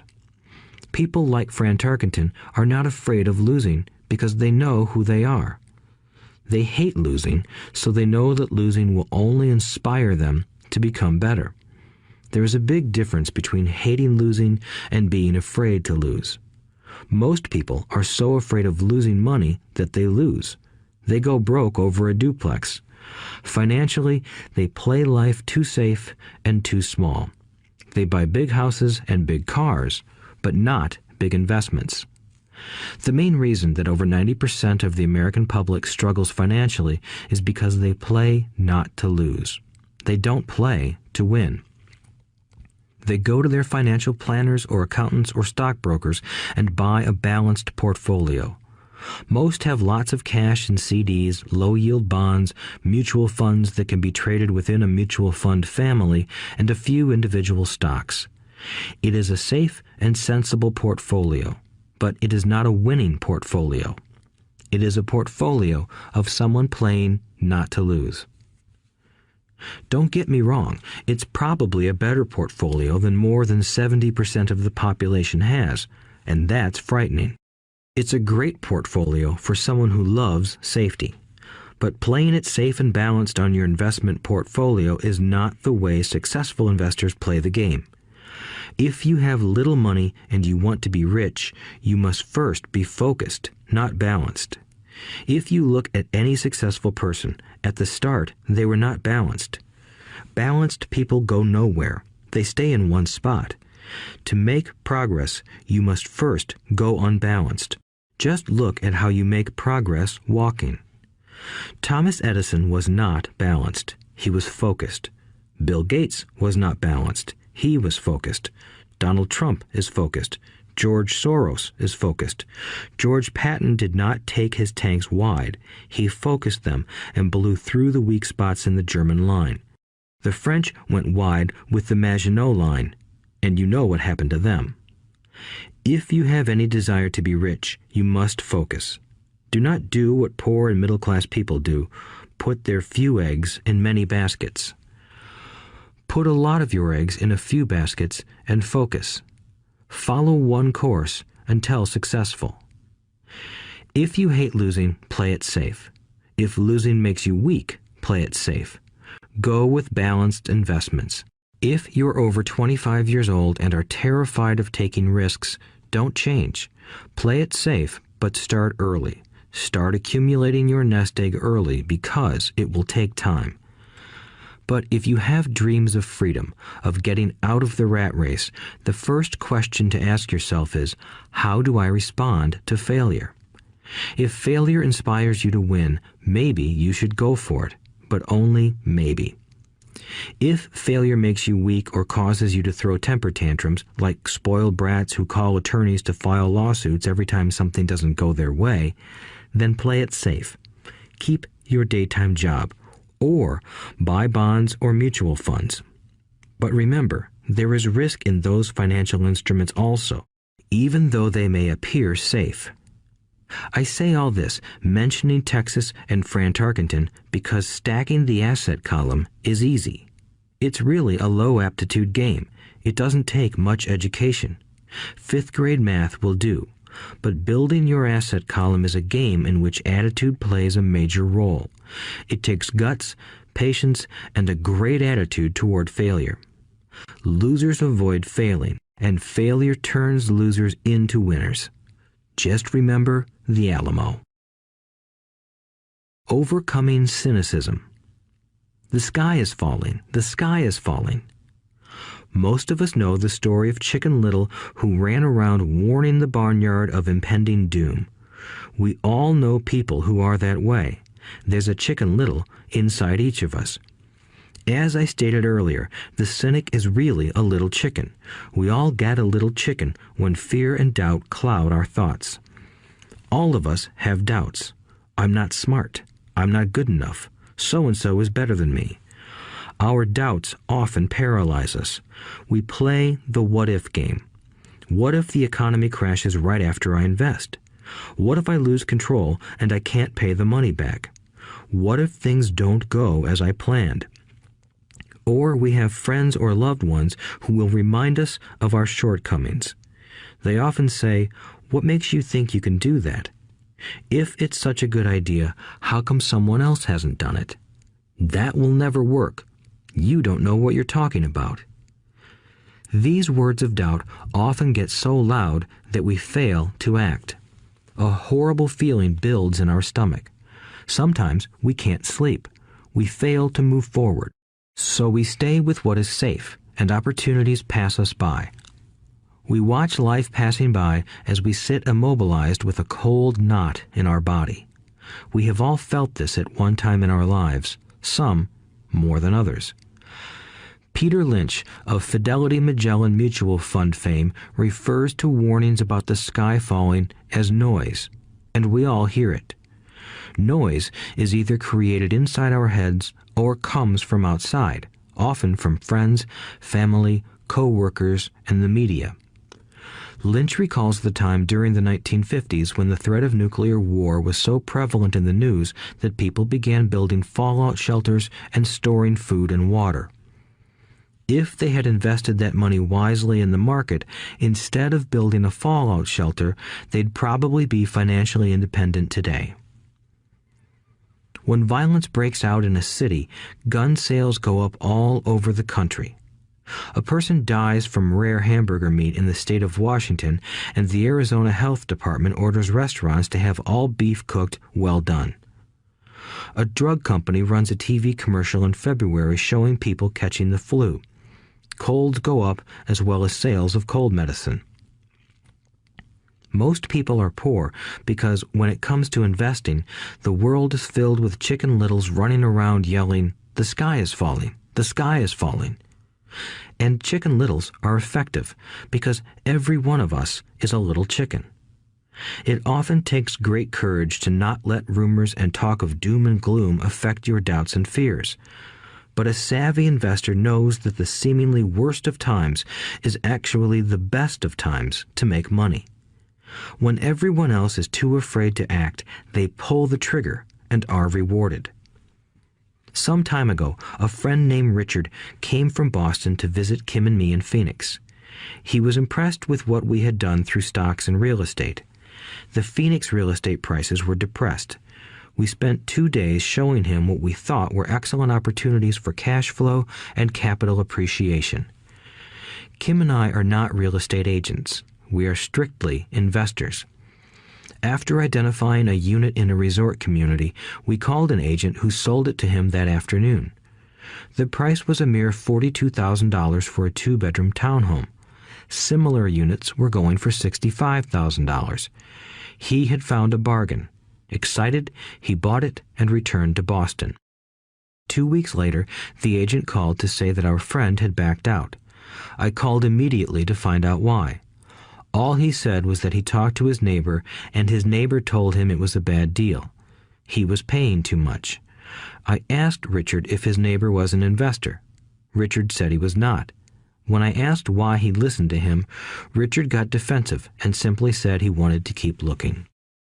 The real estate market in Phoenix turned, and a few years later, that little unit was renting for $1,000 a month, $2,500 in the peak winter months. The unit was worth $95,000.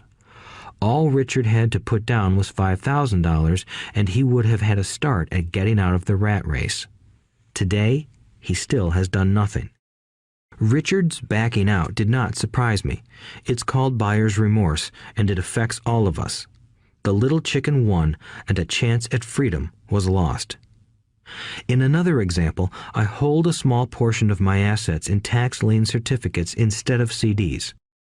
I earn 16% per year on my money, which certainly beats the interest rates banks offer on CDs. The certificates are secured by real estate and enforced by state law, which is also better than most banks. The formula they're bought on makes them safe. They just lack liquidity. So I look at them as 2 to 7 year CDs.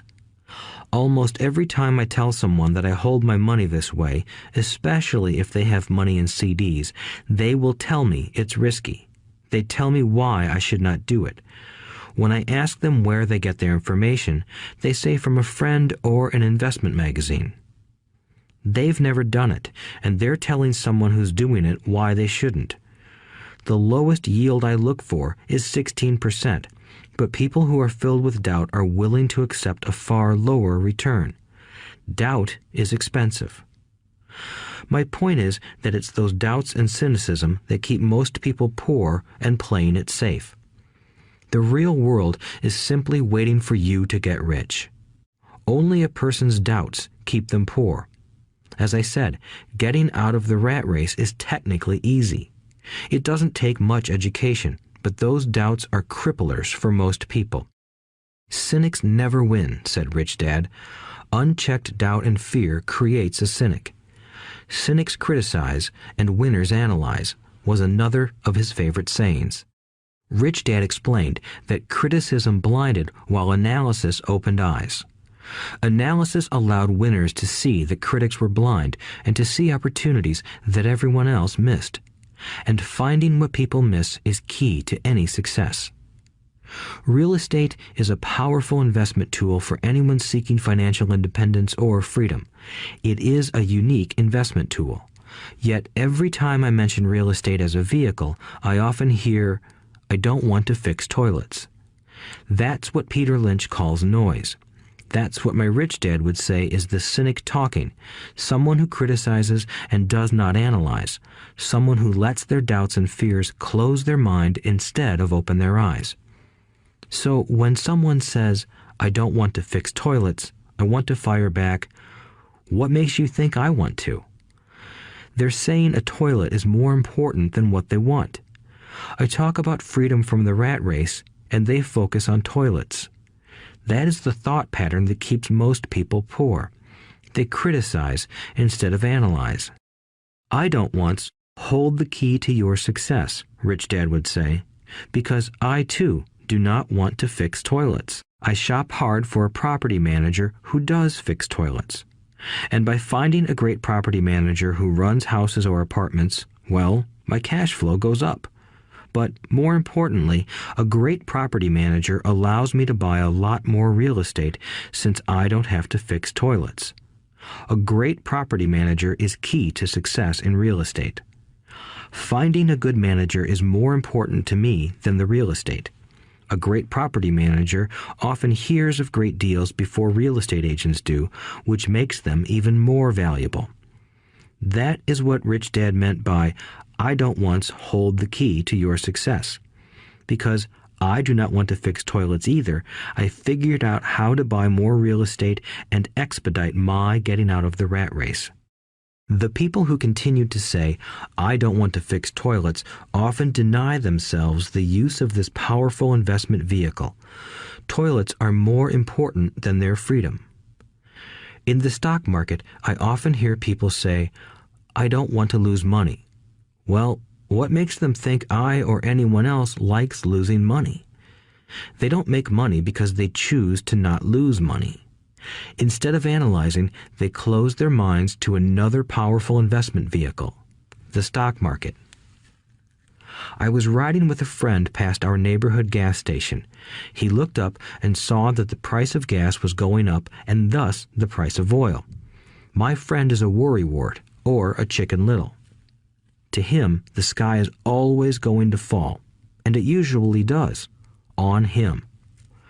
When we got home, he showed me all the stats as to why the price of oil was going to go up over the next few years, statistics I had never seen before, even though I already owned substantial shares of an existing oil company. With that information, I immediately began looking for and found a new undervalued oil company that was about to find some oil deposits. My broker was excited about this new company, and I bought 15,000 shares for 65 cents per share. 3 months later, this same friend and I drove by the same gas station, and sure enough, the price per gallon had gone up nearly 15%. Again, the Chicken Little worried and complained. I smiled, because a month earlier, that little oil company hit oil, and those 15,000 shares went up to more than $3 per share since he had first given me the tip. And the price of gas will continue to go up if what my friend says is true. If most people understood how a stop worked in stock market investing, there would be more people investing to win instead of investing not to lose. A stop is simply a computer command that sells your stock automatically if the price begins to drop, helping to minimize your losses and maximize some gains. It's a great tool for those who are terrified of losing. So whenever I hear people focusing on their I don't wants rather than what they do want, I know the noise in their head must be loud. Chicken Little has taken over their brain and is yelling, the sky is falling and toilets are breaking. So they avoid their don't wants, but they pay a huge price.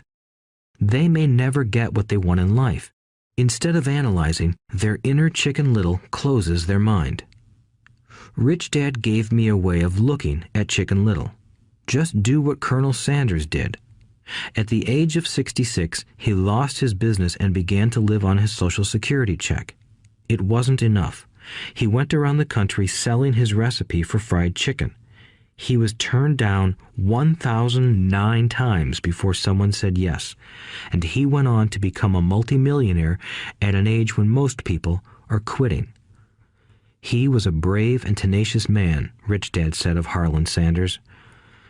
So when you're in doubt and feeling a little afraid, just do what Colonel Sanders did to his little chicken. He fried it.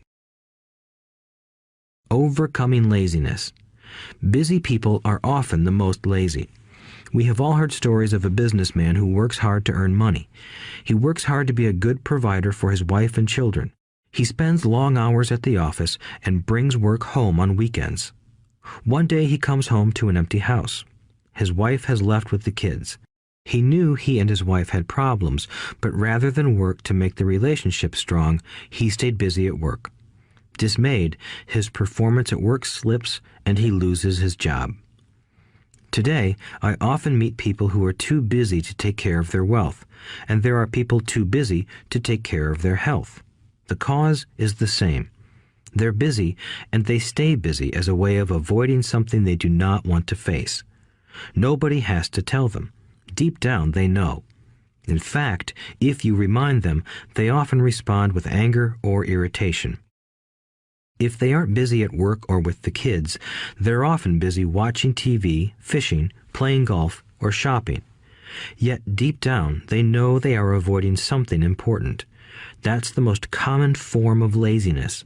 Laziness by staying busy. So, what is the cure for laziness? The answer is a little greed. For many of us, we were raised thinking of greed or desire as bad. Greedy people are bad people, my mom used to say, yet we all have inside of us this yearning to have nice, new, or exciting things. So to keep that emotion of desire under control, often parents find ways of suppressing that desire with guilt. You only think about yourself. Don't you know you have brothers and sisters? Was one of my mom's favorites. You want me to buy you what? Was a favorite of my dad. Do you think we're made of money? Do you think money grows on trees? We're not rich people, you know. It wasn't so much the words, but the angry guilt trip that went with the words that got to me. Or the reverse guilt trip was the, I'm sacrificing my life to buy this for you. I'm buying this for you because I never had this advantage when I was a kid. I have a neighbor who is stone broke but can't park his car in his garage. The garage is filled with toys for his kids. Those spoiled brats get everything they ask for. I don't want them to know the feeling of want are his everyday words. He has nothing set aside for their college or his retirement, but his kids have every toy ever made. He recently got a new credit card in the mail and took his kids to visit Las Vegas. I'm doing it for the kids, he said with great sacrifice. Rich Dad forbade the words, I can't afford it. In my real home, that's all I heard. Instead, Rich Dad required his children to say, how can I afford it? He believed that the words, I can't afford it, shut down your brain. It didn't have to think anymore. How can I afford it opened up the brain and forced it to think and search for answers. But most importantly, he felt the words, I can't afford it, were a lie, and the human spirit knows it. The human spirit is very, very powerful, he would say. It knows it can do anything. By having a lazy mind that says, I can't afford it, a war breaks out inside you. Your spirit is angry, and your lazy mind must defend its lie. The spirit is screaming, come on, let's go to the gym and work out. And the lazy mind says, but I'm tired, I worked really hard today. Or the human spirit says, I'm sick and tired of being poor, let's get out there and get rich. To which the lazy mind says, rich people are greedy. Besides, it's too much bother. It's not safe. I might lose money. I'm working hard enough as it is. I've got too much to do at work anyway.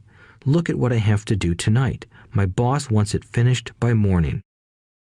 I can't afford it also causes sadness, a helplessness that leads to despondency and often depression. How can I afford it opens up possibilities, excitement, and dreams. So Rich Dad was not so concerned about what we wanted to buy as long as we understood that how can I afford it creates a stronger mind and a dynamic spirit. Thus, he rarely gave Mike or me anything. He would instead ask, how can you afford it? And that included college, which we paid for ourselves. It was not the goal, but the process of attaining the goal that he wanted us to learn. The problem I see today is that there are millions of people who feel guilty about their desire or their greed. It's old conditioning from their childhood. While they desire to have the finer things that life offers, most have been conditioned subconsciously to say, I can't have that, or I'll never be able to afford that. When I decided to exit the rat race, it was simply a question of how can I afford to never work again? And my mind began to kick out answers and solutions. The hardest part was fighting my real parents' dogma.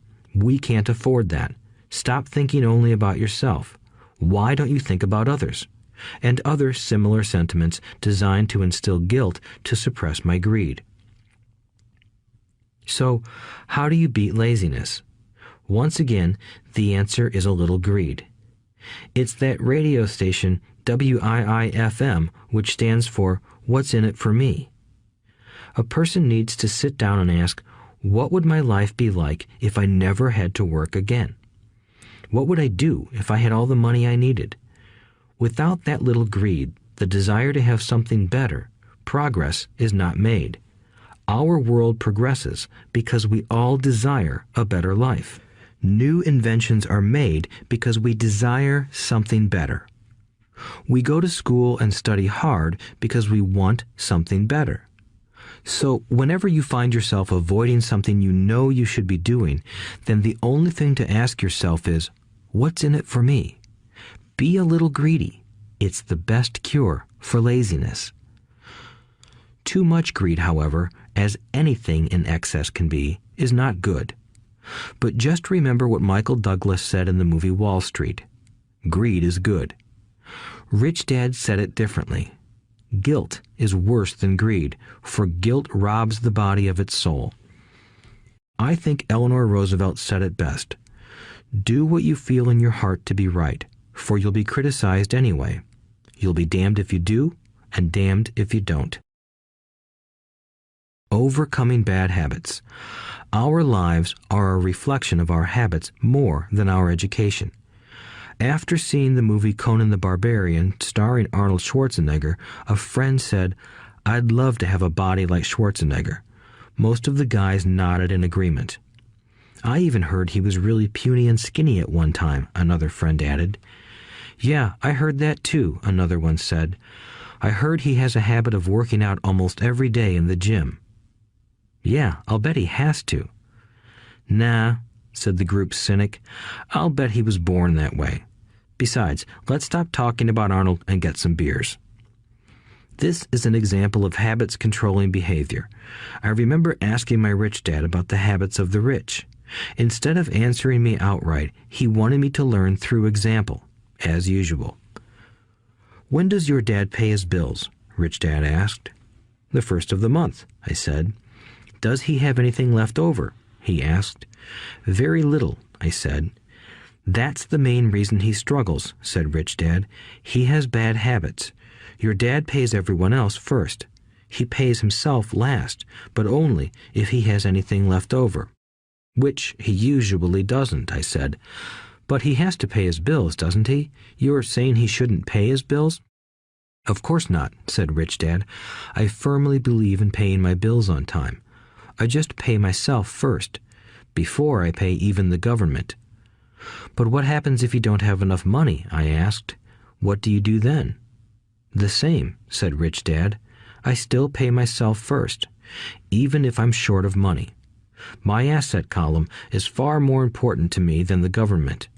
"But," I said, "don't they come after you?" "Yes, if you don't pay," said Rich Dad. "Look, I did not say not to pay.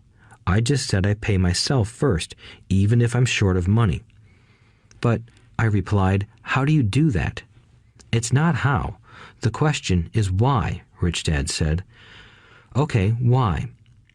"Motivation," said Rich Dad. "Who do you think will complain louder if I don't pay them? Me or my creditors?" "Your creditors will definitely scream louder than you," I said, responding to the obvious. "You wouldn't say anything if you didn't pay yourself." So you see, after paying myself, the pressure to pay my taxes and the other creditors is so great that it forces me to seek other forms of income. The pressure to pay becomes my motivation. I've worked extra jobs, started other companies, traded in the stock market, anything, just to make sure those guys don't start yelling at me. That pressure made me work harder, forced me to think, and all in all, made me smarter and more active when it comes to money. If I had paid myself last, I would have felt no pressure, but I'd be broke. So it is the fear of the government or other people you owe money to that motivates you? "That's right," said Rich Dad. You see, government bill collectors are big bullies. So are bill collectors in general. Most people give in to those bullies. They pay them and never pay themselves. You know the story of the 98-pound weakling who gets sand kicked in his face? I nodded. I see that ad for weightlifting and bodybuilding lessons in the comic books all the time. Well, most people let the bullies kick sand in their faces. I decided to use the fear of the bully to make me stronger. Others get weaker. Forcing myself to think about how to make extra money is like going to the gym and working out with weights. The more I work my mental money muscles out, the stronger I get. Now, I'm not afraid of those bullies. I liked what Rich Dad was saying, so if I pay myself first, I get financially stronger mentally and fiscally. Rich Dad nodded. And if I pay myself last, or not at all, I get weaker. So people like bosses, managers, tax collectors, bill collectors, and landlords push me around all my life just because I don't have good money habits. Rich Dad nodded, just like the 98-pound weakling. Overcoming arrogance. What I know makes me money. What I don't know loses me money. Every time I have been arrogant, I have lost money. Because when I'm arrogant, I truly believe that what I don't know is not important, Rich Dad would often tell me. I have found that many people use arrogance to try to hide their own ignorance. It often happens when I am discussing financial statements with accountants or even other investors. They try to bluster their way through the discussion. It is clear to me that they don't know what they're talking about. They're not lying, but they are not telling the truth. There are many people in the world of money, finances, and investments who have absolutely no idea what they're talking about. Most people in the money industry are just spouting off sales pitches like used car salesmen. When you know you are ignorant in a subject, start educating yourself by finding an expert in the field or a book on the subject. Chapter 8. Getting Started. There is gold everywhere. Most people are not trained to see it. I wish I could say acquiring wealth was easy for me, but it wasn't. So in response to the question, how do I start, I offer the thought process I go through on a day-to-day basis. It really is easy to find great deals. I promise you that. It's just like riding a bike. After a little wobbling, it's a piece of cake. But when it comes to money, it takes determination to get through the wobbling. That's a personal thing.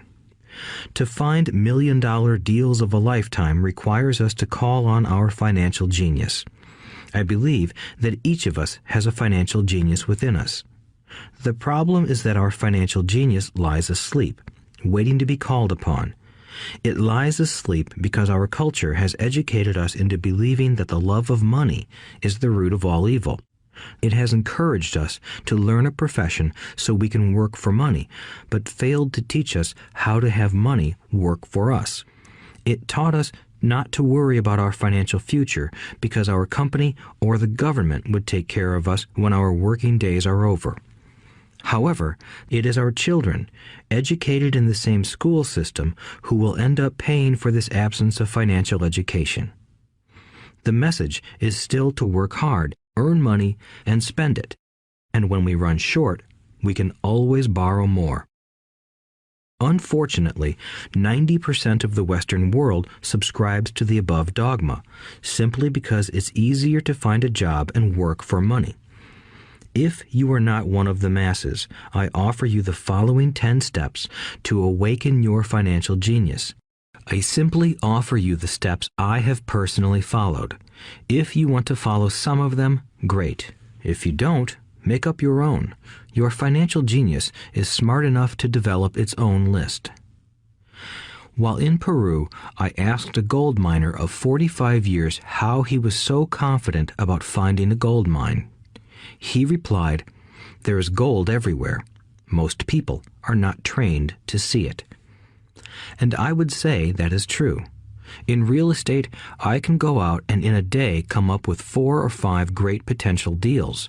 while the average person will go out and find nothing, even looking in the same neighborhood. The reason is that they have not taken the time to develop their financial genius. I offer you the following 10 steps as a process to develop your God-given powers, powers over which only you have control. 1. Find a reason greater than reality, the power of spirit. If you ask most people if they would like to be rich or financially free, they would say yes. But then reality sets in. The road seems too long with too many hills to climb. It's easier to just work for money and hand the excess over to your broker. I once met a young woman who had dreams of swimming for the U.S. Olympic team. The reality was that she had to get up every morning at 4 o'clock to swim for 3 hours before going to school. She did not party with her friends on Saturday night. She had to study and keep her grades up, just like everyone else. When I asked her what fueled her superhuman ambition and sacrifice, she simply said, "I do it for myself and the people I love. It's love that gets me over the hurdles and sacrifices." A reason or a purpose is a combination of wants and don't wants. When people ask me what my reason for wanting to be rich is, I tell them that it is a combination of deep emotional wants and don't wants. I will list a few. First, the don't wants, for they create the wants. I don't want to work all my life. I don't want what my parents aspired for, which was job security and a house in the suburbs. I don't like being an employee. I hated that my dad always missed my football games because he was so busy working on his career. I hated it when my dad worked hard all his life and the government took most of what he worked for at his death. He could not even pass on what he worked so hard for when he died. The rich don't do that. They work hard and pass it on to their children. Now, the wants. I want to be free to travel the world and live in the lifestyle I love. I want to be young when I do this. I want to simply be free. I want control over my time and my life. I want money to work for me. Those are my deep-seated emotional reasons. What are yours? If they are not strong enough, then the reality of the road ahead may be greater than your reasons. I have lost money and been set back many times, but it was the deep emotional reasons that kept me standing up and going forward. I wanted to be free by age 40, but it took me until I was 47, with many learning experiences along the way. As I said, I wish I could say it was easy. It wasn't, but it wasn't that hard either. I've learned that without a strong reason or purpose, anything in life is hard. If you do not have a strong reason, there is no sense listening further. It will sound like too much work. 2. Make daily choices. The power of choice. Choice is the main reason people want to live in a free country. We want the power to choose. Financially, with every dollar we get in our hands, we hold the power to choose our future, to be rich, poor, or middle class. Our spending habits reflect who we are. Poor people simply have poor spending habits. The benefit I had as a boy was that I loved playing Monopoly constantly. Nobody told me Monopoly was only for kids, so I just kept playing the game as an adult. I also had a rich dad who pointed out to me the difference between an asset and a liability. So a long time ago, as a little boy, I chose to be rich, and I knew that all I had to do was learn to acquire assets, real assets. My best friend, Mike, had an asset column handed to him, but he still had to choose to learn to keep it. Many rich families lose their assets in the next generation simply because there was no one trained to be a good steward over their assets. Most people choose not to be rich. For 90% of the population, being rich is too much of a hassle. So they invent sayings that go, "I'm not interested in money. I'll never be rich. I don't have to worry. I'm still young. When I make some money, then I'll think about my future." My husband or wife handles the finances. The problem with those statements is that they rob the person who chooses to think such thoughts of two things. One is time, which is your most precious asset. The second is learning. Having no money should not be an excuse to not learn, but that is a choice we all make daily. The choice of what we do with our time, our money, and what we put in our heads. That is the power of choice. All of us have choice. I just choose to be rich, and I make that choice every day. Invest first in education. In reality, the only real asset you have is your mind, the most powerful tool we have dominion over. Each of us has the choice of what we put in our brain once we're old enough. You can watch TV, read golf magazines, or go to ceramics class or a class on financial planning. You choose. Most people simply buy investments rather than first investing in learning about investing. A friend of mine recently had her apartment burglarized. The thieves took her electronics and left all the books. And we all have that same choice. 90% of the population buys TV sets, and only about 10% buy business books. So what do? I go to seminars. I like it when they are at least 2 days long because I like to immerse myself in a subject. In 1973, I was watching this guy on TV who was advertising a 3-day seminar on how to buy real estate for nothing down. I spent $385, and that course has made me at least $2 million, if not more. But more importantly, it bought me life. I don't have to work for the rest of my life because of that one course. I go to at least 2 such courses every year. I love CDs and audiobooks. The reason? I can easily review what I just heard. I was listening to an investor say something I completely disagreed with. Instead of becoming arrogant and critical, I simply listened to that 5-minute stretch at least 20 times, maybe more. But suddenly, by keeping my mind open, I understood why he said what he said.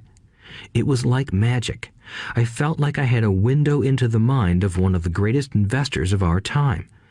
I gained tremendous insight into the vast resources of his education and experience. The net result? I still have the old way I used to think, and I now have a new way of looking at the same problem or situation. I have 2 ways to analyze a problem or trend, and that is priceless. Today, I often say, how would Donald Trump do this, or Warren Buffett, or George Soros? The only way I can access their vast mental power is to be humble enough to read or listen to what they have to say. Arrogant or critical people are often people with low self-esteem who are afraid of taking risks.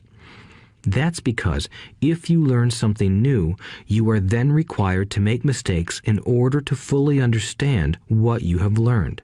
If you have listened this far, arrogance is not one of your problems. Arrogant people rarely read or listen to experts. Why should they? They are the center of the universe. There are so many intelligent people who argue or defend when a new idea clashes with the way they think. In this case, their so-called intelligence combined with arrogance equals ignorance. Each of us knows people who are highly educated or believe they are smart, but their balance sheet paints a different picture. A truly intelligent person welcomes new ideas, for new ideas can add to the synergy of other accumulated ideas. Listening is more important than talking. If that were not true, God would not have given us 2 ears and only 1 mouth. Too many people think with their mouth instead of listening in order to absorb new ideas and possibilities. They argue instead of asking questions. I take a long view on my wealth. I do not subscribe to the get-rich-quick mentality most lottery players or casino gamblers have. I may go in and out of stocks, but I am long on education. If you want to fly an airplane, I advise taking lessons first. I am always shocked at people who buy stocks or real estate but never invest in their greatest asset, their mind. Just because you bought a house or two does not make you an expert at real estate. 3. Choose friends carefully. The power of association. First of all, I do not choose my friends by their financial statements.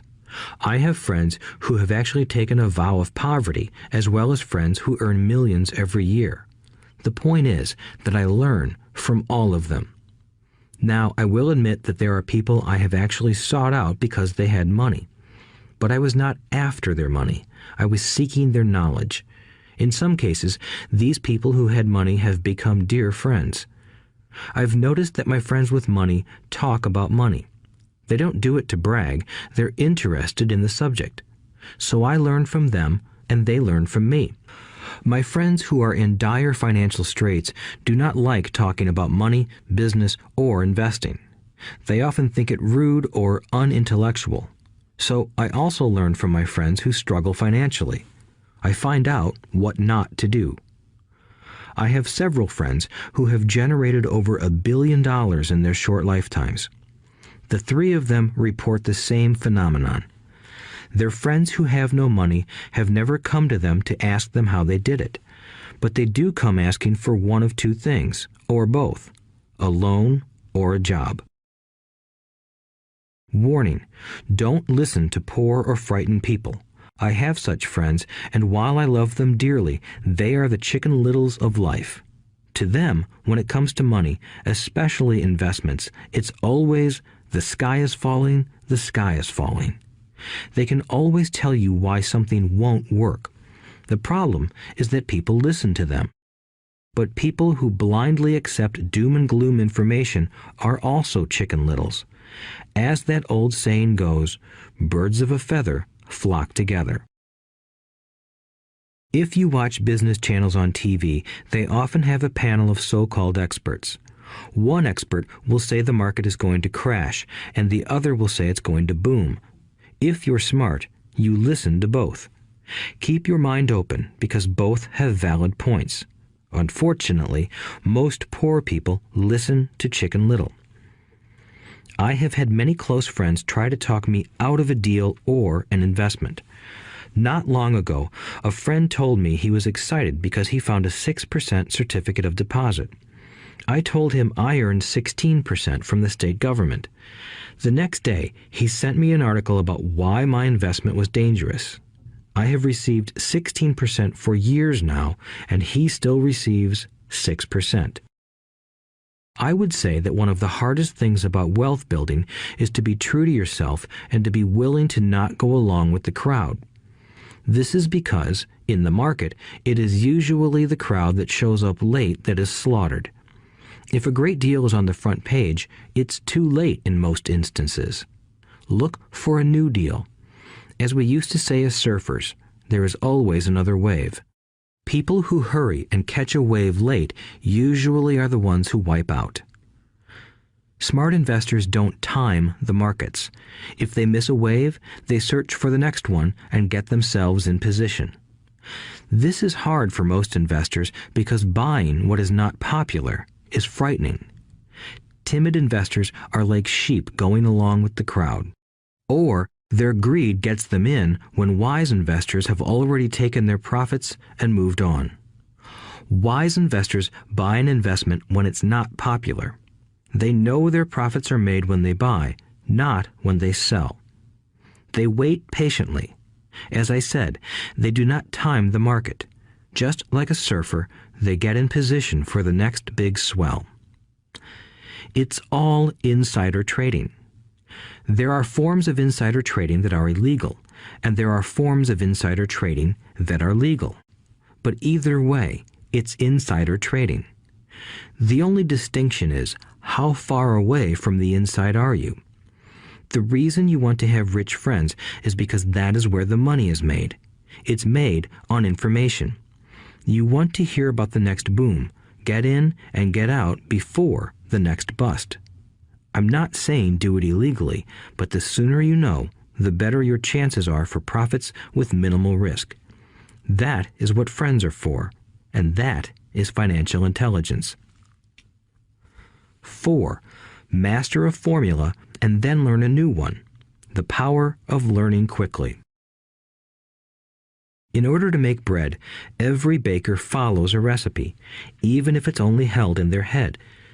The same is true for making money. Most of us have heard the saying, "You are what you eat." I have a different slant. I say, "You become what you study." In other words, be careful what you learn, because your mind is so powerful that you become what you put in your head. For example, if you study cooking, you then tend to cook. If you don't want to be a cook anymore, then you need to study something else. When it comes to money, the masses generally have one basic formula they learned in school, and it's this: work for money. The predominant formula I see in the world is that every day millions of people get up, go to work, earn money, pay bills, balance checkbooks, buy some mutual funds, and go back to work. That is the basic formula, or recipe. If you're tired of what you're doing, or you're not making enough, it's simply a case of changing the formula via which you make money. Years ago, when I was 26, I took a weekend class called How to Buy Real Estate Foreclosures. I learned a formula. The next trick was to have the discipline to actually put into action what I had learned. That is where most people stop. For 3 years, while working for Xerox, I spent my spare time learning to master the art of buying foreclosures. I've made several $1,000,000 using that formula. So, after I mastered that formula, I went in search of other formulas. For many of the classes, I did not directly use the information I learned, but I always learned something new. I have attended classes designed for derivative traders, commodity option traders, and chaologists. I was way out of my league, being in a room full of people with doctorates in nuclear physics and space science.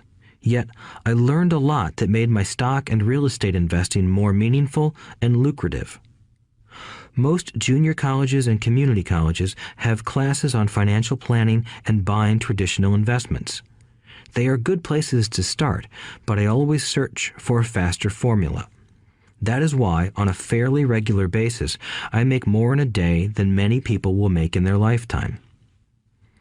Another side note, in today's fast-changing world, it's not so much what you know anymore that counts, because often what you know is old. It is how fast you learn. That skill is priceless. It's priceless in finding faster formulas, recipes, if you will, for making dough. Working hard for money is an old formula born in the day of cavemen. 5. Pay yourself first. The power of self-discipline. If you cannot get control of yourself, do not try to get rich. It makes no sense to invest, make money, and blow it. It is the lack of self-discipline that causes most lottery winners to go broke soon after winning millions. It is the lack of self-discipline that causes people who get a raise to immediately go out and buy a new car or take a cruise. It is difficult to say which of the 10 steps is the most important, but of all the steps, this step is probably the most difficult to master if it is not already a part of your makeup. I would venture to say that personal self-discipline is the number one delineating factor between the rich, the poor, and the middle class. Simply put, people who have low self-esteem and low tolerance for financial pressure can never be rich. As I have said, a lesson learned from my rich dad was that the world will push you around. The world pushes people around, not because other people are bullies, but because the individual lacks internal control and discipline. People who lack internal fortitude often become victims of those who have self-discipline. In the entrepreneur classes I teach, I constantly remind people to not focus on their product, service, or widget, but to focus on developing management skills. The 3 most important management skills necessary to start your own business are management of 1. Cash flow, 2. People, 3. Personal time. I would say the skills to manage these three apply to anything, not just entrepreneurs. The three matter in the way you live your life as an individual or as part of a family, a business, a charitable organization, a city, or a nation. Each of these skills is enhanced by the mastery of self-discipline. I do not take the saying, "pay yourself first," lightly. The statement, "pay yourself first," comes from George Clayson's book, The Richest Man in Babylon. Millions of copies have been sold. But while millions of people freely repeat that powerful statement, few follow the advice. As I said, financial literacy allows one to read numbers, and numbers tell the story. By looking at a person's income statement and balance sheet, I can readily see if people who spout the words, "pay yourself first," actually practice what they preach. In reality, each month, many allocate money to their asset column before they pay their monthly expenses. Although millions of people have read Clayson's book and understand the words, "pay yourself first," in reality, they pay themselves last. Now, I can hear the howls from those of you who sincerely believe in paying your bills first, and I can hear all the responsible people who pay their bills on time. I am not saying be irresponsible and not pay your bills. All I am saying is do what the book says, which is pay yourself first. If you can truly begin to understand the power of cash flow, you will soon realize why 90% of people work hard all their lives and need government support like Social Security when they are no longer able to work. Kim and I have had many bookkeepers, accountants, and bankers who have had a major problem with this way of looking at pay yourself first. The reason is that these financial professionals actually do what the masses do. They pay themselves last. There have been times in my life when, for whatever reason, cash flow was far less than my bills. I still paid myself first. My accountant and bookkeeper screamed in panic. "They're going to come after you. The IRS is going to put you in jail. You're going to ruin your credit rating. They'll cut off the electricity." I still paid myself first. Why, you ask? Because that's what the story, The Richest Man in Babylon, was all about. The power of self-discipline and the power of internal fortitude. As my rich dad taught me the first month I worked for him, most people allow the world to push them around. A bill collector calls and you pay or else. A sales clerk says, "Oh, just put it on your charge card." Your real estate agent tells you, "Go ahead. The government allows you a tax deduction on your home." That is what the book is really about. Having the guts to go against the tide and get rich. You may not be weak, but when it comes to money, many people get wimpy. I am not saying be irresponsible. The reason I don't have high credit card debt and doodad debt is because I pay myself first. The reason I minimize my income is because I don't want to pay it to the government. That is why my income comes from my asset column through a Nevada corporation. If I work for money, the government takes it. Although I pay my bills last, I am financially astute enough to not get into a tough financial situation. I don't like consumer debt. I actually have liabilities that are higher than 99% of the population, but I don't pay for them. Other people pay for my liabilities. They're called tenants. So rule number 1 in paying yourself first is don't get into debt in the first place.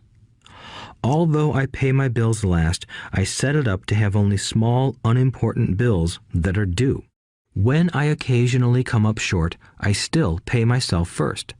I let the creditors and even the government scream. I like it when they get tough. Why? Because those guys do me a favor. They inspire me to go out and create more money. So I pay myself first, invest the money, and let the creditors yell. I generally pay them right away anyway. Kim and I have excellent credit. We just don't cave into pressure and spend our savings or liquidate stocks to pay for consumer debt. That is not too financially intelligent. To successfully pay yourself first, keep the following in mind. 1. Don't get into large debt positions that you have to pay for. Keep your expenses low. Build up assets first. Then buy the big house or nice car. Being stuck in the rat race is not intelligent. 2. When you come up short, let the pressure build and don't dip into your savings or investments. Use the pressure to inspire your financial genius to come up with new ways of making more money and then pay your bills. You will have increased your ability to make more money as well as your financial intelligence. So many times I have gotten into financial hot water and used my brain to create more income while staunchly defending the assets in my asset column. My bookkeeper has screamed and dived for cover, but I was like a good soldier defending the fort. Fort assets. Poor people have poor habits. A common bad habit is innocently called dipping into savings. The rich know that savings are only used to create more money, not to pay bills. I know that sounds tough, but as I said, if you're not tough inside, the world will always push you around anyway. If you do not like financial pressure, then find a formula that works for you. A good one is to cut expenses, put your money in the bank, pay more than your fair share of income tax, buy safe mutual funds, and take the vow of the average. But this violates the pay yourself first rule. This rule does not encourage self-sacrifice or financial abstinence. It doesn't mean pay yourself first and starve. Life was meant to be enjoyed. If you call on your financial genius, you can have all the goodies of life, get rich, and pay bills. And that is financial intelligence. 6. Pay your brokers well. The power of good advice. Sometimes I see people posting a sign in front of their house that says, "For sale by owner." Or I see people on TV claiming to be discount brokers. My rich dad taught me to take the opposite approach. He believed in paying professionals well, and I have adopted that policy also. Today, I have expensive attorneys, accountants, real estate brokers, and stockbrokers. Why? Because if, and I do mean if, the people are professionals, their services should make you money. And the more money they make, the more money I make. We live in the information age. Information is priceless. A good broker should provide you with information as well as take the time to educate you. I have several brokers who do that for me. Some taught me when I had little or no money, and I am still with them today. What I pay a broker is tiny in comparison with what kind of money I can make because of the information they provide. I love it when my real estate broker or stockbroker makes a lot of money because that usually means I made a lot of money. A good broker saves me time in addition to making me money. Like when I bought the vacant land for $9,000 and sold it immediately for over $25,000 so I could buy my Porsche quicker. A broker is my eyes and ears in the market. They're there every day, so I do not have to be. I'd rather play golf. People who sell their house on their own must not value their time much. Why would I want to save a few bucks when I could use that time to make more money or spend it with those I love? What I find funny is that so many poor and middle-class people insist on tipping restaurant help 15 to 20%, even for bad service, but complain about paying a broker 3 to 7%. They enjoy tipping people in the expense column and stiffing people in the asset column. That is not financially intelligent. Keep in mind that not all brokers are created equal. Unfortunately, most brokers are only salespeople. They sell, but they themselves own little or no real estate. There is a tremendous difference between a broker who sells houses and a broker who sells investments. The same is true for stock, bond, mutual fund, and insurance, brokers who call themselves financial planners. When I interview any paid professional, I first find out how much property or stocks they personally own and what percentage they pay in taxes. And that applies to my tax attorney as well as my accountant. I have an accountant who minds his own business. His profession is accounting, but his business is real estate. I used to have an accountant who was a small business accountant, but he had no real estate. I switched because we did not love the same business. Find a broker who has your best interests at heart. Many brokers will spend the time educating you, and they could be the best asset you find. Just be fair, and most of them will be fair to you. If all you can think about is cutting their commissions, then why should they want to help you? It's just simple logic. As I said earlier, one of the management skills is the management of people. Many people only manage people they feel smarter than and they have power over. Many middle managers remain middle managers, failing to get promoted because they know how to work with people below them, but not with people above them. The real skill is to manage and reward the people who are smarter than you in some technical area. That is why companies have a board of directors. You should have one too. That is financial intelligence. 7. Be an Indian giver. The power of getting something for nothing. When the first European settlers came to America, they were taken aback by a cultural practice some American Indians had. For example, if a settler was cold, the Indian would give the person a blanket. Mistaking it for a gift, the settler was often offended when the Indian asked for it back. The Indians also got upset when they realized that settlers did not want to give it back. That is where the term Indian giver came from, a simple cultural misunderstanding. In the world of the asset column, being an Indian giver is vital to wealth. The sophisticated investor's first question is, how fast do I get my money back? They also want to know what they get for free, also called a piece of the action. That is why the ROI, or return on investment, is so important. For example, I found a small condominium that was in foreclosure a few blocks from where I lived. The bank wanted $60,000 and I submitted a bid for $50,000, which they took simply because, along with my bid, was a cashier's check for $50,000. They realized I was serious. Most investors would say, "Aren't you tying up a lot of cash? Would it not be better to get a loan on it?" The answer is, not in this case. My investment company uses this condominium as a vacation rental in the winter months when the snowbirds come to Arizona. It rents for $2,500 a month for 4 months out of the year. For rental during the off-season, it rents for only $1,000 a month. I had my money back in about 3 years. Now I own this asset, which pumps money out for me, month in and month out. The same is done with stocks. Frequently, my broker calls and recommends I move a sizable amount of money into the stock of a company that he feels is just about to make a move that will add value to the stock, like announcing a new product. I will move my money in for a week to a month while the stock moves up. Then I pull my initial dollar amount out and stop worrying about the fluctuations of the market because my initial money is back and ready to work on another asset. So my money goes in, and then it comes out, and I own an asset that was technically free. True, I have lost money on many occasions, but I only play with money I can afford to lose. I would say, on an average 10 investments, I hit home runs on 2 or 3, while 5 or 6 do nothing, and I lose on 2 or 3.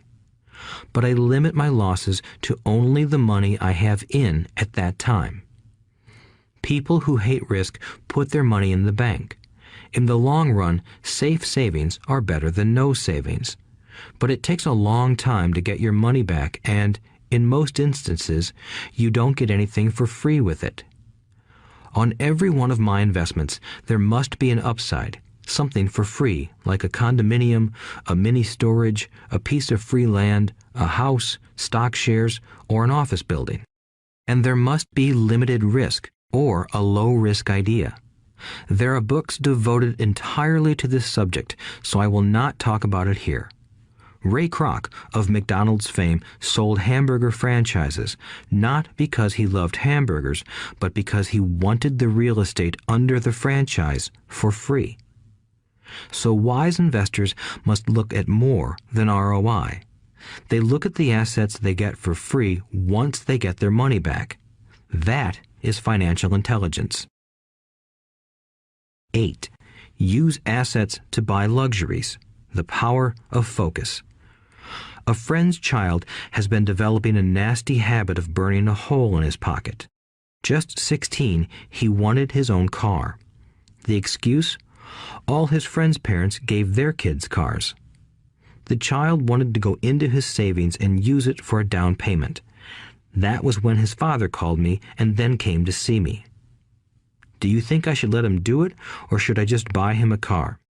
I answered, it might relieve the pressure in the short term, but what have you taught him in the long term?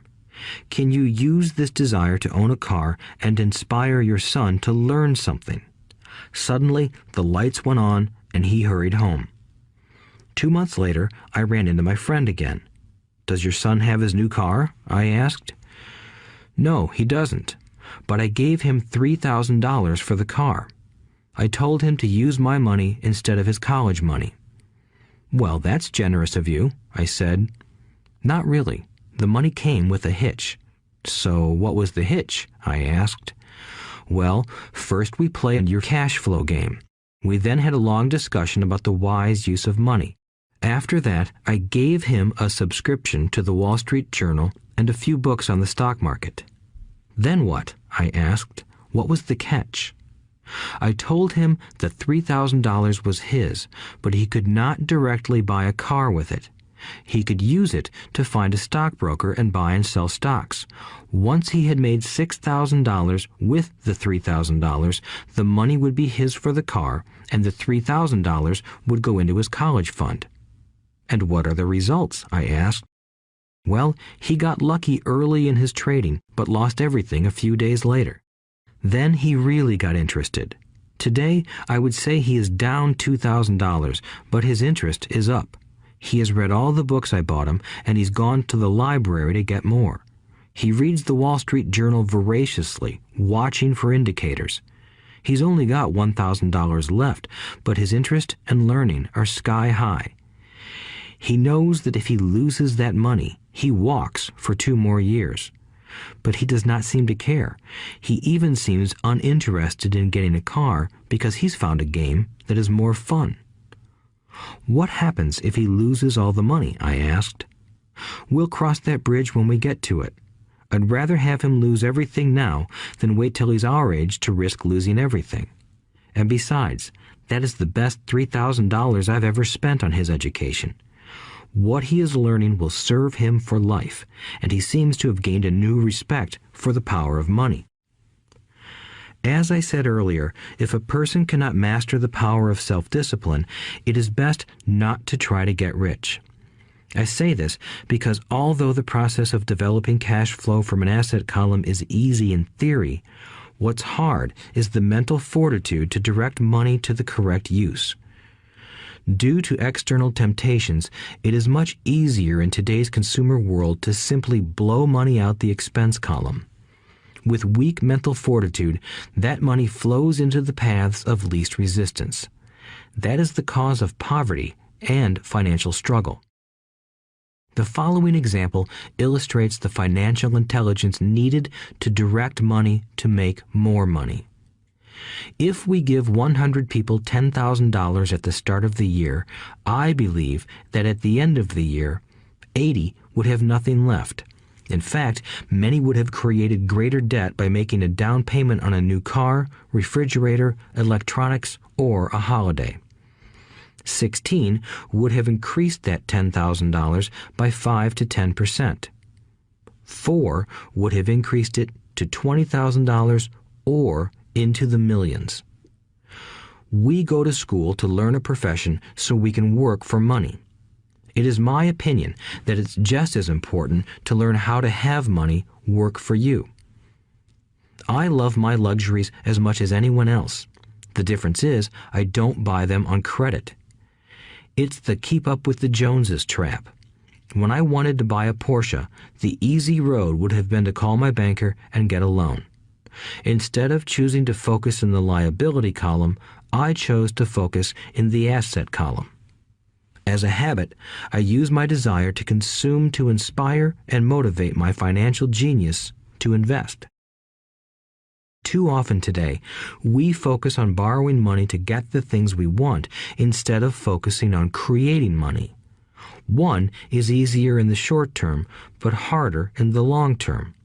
It's a bad habit that we as individuals and as a nation have gotten into. Remember, the easy road often becomes hard, and the hard road often becomes easy. The earlier you can train yourself and those you love to be masters of money, the better. Money is a powerful force. Unfortunately, people use the power of money against themselves. If your financial intelligence is low, money will run all over you. It will be smarter than you. If money is smarter than you, you will work for it all your life.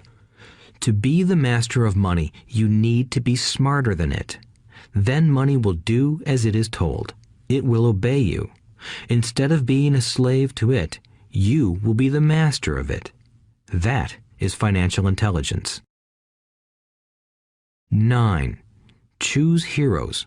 The power of myth. When I was a kid, I greatly admired Willie Mays, Hank Aaron, and Yogi Berra. They were my heroes, and I wanted to be just like them. I treasured their baseball cards. I knew their stats, the RBIs, the ERAs, their batting averages, how much they got paid, and how they came up from the minor leagues. As a 9-year-old kid, when I stepped up to bat or played first base or catcher, I wasn't me. I pretended I was a famous baseball player. It's one of the most powerful ways we learn, and we often lose that as adults. We lose our heroes. Today, I watch young kids playing basketball near my home. On the court, they're not little Johnny. They're pretending to be their favorite basketball hero. Copying or emulating heroes is true power learning. I have new heroes as I grow older. I have golf heroes, and I copy their swings and do my best to read everything I can about them. I also have heroes such as Donald Trump, Warren Buffett, Peter Lynch, George Soros, and Jim Rogers. I know their stats just like I knew the ERAs and RBIs of my childhood baseball heroes. I follow what Warren Buffett invests in, and I read anything I can about his point of view on the market and how he chooses stocks. And I read about Donald Trump, trying to find out how he negotiates and puts deals together. Just as I was not me when I was up to bat, when I'm in the market or I'm negotiating a deal, I am subconsciously acting with the bravado of Trump. Or, when analyzing a trend, I look at it as though Warren Buffett were doing it. By having heroes, we tap into a tremendous source of raw genius. But heroes do more than simply inspire us. Heroes make things look easy. Making it look easy convinces us to want to be just like them. If they can do it, so can I. When it comes to investing, too many people make it sound hard. Instead, find heroes who make it look easy. 10. Teach and you shall receive. The power of giving. Both of my dads were teachers. My rich dad taught me a lesson I have carried all my life, the necessity of being charitable or giving. My educated dad gave a lot of his time and knowledge, but almost never gave away money. He usually said that he would give when he had some extra money, but of course, there was rarely any extra. My rich dad gave money as well as education. He believed firmly in tithing. If you want something, you first need to give, he would always say. When he was short of money, he gave money to his church or to his favorite charity. If I could leave one single idea with you, it is that idea. Whenever you feel short or in need of something, give what you want first, and it will come back in buckets.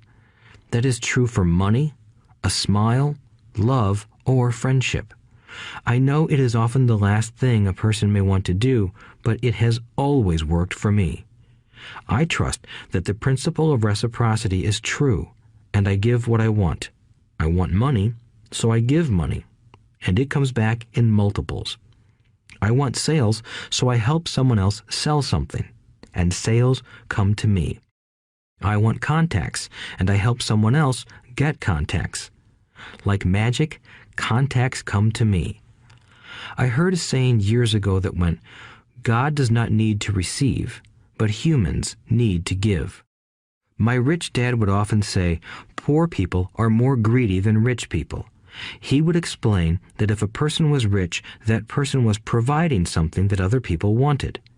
In my life, whenever I have felt needy or short of money or short of help, I simply went out or found in my heart what I wanted and decided to give it first. And when I gave, it always came back. It reminds me of the story of the guy sitting with firewood in his arms on a cold, freezing night. He is yelling at the pot-bellied stove, "When you give me some heat, then I'll put some wood in you." And when it comes to money, love, happiness, sales, and contacts, all one needs to remember is to give first. Often, just the process of thinking of what I want and how I could give that to someone else breaks free a torrent of bounty. Whenever I feel that people aren't smiling at me, I simply begin smiling and saying hello. Like magic, the next thing I know, I'm surrounded by smiling people. It is true that your world is only a mirror of you. So that's why I say, teach and you shall receive. I have found that the more I teach those who want to learn, the more I learn. If you want to learn about money, teach it to someone else. A torrent of new ideas and finer distinctions will come in. There are times when I have given and nothing has come back, or what I have received is not what I wanted. But upon closer inspection and soul-searching, I was often giving to receive in those instances instead of giving for the joy that giving itself brings. My dad taught teachers, and he became a master teacher. My rich dad always taught young people his way of doing business. In retrospect, it was their generosity with what they knew that made them smarter. There are powers in this world that are much smarter than we are. You can get there on your own, but it's easier with the help of the powers that be. You only need to be generous with what you have. Chapter 9. Still want more? Here are some to-dos. Many people may not be satisfied with my 10 steps. They see them more as philosophies than actions. I think understanding the philosophy is just as important as the action. There are many people who want to do instead of think, and then there are people who think but do not do. I would say that I am both. I love new ideas, and I love action. So for those who want a to-do list on how to get started, I will share with you some of the things I do in abbreviated form. Stop doing what you're doing. In other words, take a break and assess what is working and what is not working. The definition of insanity is doing the same thing over and over and expecting a different result. Stop doing what is not working and look for something new. Look for new ideas. For new investing ideas, I go to bookstores and search for books on different and unique subjects. I call them formulas. I buy how-to books on formulas I know nothing about. For example, in the bookstore I found the book The 16% Solution by Joel Moskowitz. I bought the book and read it, and the next Thursday I did exactly as the book said. Most people do not take action, or they let someone talk them out of whatever new formula they are studying. My neighbor told me why 16% would not work. I did not listen to him because he's never done it. Find someone who has done what you want to do. take them to lunch, and ask them for tips and tricks of the trade. As for 16% tax lien certificates, I went to the county tax office and found the government employee who worked in that office. I found out that she, too, invested in the tax liens. Immediately, I invited her to lunch. She was thrilled to tell me everything she knew and how to do it. After lunch, she spent all afternoon showing me everything. By the next day, I found 2 great properties with her help that have been accruing interest at 16% ever since. It took a day to read the book, a day to take action, an hour for lunch, and a day to acquire 2 great deals. Take classes, read, and attend seminars. I search newspapers and the internet for new and interesting classes, many of which are free or inexpensive. I also attend and pay for expensive seminars on what I want to learn. I am wealthy and free from needing a job simply because of the courses I took. I have friends who did not take those classes who told me I was wasting my money, and yet they're still at the same job. Make lots of offers. When I want a piece of real estate, I look at many properties and generally write an offer. If you don't know what the right offer is, neither do I. That is the job of the real estate agent. They make the offers. I do as little work as possible. A friend wanted me to show her how to buy apartment houses. So one Saturday, she, her agent, and I went and looked at 6 apartment houses. 4 were dogs, but 2 were good. I said to write offers on all 6, offering half of what the owners asked for. She and the agent nearly had heart attacks. They thought it was rude and would offend the sellers, but I really don't think the agent wanted to work that hard. So they did nothing and went on looking for a better deal. No offers were ever made, and that person is still looking for the right deal at the right price. Well, you don't know what the right price is until you have a second party who wants to deal. Most sellers ask too much. It is rare that a seller asks a price that is less than something is worth. Moral of the story: make offers. People who are not investors have no idea what it feels like to try to sell something. I have had a piece of real estate that I wanted to sell for months. I would have welcomed any offer. They could have offered me 10 pigs and I would have been happy. Not at the offer, but just because someone was interested. I would have countered, maybe for a pig farm in exchange. But that's how the game works. The game of buying and selling is fun. Keep that in mind. It's fun and only a game. Make offers. Someone might say yes. I always make offers with escape clauses. In real estate, I make an offer with language that details subject to contingencies, such as the approval of a business partner. Never specify who the business partner is. Most people don't know that my partner is my cat. If they accept the offer, and I don't want the deal, I call home and speak to my cat. I make this ridiculous statement to illustrate how absurdly easy and simple the game is. So many people make things too difficult and take it too seriously. Finding a good deal, the right business, the right people, the right investors, or whatever is just like dating. You must go to the market and talk to a lot of people, make a lot of offers, counter-offers, negotiate, reject, and accept. I know single people who sit at home and wait for the phone to ring, but it's better to go to the market, even if it's only the supermarket. Search, offer, reject, negotiate, and accept are all parts of the process of almost everything in life. Jog, walk, or drive a certain area once a month for 10 minutes. I have found some of my best real estate investments doing this. I will jog a certain neighborhood for a year and look for change. For there to be profit in a deal, there must be 2 elements, a bargain and change. There are lots of bargains, but it's change that turns a bargain into a profitable opportunity. So when I jog a neighborhood I might like to invest in. It is the repetition that causes me to notice slight differences. I notice real estate signs that are up for a long time. That means the seller might be more agreeable to deal. I watch for moving trucks going in or out. I stop and talk to the drivers. I talk to the postal carriers. It's amazing how much information they acquire about an area. I find a bad area, especially an area that the news has scared everyone away from. I drive it for sometimes a year, waiting for signs of something changing for the better. I talk to retailers, especially new ones, and find out why they're moving in. It takes only a few minutes a month, and I do it while doing something else, like exercising or going to and from the store. Shop for bargains in all markets. Consumers will always be poor. When the supermarket has a sale, say on toilet paper, the consumer runs in and stocks up.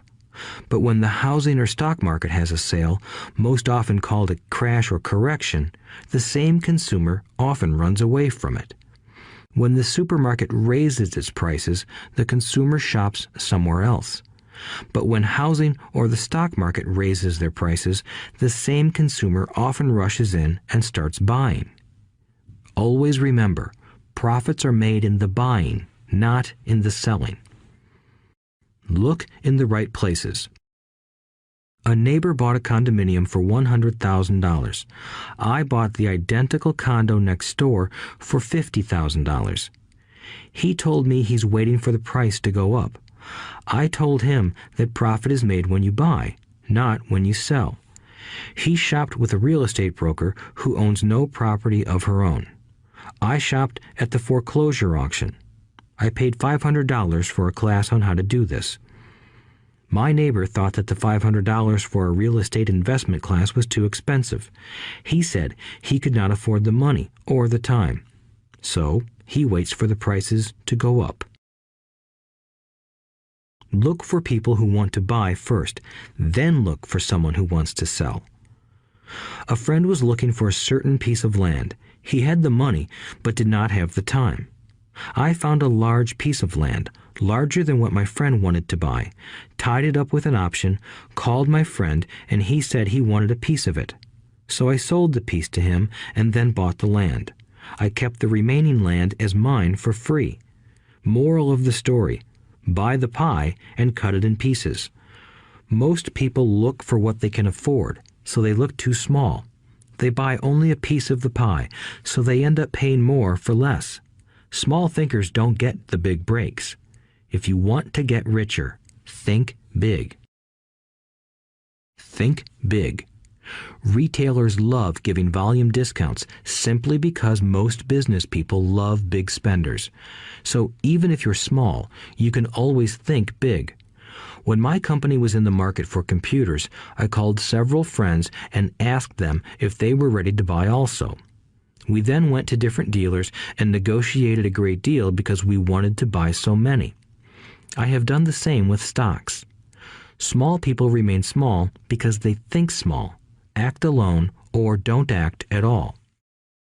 Learn from history. All the big companies on the stock exchange started out as small companies.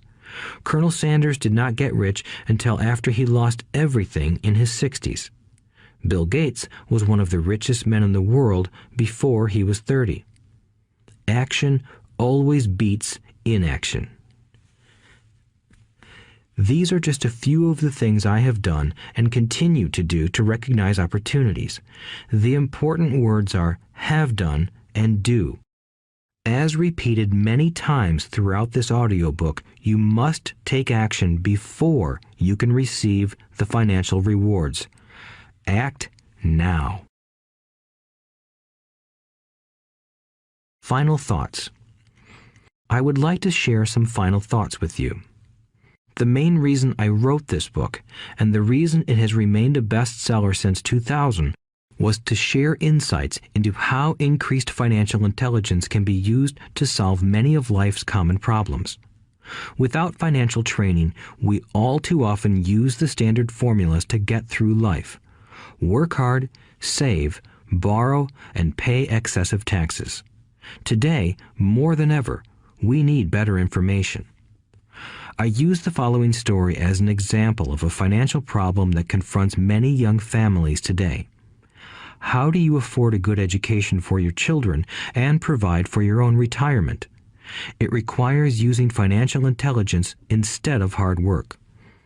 A friend of mine was griping one day about how hard it was to save money for his 4 children's college educations. He was putting $300 away in a college fund each month and had so far accumulated only about $12,000. He had about 12 more years to save for college since his oldest child was then 6 years old. At the time, the real estate market in Phoenix was terrible. People were giving houses away. I suggested to my friend that he buy a house with some of the money in his college fund. The idea intrigued him, and we began to discuss the possibility. His primary concern was that he did not have credit with the bank to buy another house since he was so overextended. I assured him that there were other ways to finance a property rather than through the bank. We looked for a house for 2 weeks, a house that would fit all our criteria. There were plenty to choose from, so shopping was fun. Finally, we found a 3-bedroom, 2-bath home in a prime neighborhood. The owner had been downsized and needed to sell that day because he and his family were moving to California where another job waited. The owner wanted $102,000, but we offered only $79,000. He took it immediately and agreed to carry back the loan with a 10% down payment. All my friend had to come up with was $7,900. As soon as the owner moved, my friend put the house up for rent. After all expenses were paid, including the mortgage, he put $125 in his pocket each month. His plan was to keep the house for 12 years and let the mortgage get paid down faster by applying the extra $125 to the principal each month. We figured that in 12 years, a large portion of the mortgage would be paid off and he could possibly be clearing $800 a month by the time his first child went to college.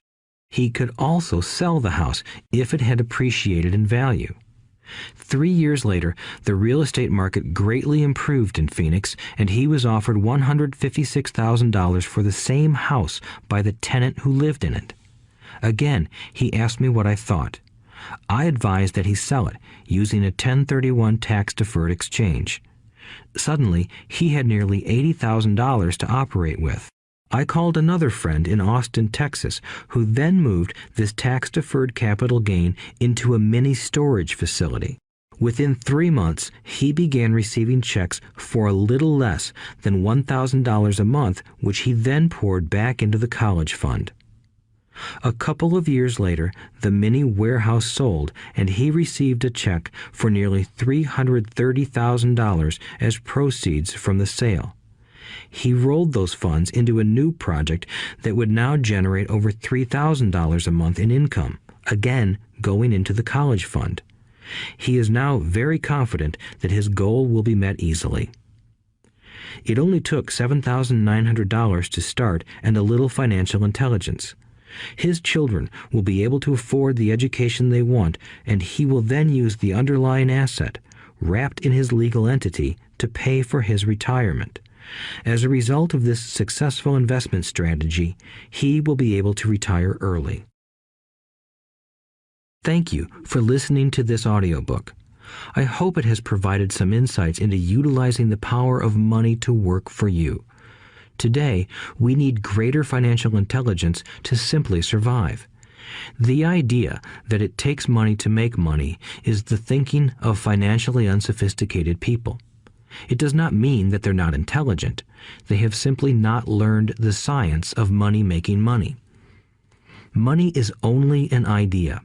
If you want more money, simply change your thinking. Every self-made person started small with an idea and then turned it into something big.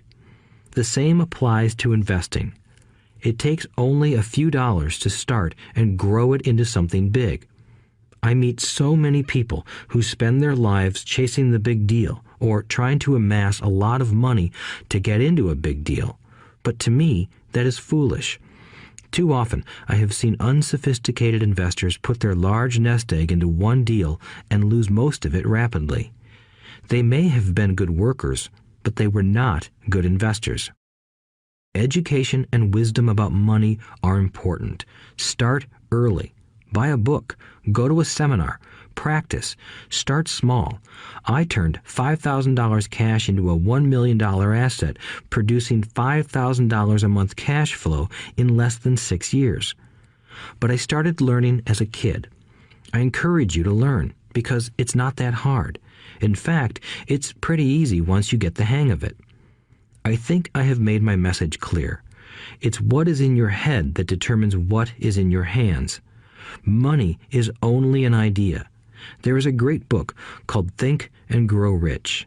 The title is not Work Hard and Grow Rich. Learn to have money work hard for you, and your life will be easier and happier. Today, don't play it safe. Play it smart. The 3 incomes. In the world of accounting, there are 3 different types of income. 1. Ordinary earned. 2. Portfolio. 3. Passive. When my poor dad said to me, "Go to school, get good grades, and find a safe, secure job," he was recommending I work for earned income. When my rich dad said, "The rich don't work for money, they have their money work for them," he was talking about passive income and portfolio income. Passive income, in most cases, is income derived from real estate investments. Portfolio income is income derived from paper assets such as stocks and bonds. Portfolio income is the income that makes Bill Gates the richest man in the world, not earned income.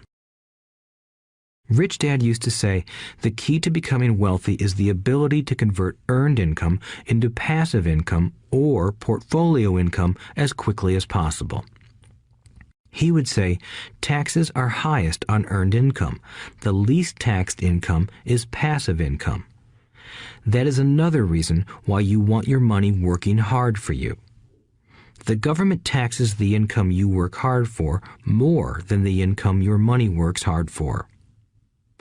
In my second book, Rich Dad's Cash Flow Quadrant, I explain the 4 different types of people who make up the world of business. They are E, employee, S, self-employed, B, business owner, and I, investor. Most people go to school to learn to be an E or an S. The cash flow quadrant is written about the core differences of these 4 types and how people can change their quadrant. In fact, most of our products are created for people in the B and I quadrants. In Rich Dad's Guide to Investing, book number 3 in the Rich Dad series, I go into more detail on the importance of converting earned income into passive and portfolio income. Rich Dad used to say, all a real investor does is convert earned income into passive and portfolio income. If you know what you're doing, investing is not risky. It's just common sense. The key to financial freedom. The key to financial freedom and great wealth is a person's ability to convert earned income into passive and/or portfolio income. My rich dad spent a lot of time teaching Mike and me this skill. Having this ability is the reason my wife Kim and I are financially free, never needing to work again. We continue to work because we choose to. Today, we own a real estate investment company for passive income and participate in private placements and initial public offerings of stock for portfolio income. We also went back to work to build a financial education company so that we can continue to create and publish books and games. All of our educational products are created to teach the same skills my rich dad taught me, the skills of converting earned income into passive and portfolio income. The games we create are important because they teach what books cannot teach. For example, you would never learn to ride a bicycle by only reading a book. Our cash flow games for adults and cash flow for kids game are designed to teach players the basic investment skills of converting earned income into passive and portfolio income. They also teach the principles of accounting and financial literacy. These games are the only educational products in the world that teach people all of these skills simultaneously. Cash Flow 202 is the advanced version of Cash Flow 101 and requires the game board from 101 as well as a full understanding of 101 before it can be played. Cash Flow 101 and Cash Flow for Kids teach the principles of fundamental investing. Cash Flow 202 teaches the principles of technical investing. Technical investing involves advanced trading techniques such as short selling, call options, put options, and straddles. A person who understands these advanced techniques is able to make money when the market goes up, as well as when the market comes down. As my rich dad would say, a real investor makes money in an up market and a down market. That is why they make so much money. One of the reasons they make more money is simply because they have more self-confidence. Rich Dad would say they have more self-confidence because they are less afraid of losing. In other words, the average investor does not make as much money because they are so afraid of losing money. The average investor does not know how to protect themselves from losses, and that is what Cash Flow 202 teaches. Average investors think investing is risky because they have not been formally trained to be professional investors. As Warren Buffett, America's richest investor, says, risk comes from not knowing what you're doing. My board games teach the simple basics of fundamental investing and technical investing while people are having fun. I occasionally hear someone say, your educational games are expensive, which poses the question of ROI, the return on investment, or the value returned for the price paid. I nod my head and reply, yes, they may be expensive, especially when compared to entertainment board games. But my games are not as expensive as a college education, working hard all your life for earned income, paying excessive taxes, and then living in terror of losing all of your money in the investment markets. When someone walks away mumbling about the price, I can hear my rich dad saying, if you want to be rich, you must know what kind of income to work hard for, how to keep it, and how to protect it from loss. That is the key to great wealth. Rich Dad would also say, if you do not understand the differences in those three incomes and do not learn the skills on how to acquire and protect those incomes, you will probably spend your life earning less than you could and working harder than you should. My poor dad thought a good education, a good job, and years of hard work were all you needed to be successful. My rich dad also thought a good education was important. But to him, it was also important that Mike and I know the differences in the three incomes and what kind of income to work hard for. To him, that was basic financial education. Knowing the differences in the three incomes and learning the investment skills of how to acquire the different incomes is basic education for anyone who strives to acquire great wealth and achieve financial freedom, a special kind of freedom that only a few will ever know. As Rich Dad states in lesson number 1, the rich do not work for money. They know how to have money work hard for them. Rich Dad said, earned income is money you work for, and passive and portfolio income is money working for you. Knowing that little difference has been significant in my life. Or, as Robert Frost ends his poem, and that has made all the difference. Take action. All of you were given two great gifts, your mind and your time. It is up to you to do what you please with both. With each dollar bill that enters your hand, you and only you have the power to determine your destiny. Spend it foolishly, and you choose to be poor. Spend it on liabilities, and you join the middle class. Invest it in your mind and learn how to acquire assets, and you will be choosing wealth as your goal and your future. The choice is yours, and only yours. Every day, with every dollar, you decide to be rich, poor, or middle class. Choose to share this knowledge with your children, and you choose to prepare them for the world that awaits. No one else will. You and your children's future will be determined by choices you make today, not tomorrow. I wish you great wealth and much happiness with this fabulous gift called life. Robert Kiyosaki.